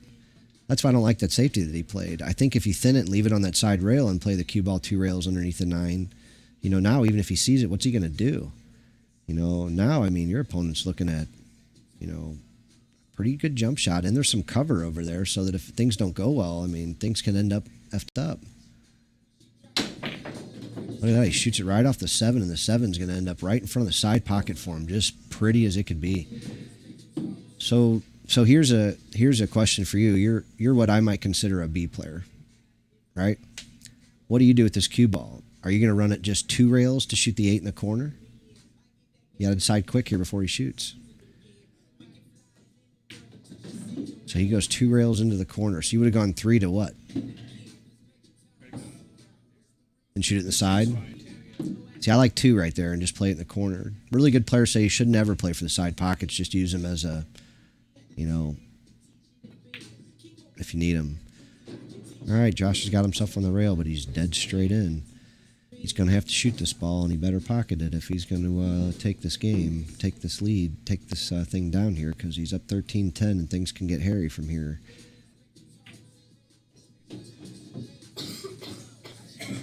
Yeah, the angles can be funny from here. That's what's hard to commentate. It's, you know, you can be real critical of these guys without noticing that, you know, things are just a hair off, and like it looks easier to you than it really is, or it looks, you know. So Josh is on the hill. He's at 14-10. He lost the first set. This would be to break even for the set right here.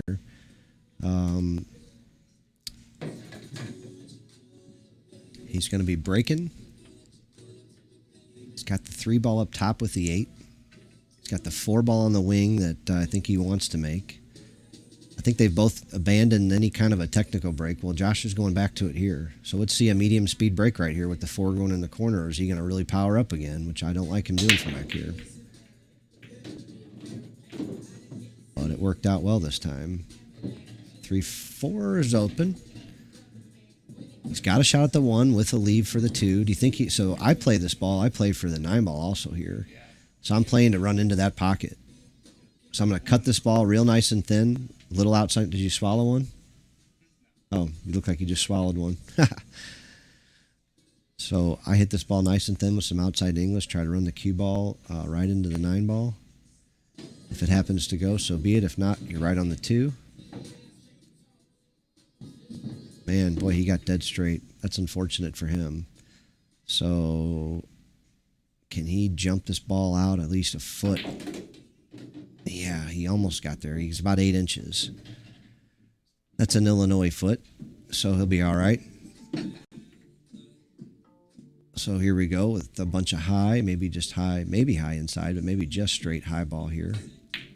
Pocket the ball and come straight back up table. Hit that really nice stroke. He's jerked off a little bit here. Which can really complicate this. Is that 9 ball hanging? I can't see it anymore. Josh is blocking my view. It's hanging. We don't know. So we don't know if he can shoot a 6-9 or if he has to get on the 6 ball. The 6-9 will go? Okay, so then he just has to make this ball then. He didn't play it like that. Yeah, it's not hanging. Yeah, I see why now. That ball's not hanging. So yeah, he's a favorite to win right here. Let's see what happens from here, folks. Don't go anywhere. We might go to a set 3.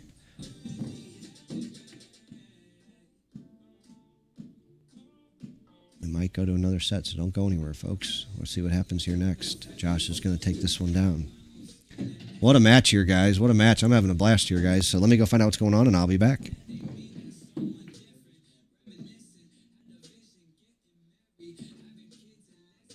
Yeah, I'm having a blast back here. You guys are awesome.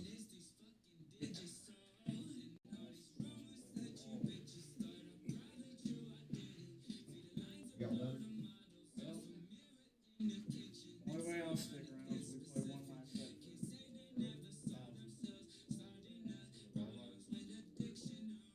I'll play it on the bar box. Race the nine. Racing 9 for 1,000. Like 11. Do 11. I want to gamble. Well, I just want to get home, eat at a Oh, decent hour. yeah, I understand. One round, there. Yeah. Big time. No.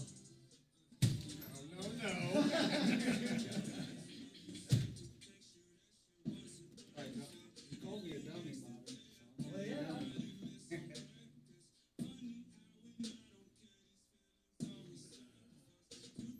Oh, man, your mouth's some big fun back. It's a lot of fun watching you guys play.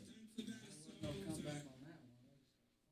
Well, you were down 5-1 and then came back and made it I got it 7-7. 6-6. 6-6. And then the big basses now come out, Eddie.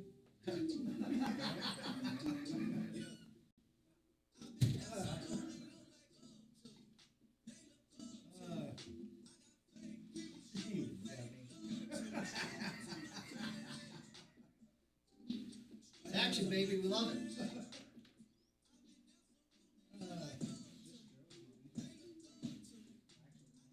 It's yours, dummy.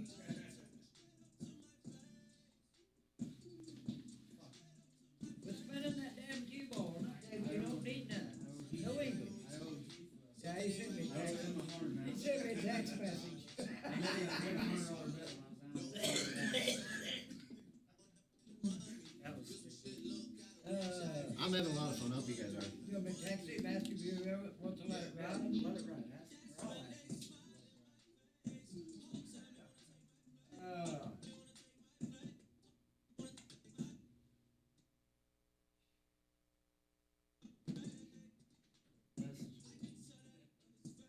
Said he's going to bed. But for me to let him know. Uh, 10:30.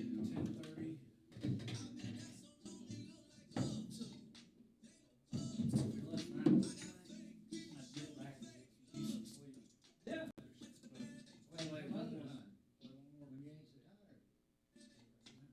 I'm talking about tomorrow.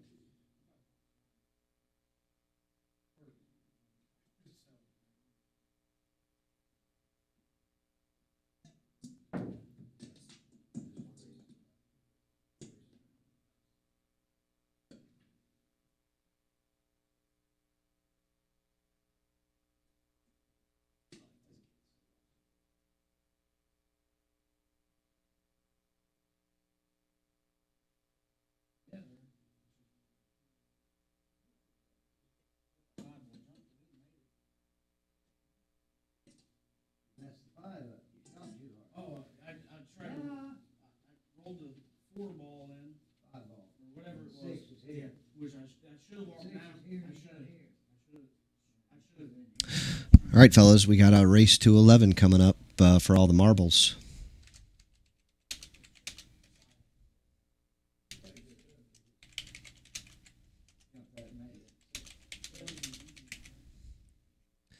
So yeah, we got a race to 11 coming up on the box, guys. Josh is taking a break, and we're gonna get it on. So giddy up, get yourself another drink, get on back here, toast your cups, send the Players Club $5. We need your money. If you enjoy watching us at all, like I said, donate $5, $10 to us, guys. Anything helps. I literally have to buy all kinds of crap. You think about it, paper towels and cleaner, never ends, man. Bug spray. like I said, I'll be very appreciative. Anybody out there, if you got $5 or $10 in your PayPal, send it on over. I'd appreciate it a lot. You never know what it can help us out. Like I said, I don't make a lot of money here, if any at all. I just try to have a lot of fun, provide everybody else with a lot of fun, and get to see some action, you know. So, like I said, if you like what we do, or if you like us, or if you like these guys, if you're anything, you want to buy some people in here some drinks, send us over $10, man. There's my PayPal address. You know, like I said, it's a lot of money to us. It may not mean a lot to you, but it means a ton to us. I literally try to keep these tables clean. I work hard for every dollar I make here. And when these guys, you know, they're the most generous, best pool players that we have in our communities that come in here. And we're thankful so much for all of them. I'll be right back, guys.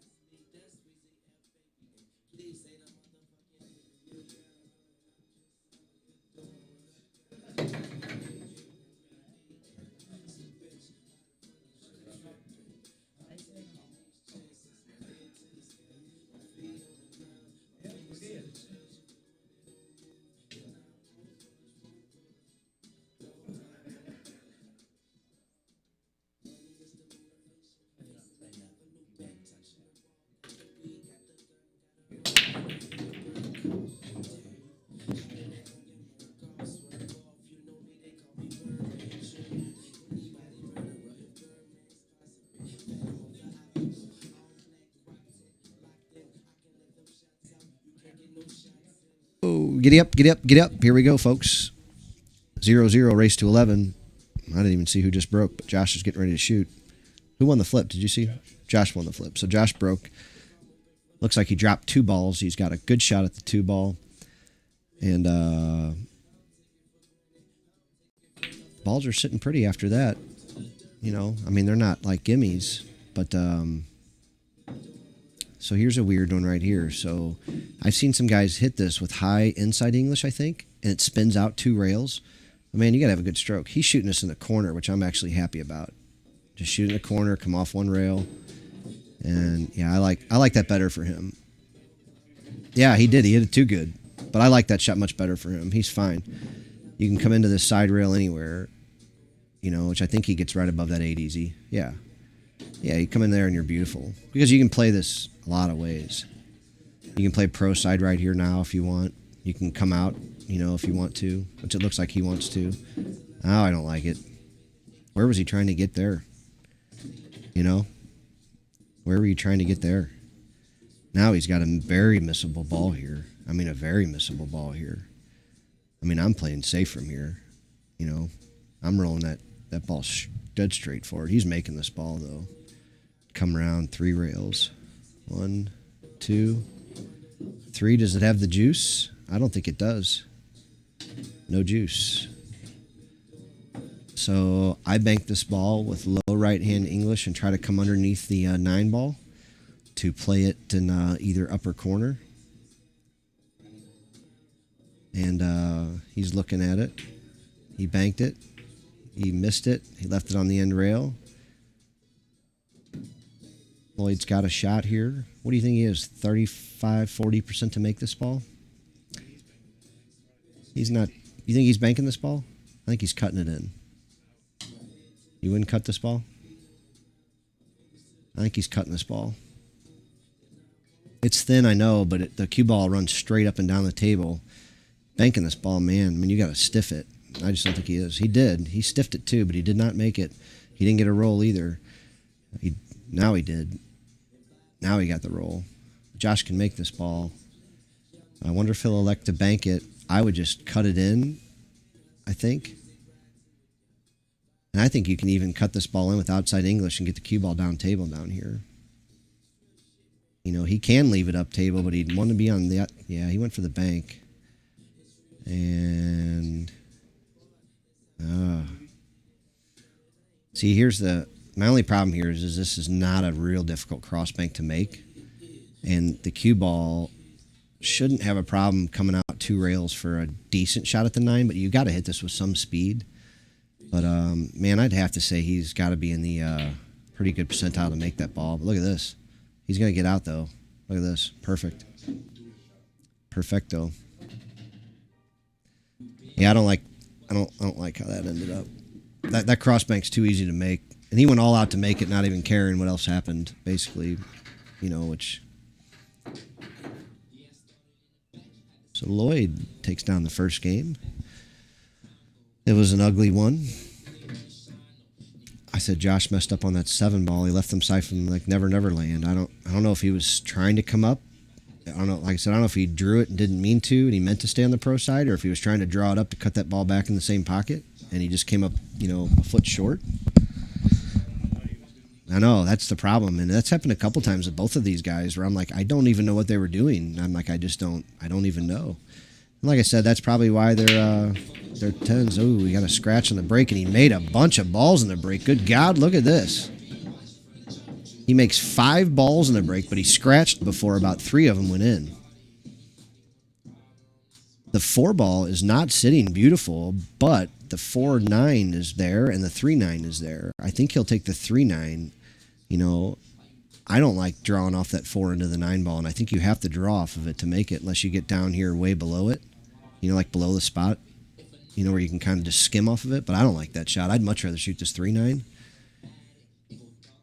And that's what he's choosing to do. But look, he's jacking up, and I don't like that at all. I'd roll this cue ball forward into the 8 ball if I was trying to play a safety here, because the 3 ball is going to lose a lot of speed when it runs into the 9. Yeah, I don't like the way he chose to shoot that ball at all. Not at all.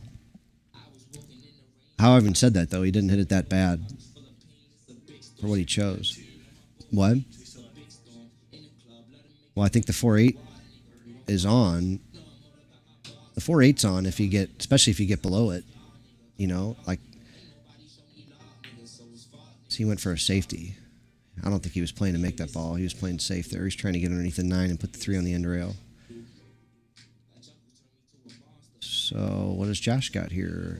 I like to thin the pro side of this ball, 2 rails, and bring the cue ball in behind it. Josh went to shit the 9 in, maybe. Maybe. I don't know. I don't think there's a breakout here. I don't think the 4-8 goes anywhere near that easy anymore. The 4-8-9 is definitely not really something you want to consider. So what do you do here? You shoot the 3. There's not a real obvious safety to play here. I don't know the right answer here. Oh, here we go. He was able to get way down here below it. Now he can shoot the 4 in the side pocket. He's froze to the rail, so the only English he can put on this ball is top without jacking up considerably. And no, he's shooting a 4 into the side pocket and going up table. So he's in good shape here. He can just roll this ball in, maybe with a little inside English, and maintain any kind of angle at all. Or he can just go ahead and cut it in and go up and down table. Yep, Loin won the big table set. Josh won the little table. And now they're playing one more set for all the marbles on the little table. Lloyd just went up and down table. He might have ended up on the pro side with a dead perfect speed. You've got to be shitting me. What a shot. He went on the pro side and ended up dead perfect speed. And finishes it off to go up 2-0, and he's breaking. Well, doesn't matter. He's up 2-0 for the money. And that's where you'd like to be, no matter how you get there.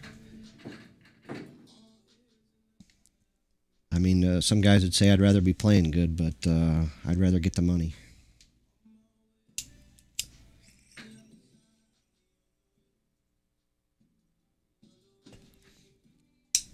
We still haven't seen these guys' best pool yet tonight. They both showed some glimpses, but we're definitely not seeing, their top games. Neither one of them are, I don't know if we've seen a rack or 2 broken ran.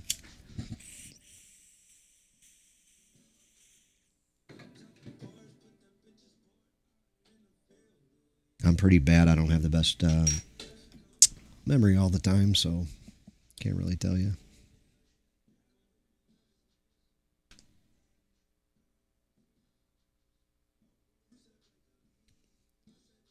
we go. Little boom. 9-ball on the break. Cue ball knocked to the end rail. Got a shot at the 1. Yeah, that's going to make Josh sick to lose that game, man. He had a ball in hand with 4 balls on the table and wasn't able to navigate a victory out of that one. You know, that's one of those ones. I didn't mind shooting a 3-9, but I really feel like playing it differently would have protected the win better. You know.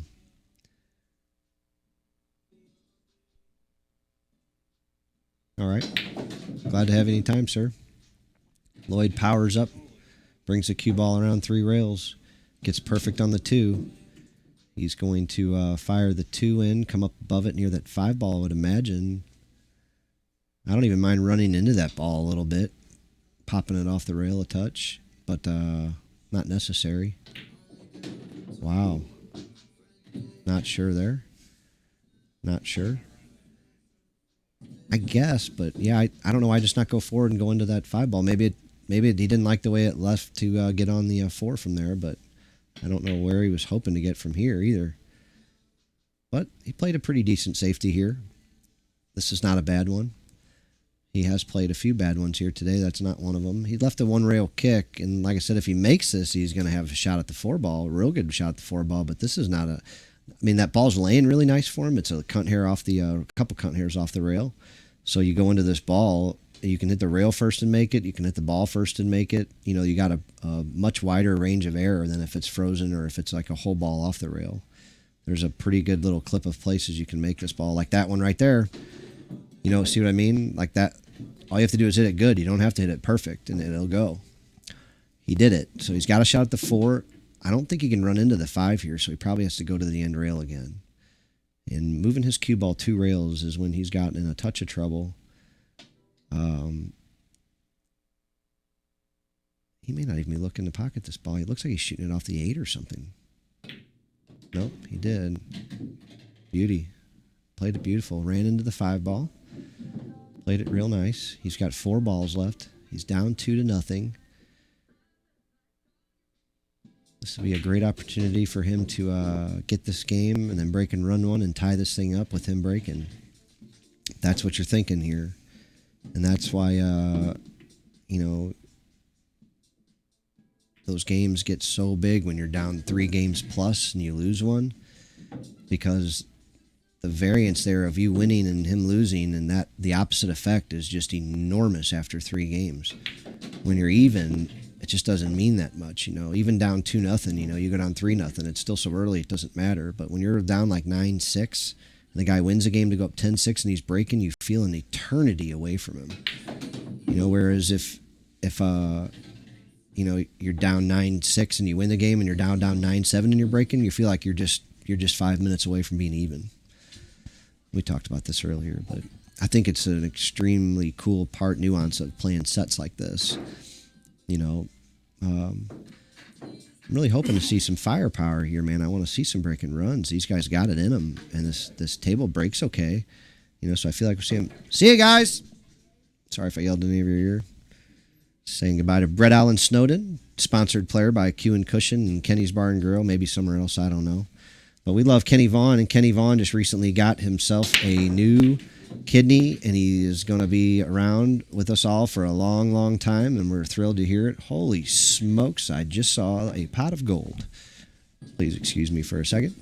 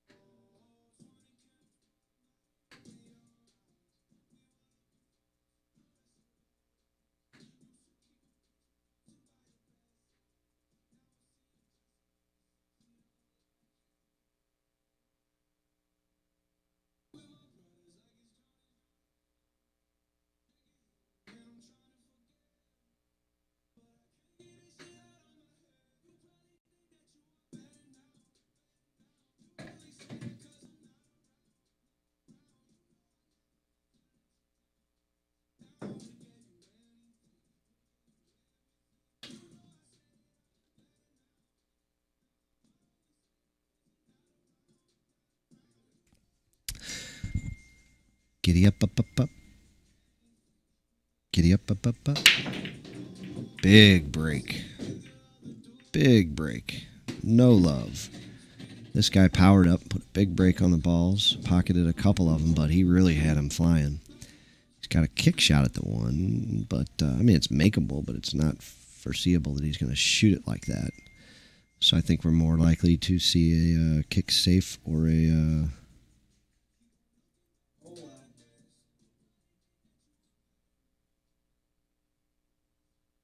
So I think we're going to see a rollout instead of a... I don't know. I might just go ahead and kick this ball. Like any rollout you're going to do, you're either going to give away a better shot or you're going to take a worse shot. You know? And that's the way I look at it. You know? I think you just take this kick right here. You know, a kick and stick and try to maybe get the one ball to fly around two rails. You know?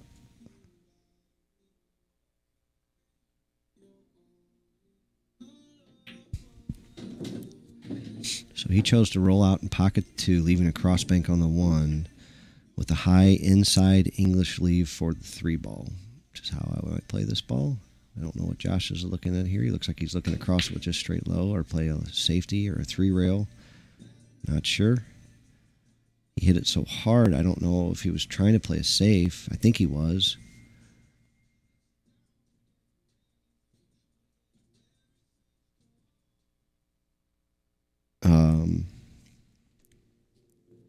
So let's see here. Lloyd can definitely see a piece of this, and he can make it if he can because this ball is hit thin, and he actually overcut it. Also ran into the 9 and got it moving. Maybe shit it in the side. Nope. And he hooked him. So we got a kick coming. So down here to the end rail, off the side rail, and then into the one ball. The question is how hard do you hit it, and what is your goal after that? Are you trying to come into the rail and hit it really full and thick, or are you trying to come into it and hit it really thin and slice it? So that'll depend on how hard you're going to hit this ball here. He hits it a pretty good clip, hits it hard, almost makes it, leaves Lloyd a very difficult shot, probably a safety.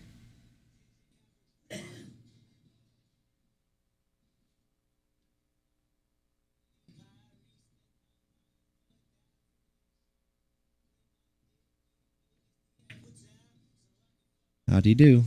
Doesn't look too good. So, is Josh going to be offensive here and go at this bank shot? Little, I don't know if you need to overcut this with inside English to make this ball. Or if there's enough room past the 4 to just kind of, to just make it with like straight high ball or even high left. I just can't tell. I have no idea what angle he's got here. He missed it.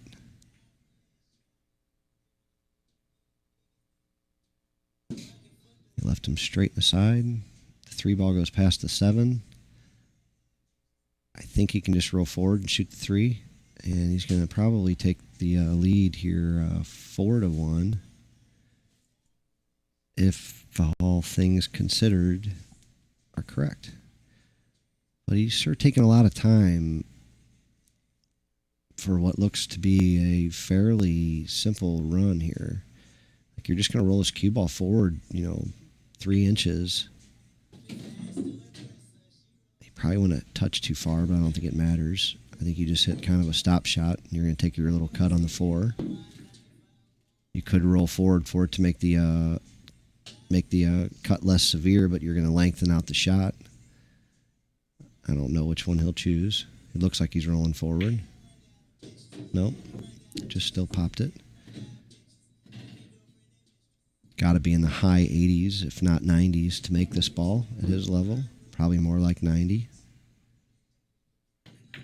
And if you make it, you got shape. Here's the money shot. Here's the money shot.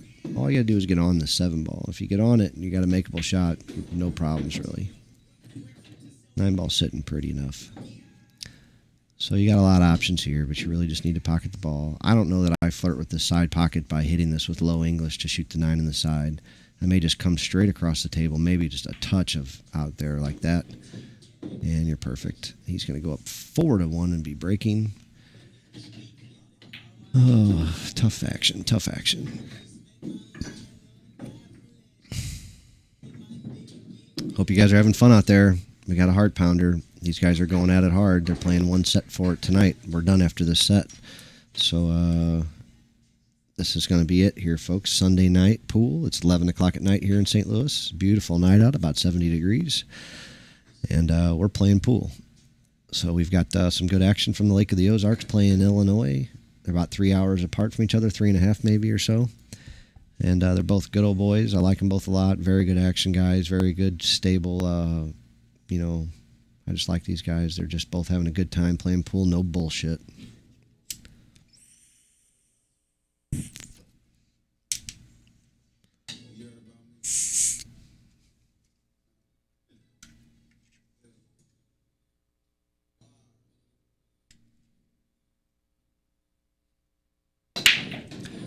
Another big power break. Whole bunch of balls going in a whole bunch of places.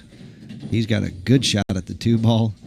5 balls to run. Huge favorite for a break and run here. And if Lloyd has figured out this break, this could be over in a hurry because he has got some firepower, buddy.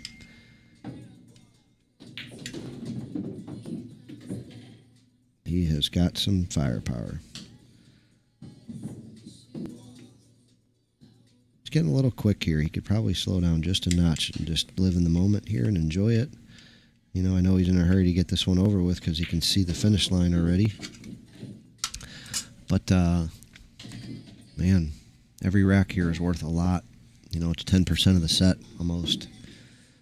So, take your time and bury the bone.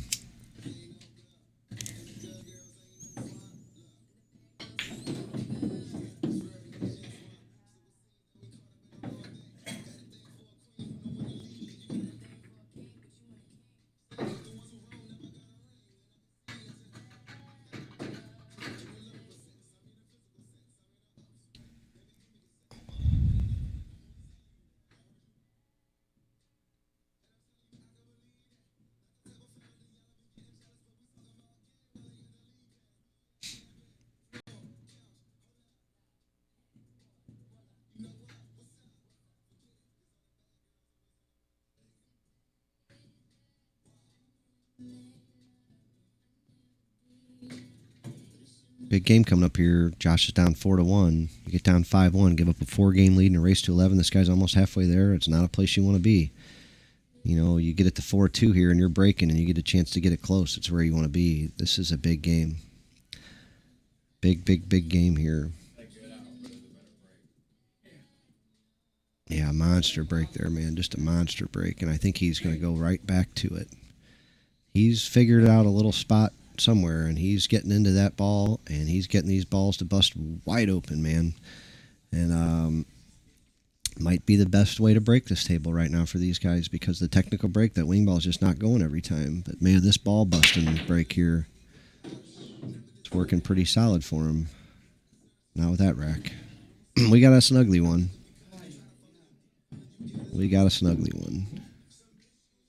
So maybe a little different type of game coming up here. Let's see. 5 balls not looking easy to get on from anywhere. The 2 to the 4 is probably, doable. Not pretty, but, doable. 4 to the 5, man. It's pretty ugly. I don't know. Well, I don't think he's going to scratch, but he left a long and hard one. It's going to leave Josh a choice. I think you hit this with a lot of outside English, crossing the 1 ball, 2 or 3 rails over behind the 6, bringing the cue ball 3 rails over here by the 4, or even behind all these balls if you can. So he pocketed it and played position on the 2. I'm just fine with that. He got real good on it too, where I think he can roll forward and get on the 4. Or get a shot at the 4. The problem is that I have no idea how you get a shot at the 5. I would think you'd just have to play a safety.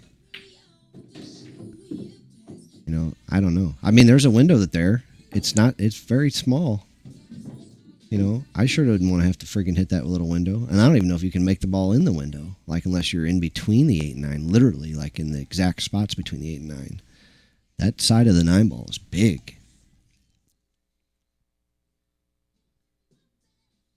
But man, Josh knows that it's time to go. I mean, I know it's still early, but it's also time to go. I mean, he can't let this get away, and it's going to get away from him here in a hurry if he loses this ball game. You go down 5-1 and him breaking, man, you might not get back to the table till you're down 7-1, 8-1.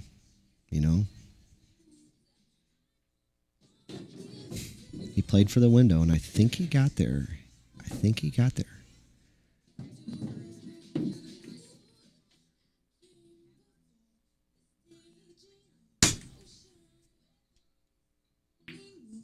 Yep, he sure did. Now do you get to the 7 ball? So it's not over.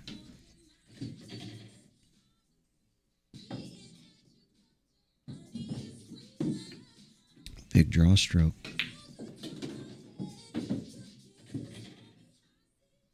All right. So it's, every shot it's like, okay, now what? So now you run into the 9. I mean, and if you hit it perfectly full or get the backside of it, you can get a shot. And if you don't, you don't. I mean, this isn't pretty.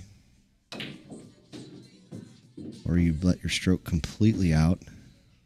Oh my God, you gotta be shitting me. Well, that was an A-player stroke, A-player leave, A-player speed, and geez Louise. 4-2, and he's breaking, and he needed to come with that right there. That was a good time for it. It was the right time, and geez Louise, boy, did he get into that. All you can do is tip your cap there if you're Lloyd, and Josh needs to keep pouring it on here and put a break and run back to back here with this one. You'd love to see a nice break and run right here.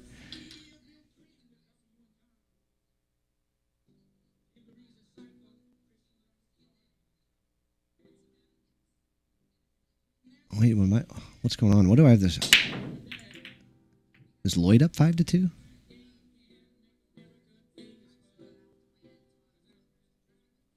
Yeah, I guess so. I missed one.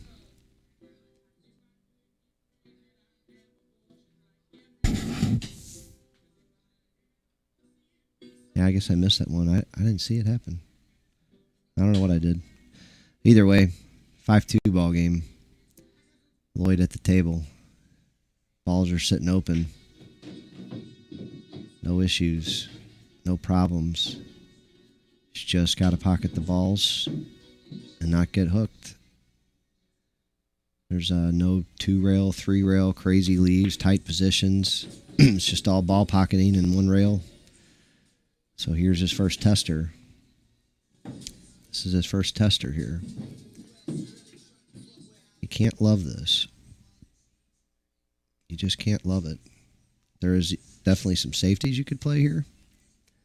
You know, you can like hit this kind of like you're two-railing it with some high left-hand English, bring the cue ball behind those balls and two-rail the 3 out of there, but not like you're trying to make it like a two-railer, but just like you're trying to two-rail it out of there behind the 9. He pocketed it, ran into the 8. He's got a bank shot at the 4. He seems to bank pretty good off these end rails, better than off the side rails. He's missed a few off the side rails, but he's been making them off the end rail. He's looking at a kick, though. I'm surprised. It was, yeah, I mean, okay. He looked at it and drilled it, so I guess it was sitting, you know, off the rail and kind of, you know, nice and fat for him.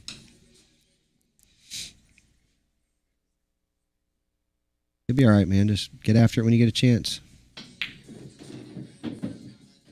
Lloyd's playing good. Pulled that cue ball back here.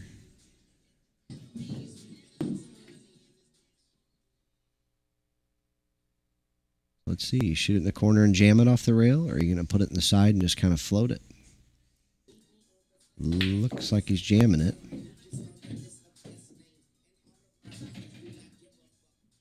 It's always interesting to see the patterns that he's going to pick for all these guys. So are you just going to draw this ball back and shoot the 8 in the lower right-hand corner by this chalk right where he's standing?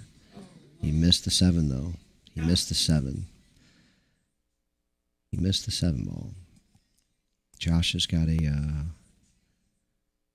really strong chance of getting out here. He's going to need to draw this ball back about a foot, 9 inches to do it. 6 inches to really get it done, but got a little high on it, I think. I don't think it's a problem, but it's now an issue. So do you run into this ball, I'm guessing, and try to rub off of it? Kind of like that. All right, if he pockets this ball, he's down 5-3 in breaking. If Lloyd finishes that rack out the way he's supposed to, he's up 6-2 in breaking, and he's over halfway home. Big mistake there. Could be a really costly error here, but Josh has got to make him pay for it. You know, and just winning the game isn't making him pay for it. You got to put it on him from here. This is it right here. This is his chance. He's going to need to break and run a rack here, or break and play a beautiful safety after a ball or two, and get after it if he's going to win this. If not, Lloyd's going to keep pouring the pressure on. This kid can play. He's got the heart. You know, he's not afraid. He's going to keep playing. So Josh needs to put on some pressure, needs to put some heat on him, needs to come at him right here. And a scratch on the break is not a good way to get it done. And that 1 ball is getting close. Nothing's tied up. The 2 ball is the only issue on the table. How's he going to solve it? I think it goes past the 8, but not past the 7. But man, if it does, it's tight. But it looks like that's going to be the shot. There's no issues, though. I mean, if he gets this 2 ball, I mean, he's got to be a huge favorite to get out. Oh, he missed it. He tried to run into the 2 ball, and he missed it. What up, Cody? We've been talking about you tonight. I already had a really cool tournament. These guys, we got a couple of them here. Brett Allen Snowden, who finished 5th, 6th, just left. And one of them, Josh Palazzola, is playing here right now. We got the bank. Both balls drop. He banked it, made it, and dropped both balls. He has a good shot at the 3 with natural position lead for the 4. He is pouring it on here and not turning back. He missed that 7 ball earlier. He got a little quick on it, a little jumpy, but he's not having any problems now. He did just push the 8 up on the 6 a hair, but I don't think it's going to matter. The angle he's got on this 4 ball, I think he'll hit it plenty hard and plenty out to the middle of the table, enough to take this 8 ball out of where it's not even a factor. He sure did. He's feeling it. He is feeling it. He's in stroke. He feels like he's playing good, and he's going at everything with full force. There's no holding back right here, right now.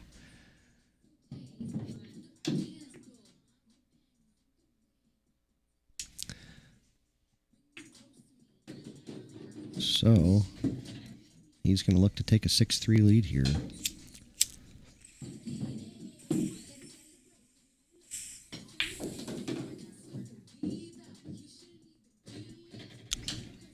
Josh has got to start winning 2 games to every one of Lloyd's ones here if he's going to win this set now. And it's not looking good for him. Lloyd's playing real solid pool. I know he missed that 7-ball, but like I said, winning that game doesn't make a guy pay for it when he's winning. It's got to cost him 2 games. And at this point, if you win 2-1, it's 7-7 here in just a minute.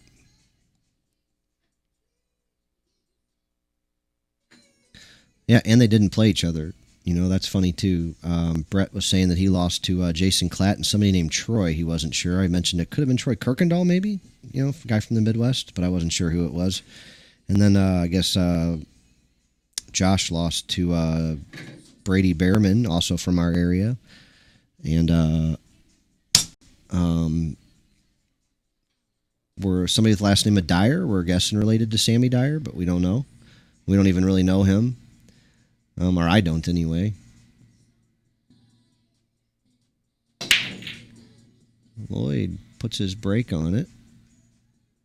It's going to be, man, I don't know. Don't know if he can, he didn't make it. He didn't make a ball, so it doesn't matter. I wonder if Josh can see this one ball. It's tight. Tight. I'm going to have to say no. I'm going with no, he cannot see it. I'm going with no, and I don't like it. I wouldn't like it if I was him. There's not many places to roll out to, and the kick here is not sexy. Spinning around this ball. Oh, he went for a rollout. All right, so he's leaving a jump shot or a spin shot. And he got it back, and I guess he's comfortable jumping this ball. Josh is tall.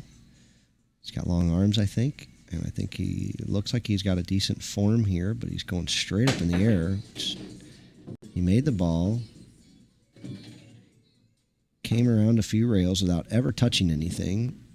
He has a full view of the 2-ball, but I don't know if he can pocket it or not. If he can get on the 3. I don't think he can pocket this 2-ball, though. I think he's going to have to play safe here. I think you can bank this 2-ball maybe up by the 5-ball and put the cue ball over by the 3. Or you could bank it one rail straight up like by the 6-ball with high inside English and put the cue ball behind the 4. Are both pretty decent options that I see. Joey Dyer from Otto, Illinois. And he rode with Jason Klatt, but he's not related to that Sammy Dyer. The guy that doesn't he own a pool hall somewhere up there? Or around in Illinois somewhere? I don't know where. Yeah, I don't like this option. I mean, it's not terrible, but I think he had a couple of better options here. So Lloyd's got a good shot. I mean, he can pocket this ball with straight high ball and go off the end rail and into that side rail. And if he can get it up by that chalk, he can pocket this 3-ball.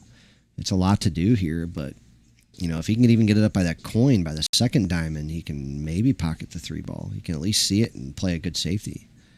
It's a lot to ask just to pocket this ball first, though. He did it. He elected to bring the cue ball all the way around. He's got a bank shot. And there's life after the bank shot, so it might be worth taking here. I don't know. You think he's 50-50 to make this bank? On the bar table? You want to give him 60-40 to make it? And not get hooked? Oh,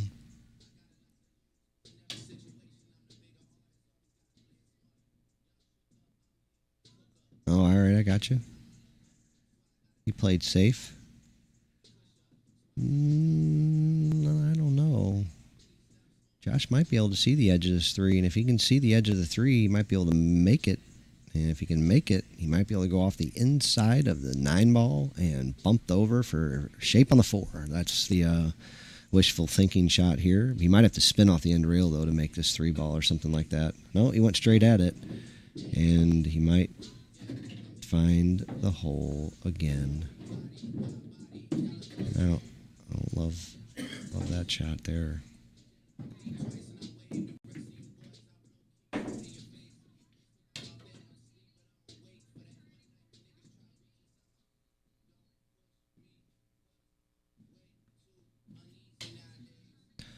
So Lloyd with a nice ball in hand. He's in a very good position. You get up to 7 games while your opponent's still on 3, and you need 4 before he gets a bunch. Enviable place to be. He's also got a very good angle on this 5 ball to go at the 6 in the side. If he rolls a little long, be all right. But he didn't. He came up nice and short, so he can go 1 or 2 rails to get to the 7 straight in the side, 8 in the corner, 9 in the corner. He's out. And he's going to be up 7-3 and breaking.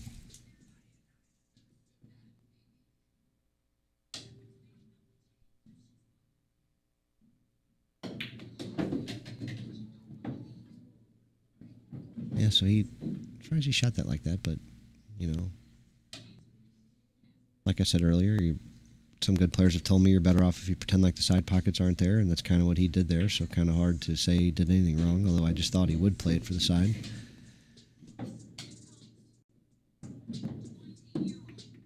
7-3 lead coming up, and he'll be breaking. Boy, he's trying to make this difficult, isn't he? What happened there? What happened there? Which way is he going to cut this ball? I don't understand what happened right there. He was great shape, shooting the balls well, and all of a sudden he just left himself either way short or I don't know. He pocketed it. He made it. Wow, though. I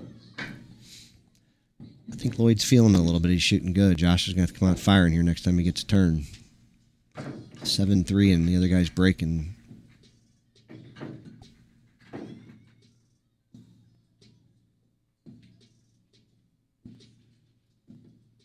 Yeah, like I said, I heard a lot of good things about it, Cody. I wish I could have made it up there. We were here really late every night this week, and with my running schedule and stuff, there's just no way. And plus, when I looked it up because we were talking about going as late as Thursday, and when I looked it up and it said we had to be there by 10, I'm like, there's no chance. I mean, I'd have to be out of the house by 7:30 in the morning, you know, and there's just no chance of that happening.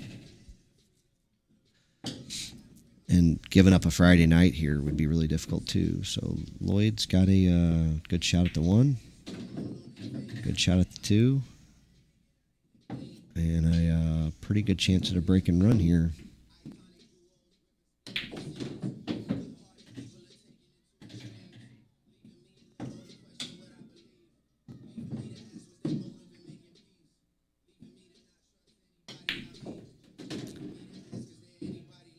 So let's see which way he goes with this 4 ball, but he left himself a missable ball anyway.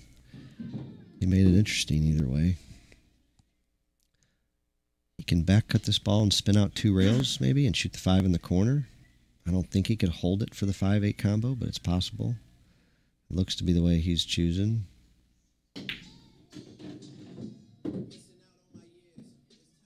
Hit it pretty sporty. Pretty sporty. Let's see what he comes up with for the 6 ball if he just stops it, kind of. 8 in the side, 9 in the corner, and we're going to have a little break and run here, and he's going to go up 8-3 and breaking again.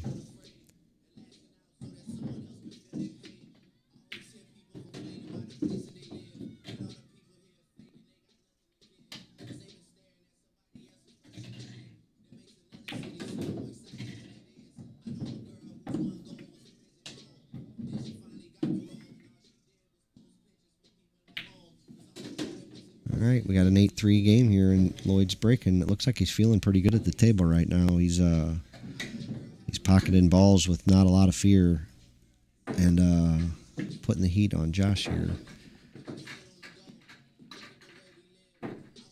So he's been going with this power break here lately, and it seems to be working for him. He's pocketing a couple balls and getting a shot afterwards. So we got the 3-6 up front, 2 in the back. Like I said, he's going with the power break, so there's not a lot of, like he's not necessarily making the wing ball every time, but he's making almost 2 balls a break almost every time. Holding his cue ball pretty well. You got nothing there. Josh is going to get to the table. So it's essential now. I mean, there's no more time. You know, he's going to have to make have to really get after it. Oh, Chad Bickle made it up. That's cool. like I said, I would have loved to. It just would have. And it was actually a good weekend for me. My family was out of town, so I could have came up there, but it was. It's just tough. My shop's been busy, and like I said, leaving that early on a Saturday morning, man, is just like. I mean, unless I was going to leave Friday night, which then makes it twice as tough. You know, if you're going to end up throwing a couple $100 at a hotel room for 2 nights, you know, and like I said, if I was just coming from the Calcutta, and when you killed the Calcutta, that definitely killed it for me. You know, I don't play.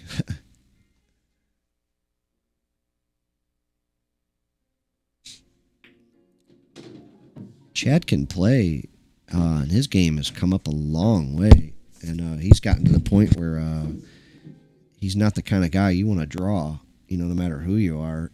You know, don't get me wrong; it's not like drawing Jason Klatt, but you know, Chad's got a high gear, man, and he can put some heat on you, and he can get some ridiculous outs. He's a very capable player, and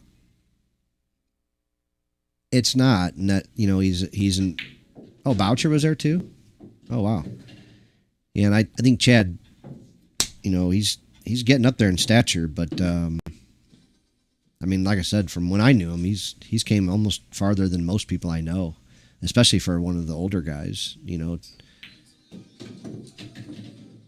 Oh, look at this. He almost buried himself from the 7-ball. So he's got a tester here. I mean, it's a real tester. This is not a, I mean, I don't know. I don't even know, like, if he can hit this without scratching. Like, he may have to hit this and run this cue ball around, like, you know, 2 or 3 rails. This is, I mean, or bank it. I mean, he's really in a rough spot here. You're down 8-3 here, too. You don't want to give this back to your opponent by trying to come up with some kind of safety here. Not that there even is one. He's poking at this ball, so he might be banking it or drawing it. I can't tell. Boy. Did he hit that ball good? I don't know if you can hit that ball any better than that.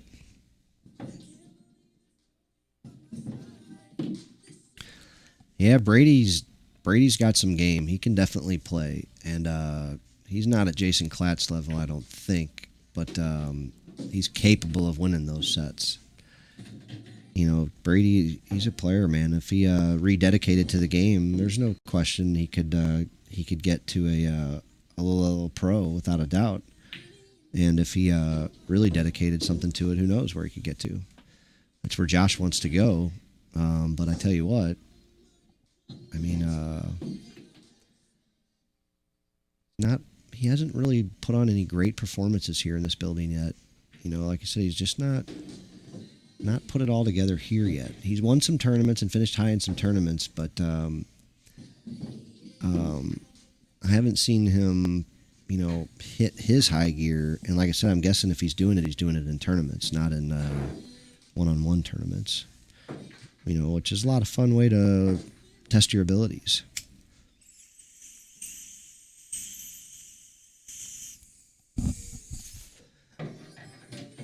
My favorite one-on-one test is when somebody tests Shane Van Boening playing 10-ball on a diamond table, like Jason Shaw.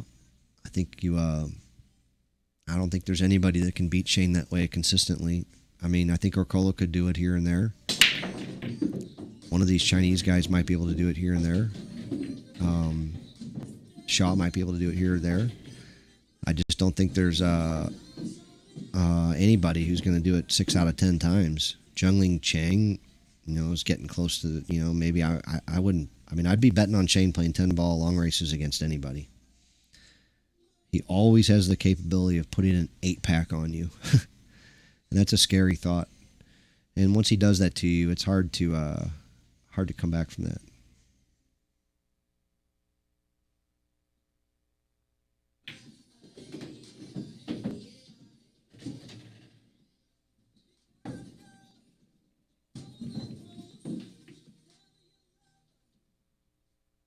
Oh, you guys are having terrible thoughts. I was just cleaning here. I was keyboard cleaner. Something like that. What's Josh doing here? Is he trying to make a game of this? I mean, I haven't seen him break good enough to where he's he's made me a believer that he can come back from a deficit like this right now.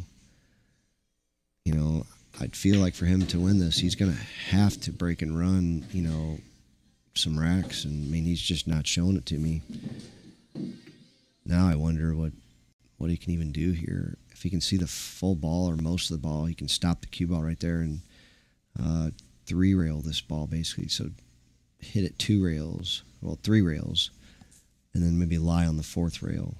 You know, you could let it lie on the 3rd rail or lie on the 4th rail.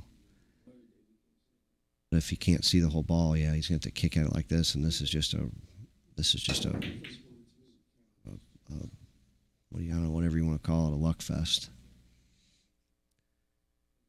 He left a straight in bank, but it's not a straight in leave. You either have to draw the cue ball back for the 9 on the side, which is probably what I would do, or you go straight high ball and foul it up to shoot the 9 in the corner. See which one he picks. I think you shoot this ball just past that second diamond. And I mean, it's almost straight in, but just past the second diamond, maybe with just a slight back cut so you could draw this ball. It's probably how I would do it to hold it. No, he ain't cutting this ball. That's a bank.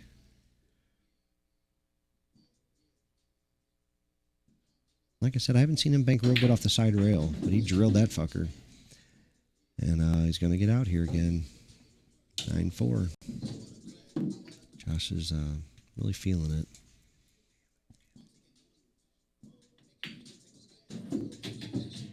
All right. What? Yeah, he did.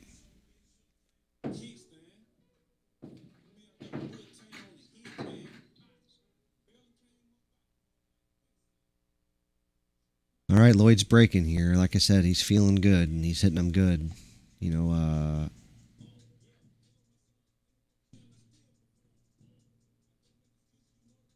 he's up 9-4 in a race to 11, win by 2. So you do not want to let him get to 10 before you get to, get to the same thing. So Josh is going to be looking to win about 6 games in a row here.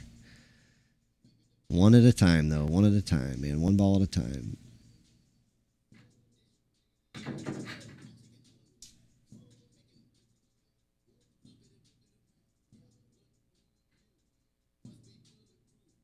Yep, Lloyd is firing the balls well, guys. Fast Joey just did play him, we heard. Like I said, Lloyd's taking on just most people who want some.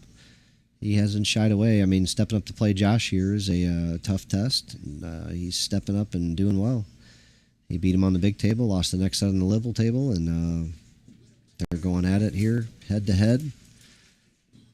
And we'll see what works out here. So this is a big break here, big time in the match. It's probably the, to be honest with you, I think it was last dagger or two of just the last couple games. I mean, it was getting to be a long shot from there. Now it's a Hail Mary almost. But anything's possible. This is 9-ball. Things get funny real quick, but just don't, I don't know. So here we go. Josh has got a shot, but it's not a great shot. And he's going to want to play like a hero here. And that's tough to do. This table's not letting people play like a hero. So is he going to choose to fire this ball and draw it off the side rail and get a shot at the 2-ball? I imagine so. And he did it very well, and he didn't even have to fire it. He stroked it real nice. So I'll be pretty happy about that. Got a good shot at the 2. Should get a shot at the 3 here in the side. This table is, he's got to get out here and, man, string some real racks together. It would be awfully exciting if he could. If not, this is going to be over quick, if he doesn't win this game.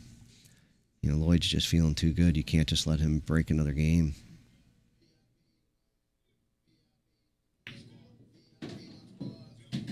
So Josh is doing his best here, and the balls are sitting good for him.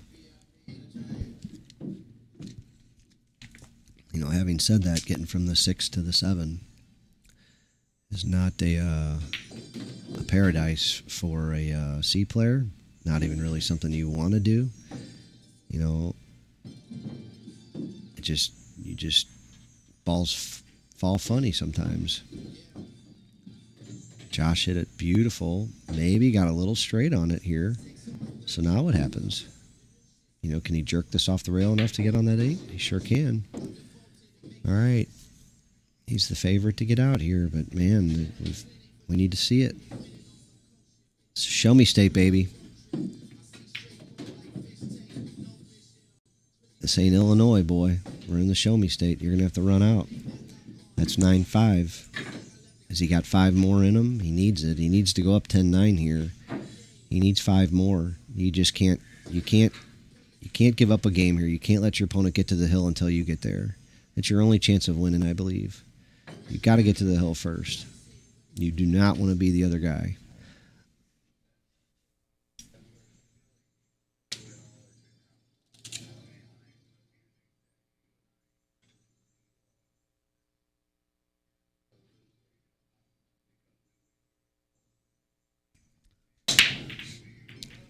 Oh, busted him open good. Made a couple balls. Got no shot at the 1 ball. Let the cue ball go back and through the rack and in and out. Down and about.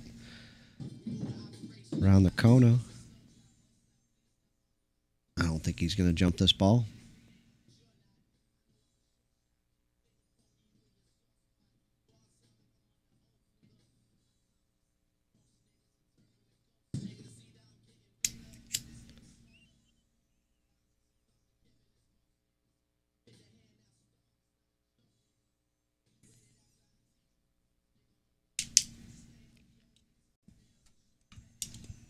We got to roll out.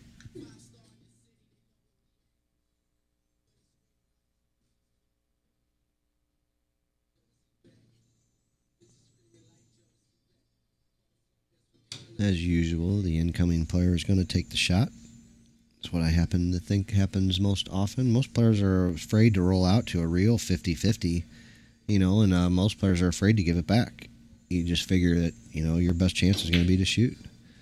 He took that bank on, pocketed 2 balls, left himself another bank.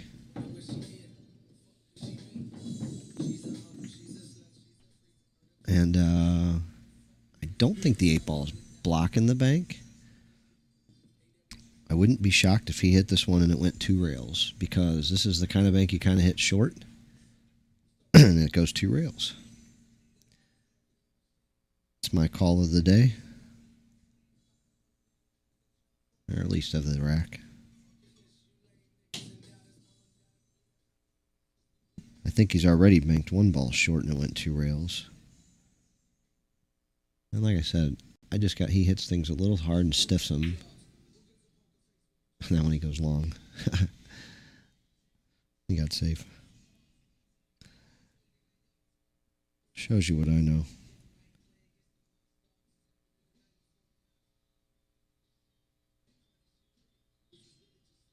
I don't know if Josh can see this ball or not. He's sure looking at it awful long. If he could see it, he might be able to cut it into the side pocket even. I know that sounds crazy, but I think it's very possible. And then possibly go into those balls. But if he can't see it, and he gets out the short stick, things get really questionable. Lots of weird stuff can happen here. He's getting real high up on it, too. I just don't have to. He's going to get something interesting out of this, though, I think, because the cue, yep. So he gave up a bank, a safety, a something or other.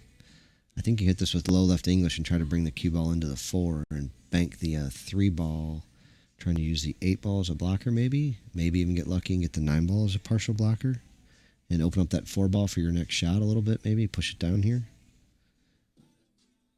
Maybe.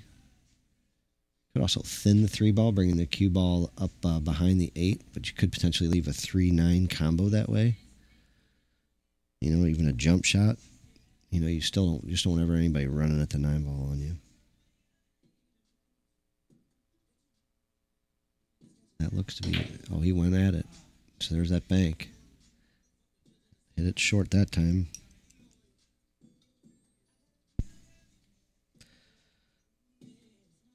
Trying to get you a heart ponder here, folks. If Josh can fight his way back into this game, this could be a little bit more exciting. Right now, Lloyd is putting all the heat on Josh with a lead of 9-5. And he broke and ran a couple. He's put some monster breaks on here. And Josh has missed a couple balls.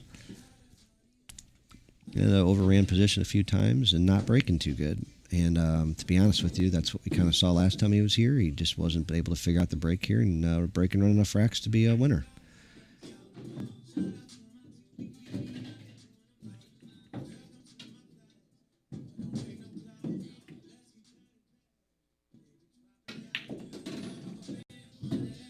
But if Lloyd's not careful, he's going to let Josh back into this.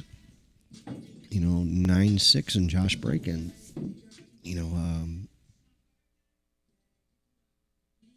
You're still feeling good. Look at this. I just don't.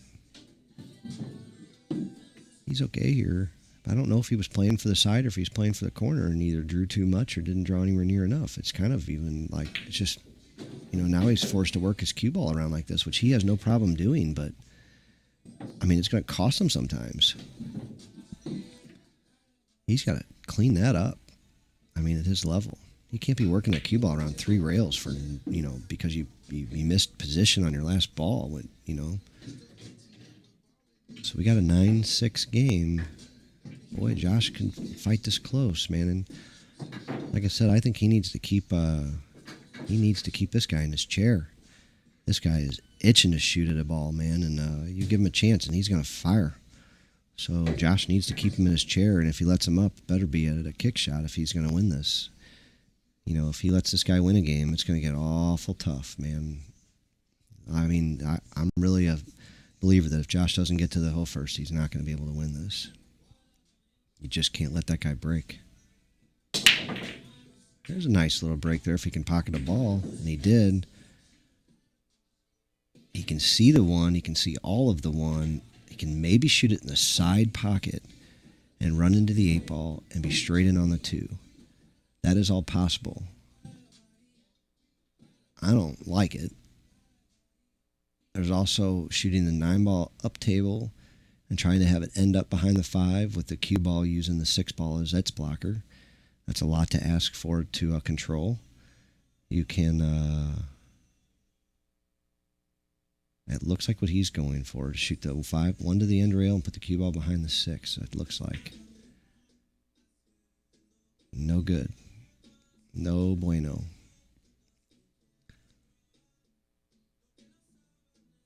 Yeah, I didn't love that safety. It looked difficult.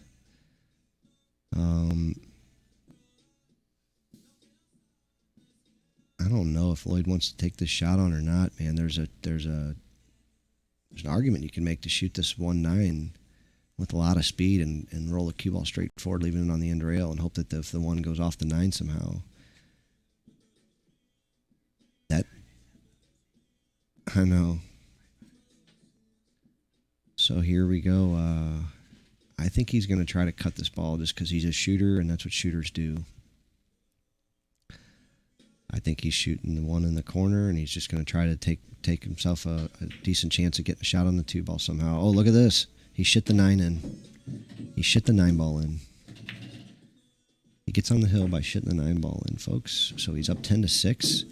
He put a good cue ball on that ball, and he made something happen, Complain about rolls, but, winners win. Winners figure out a way to win, man, and I don't like his decision there, but he got the win. He's up 10-6. He needs 1 game before Josh peels off at least 4. Or no, he needs 5. Josh has to actually get to 11 now, because if he just gets to 10, no, he can get to 10, yeah. So he needs 4. So it's a lot to ask for with this guy breaking, but if Josh could win this game, and then 3 in a row is not impossible to at least get this thing close. But man, I think his turn was right then. I think he needed to keep going right then and there. I don't think his. I think he needed to build on that momentum there for a while.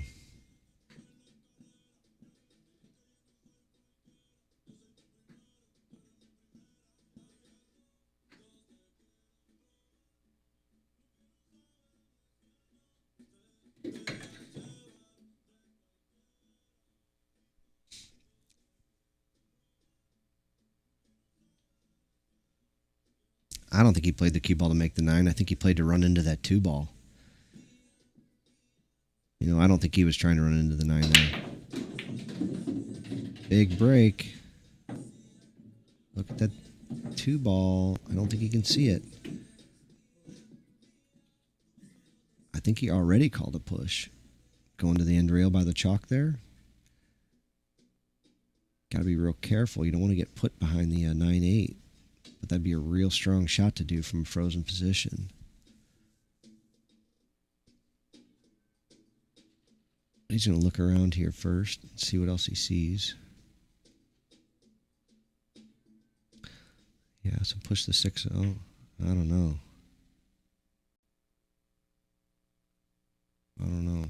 You're not getting this one back. You know, I think you just cross over this one with some left-hand English and try to run into the 8 ball. But I don't know. This one's a little touchy here. You know, it's.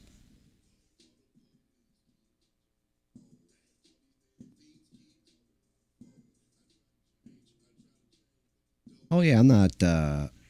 I'm just saying he wasn't. You know, he was shooting to pocket that 1 ball was his main goal, and I think he was shooting to get on the 2 ball. And so when I say he shit the 9 ball in, I just don't mean it was his ultimate goal. He was definitely shooting to pocket the 1 ball was his main intention. And so I just don't, that's what I mean. I'm not saying it like it's this horrible thing in the world that he should have ball in, you know. I mean, I'm not saying it like that. You know, I'm not saying that he should be, you know, demonized for it. I'm saying that's what winners do, man. They give themselves chances to win and they win. And that's what I was saying earlier. I don't care how you get there, man. You win. Figure out a way to win and you make it happen. You know, that's what it is. I mean, don't get me wrong. Would I rather see the guy break and run multiple racks and play, you know, really good pool, just, you know, this and that? Yeah, but, you know, just got to win too. Well, Josh tried to play a safety here, and he hung the 2 ball and did not get safe. So we'll see a rail first shot, I guess, but I think that was some speed to come all the way around the 6, you know, 2 rails and back out for the 3 maybe. So hit this with some real speed here.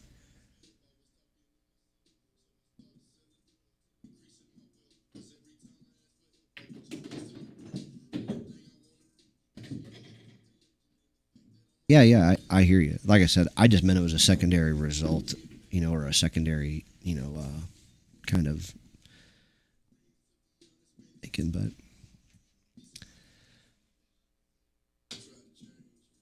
yeah. Well, I don't know if you're going to get another shot at the table here, Joshua. I'll have to try him another time. So, we've got a little puzzle here. Lloyd's going to try to finish it off. You know, he's just got himself a draw shot here. And if he achieves it, he's going to win this set, win the rack and win the set. Now we'll see what happens. I don't. So he got all the way to the end rail. He's not going to be able to back cut this ball, I don't think. Maybe he can. I can't tell. I can't tell if he can back cut this ball or not, or if he's going to have to bank it or cut it in the side somehow. I know. Well, he missed a few banks early, but then he drilled a few late, and he banked off the end rail good. And so I mean, yeah, I'm not. I mean, he definitely banks fine. I mean, but he's left the few he's missed. He left short, other than one that he left long, I think, on purpose. And he's given himself a chance to make it 2 rails. So we may see that same kind of bank here. Fire it real hard. Maybe if it misses, it goes short. Oh no, that one went long. All right, Josh has got a chance. He's down 10-6, but if he can take this game somehow, he'd be down 10-7 and breaking. Things could get interesting. He's got to get all the way to 10, though. If not, it'll be over, and Lloyd will win it 11-9 or less. They're playing win by 2, so if he can just get to 10, he can hold this thing off. You know, that's what I'm saying. If he gets it to 10, he can lose a game and still be in this thing. So, but he's going to have to pocket a tough shot right here, and probably with a little high inside English to get a little shot at the 8 ball too. He hit it nicely. Now, how do you get on the 9 ball? You know, I don't want to slow roll this ball. I don't care. I know this table plays good, but man, I don't want to slow roll this ball. You know what I mean? This is scary here. He missed it. He's going to lose the set here. That was the end of it, folks. So I hope you're enjoying this. I expect Lloyd to get out here. If he does, it'll be the end of it. And we'll move on with our day. This is going to be the last set, I'm pretty sure, for the night. And like I said, I fully expect Lloyd to get out here. I don't mean to speak too early, but it's hard to believe that anything else would happen here. Having said that, he did leave himself not the easiest shot here in the 9, but I mean, for the game-winning ball, I mean, he's got to be in the 90 percentile to make this ball. I don't see him missing it. He's got too much heart. He's a winning player, plays a winning pool. And that's what happened, folks. I hope you had a good time. I had a great time. My name is Brendan. I own the Players Club. I hope you come back and join us again someday. We're going to try to keep putting on some good pool for you. We had a great match tonight. It was a pleasure watching Josh and Lloyd battle it out. Lloyd came out ahead tonight, so he's going to take it down, and we'll battle it out another day. So I really thoroughly enjoyed these guys, and hope to have them back. I hope you guys enjoyed the show. If you're looking for a JB case, please come see me, or anything else out there. I can get you just about anything you need or want. Thanks a lot, guys. Have a great night.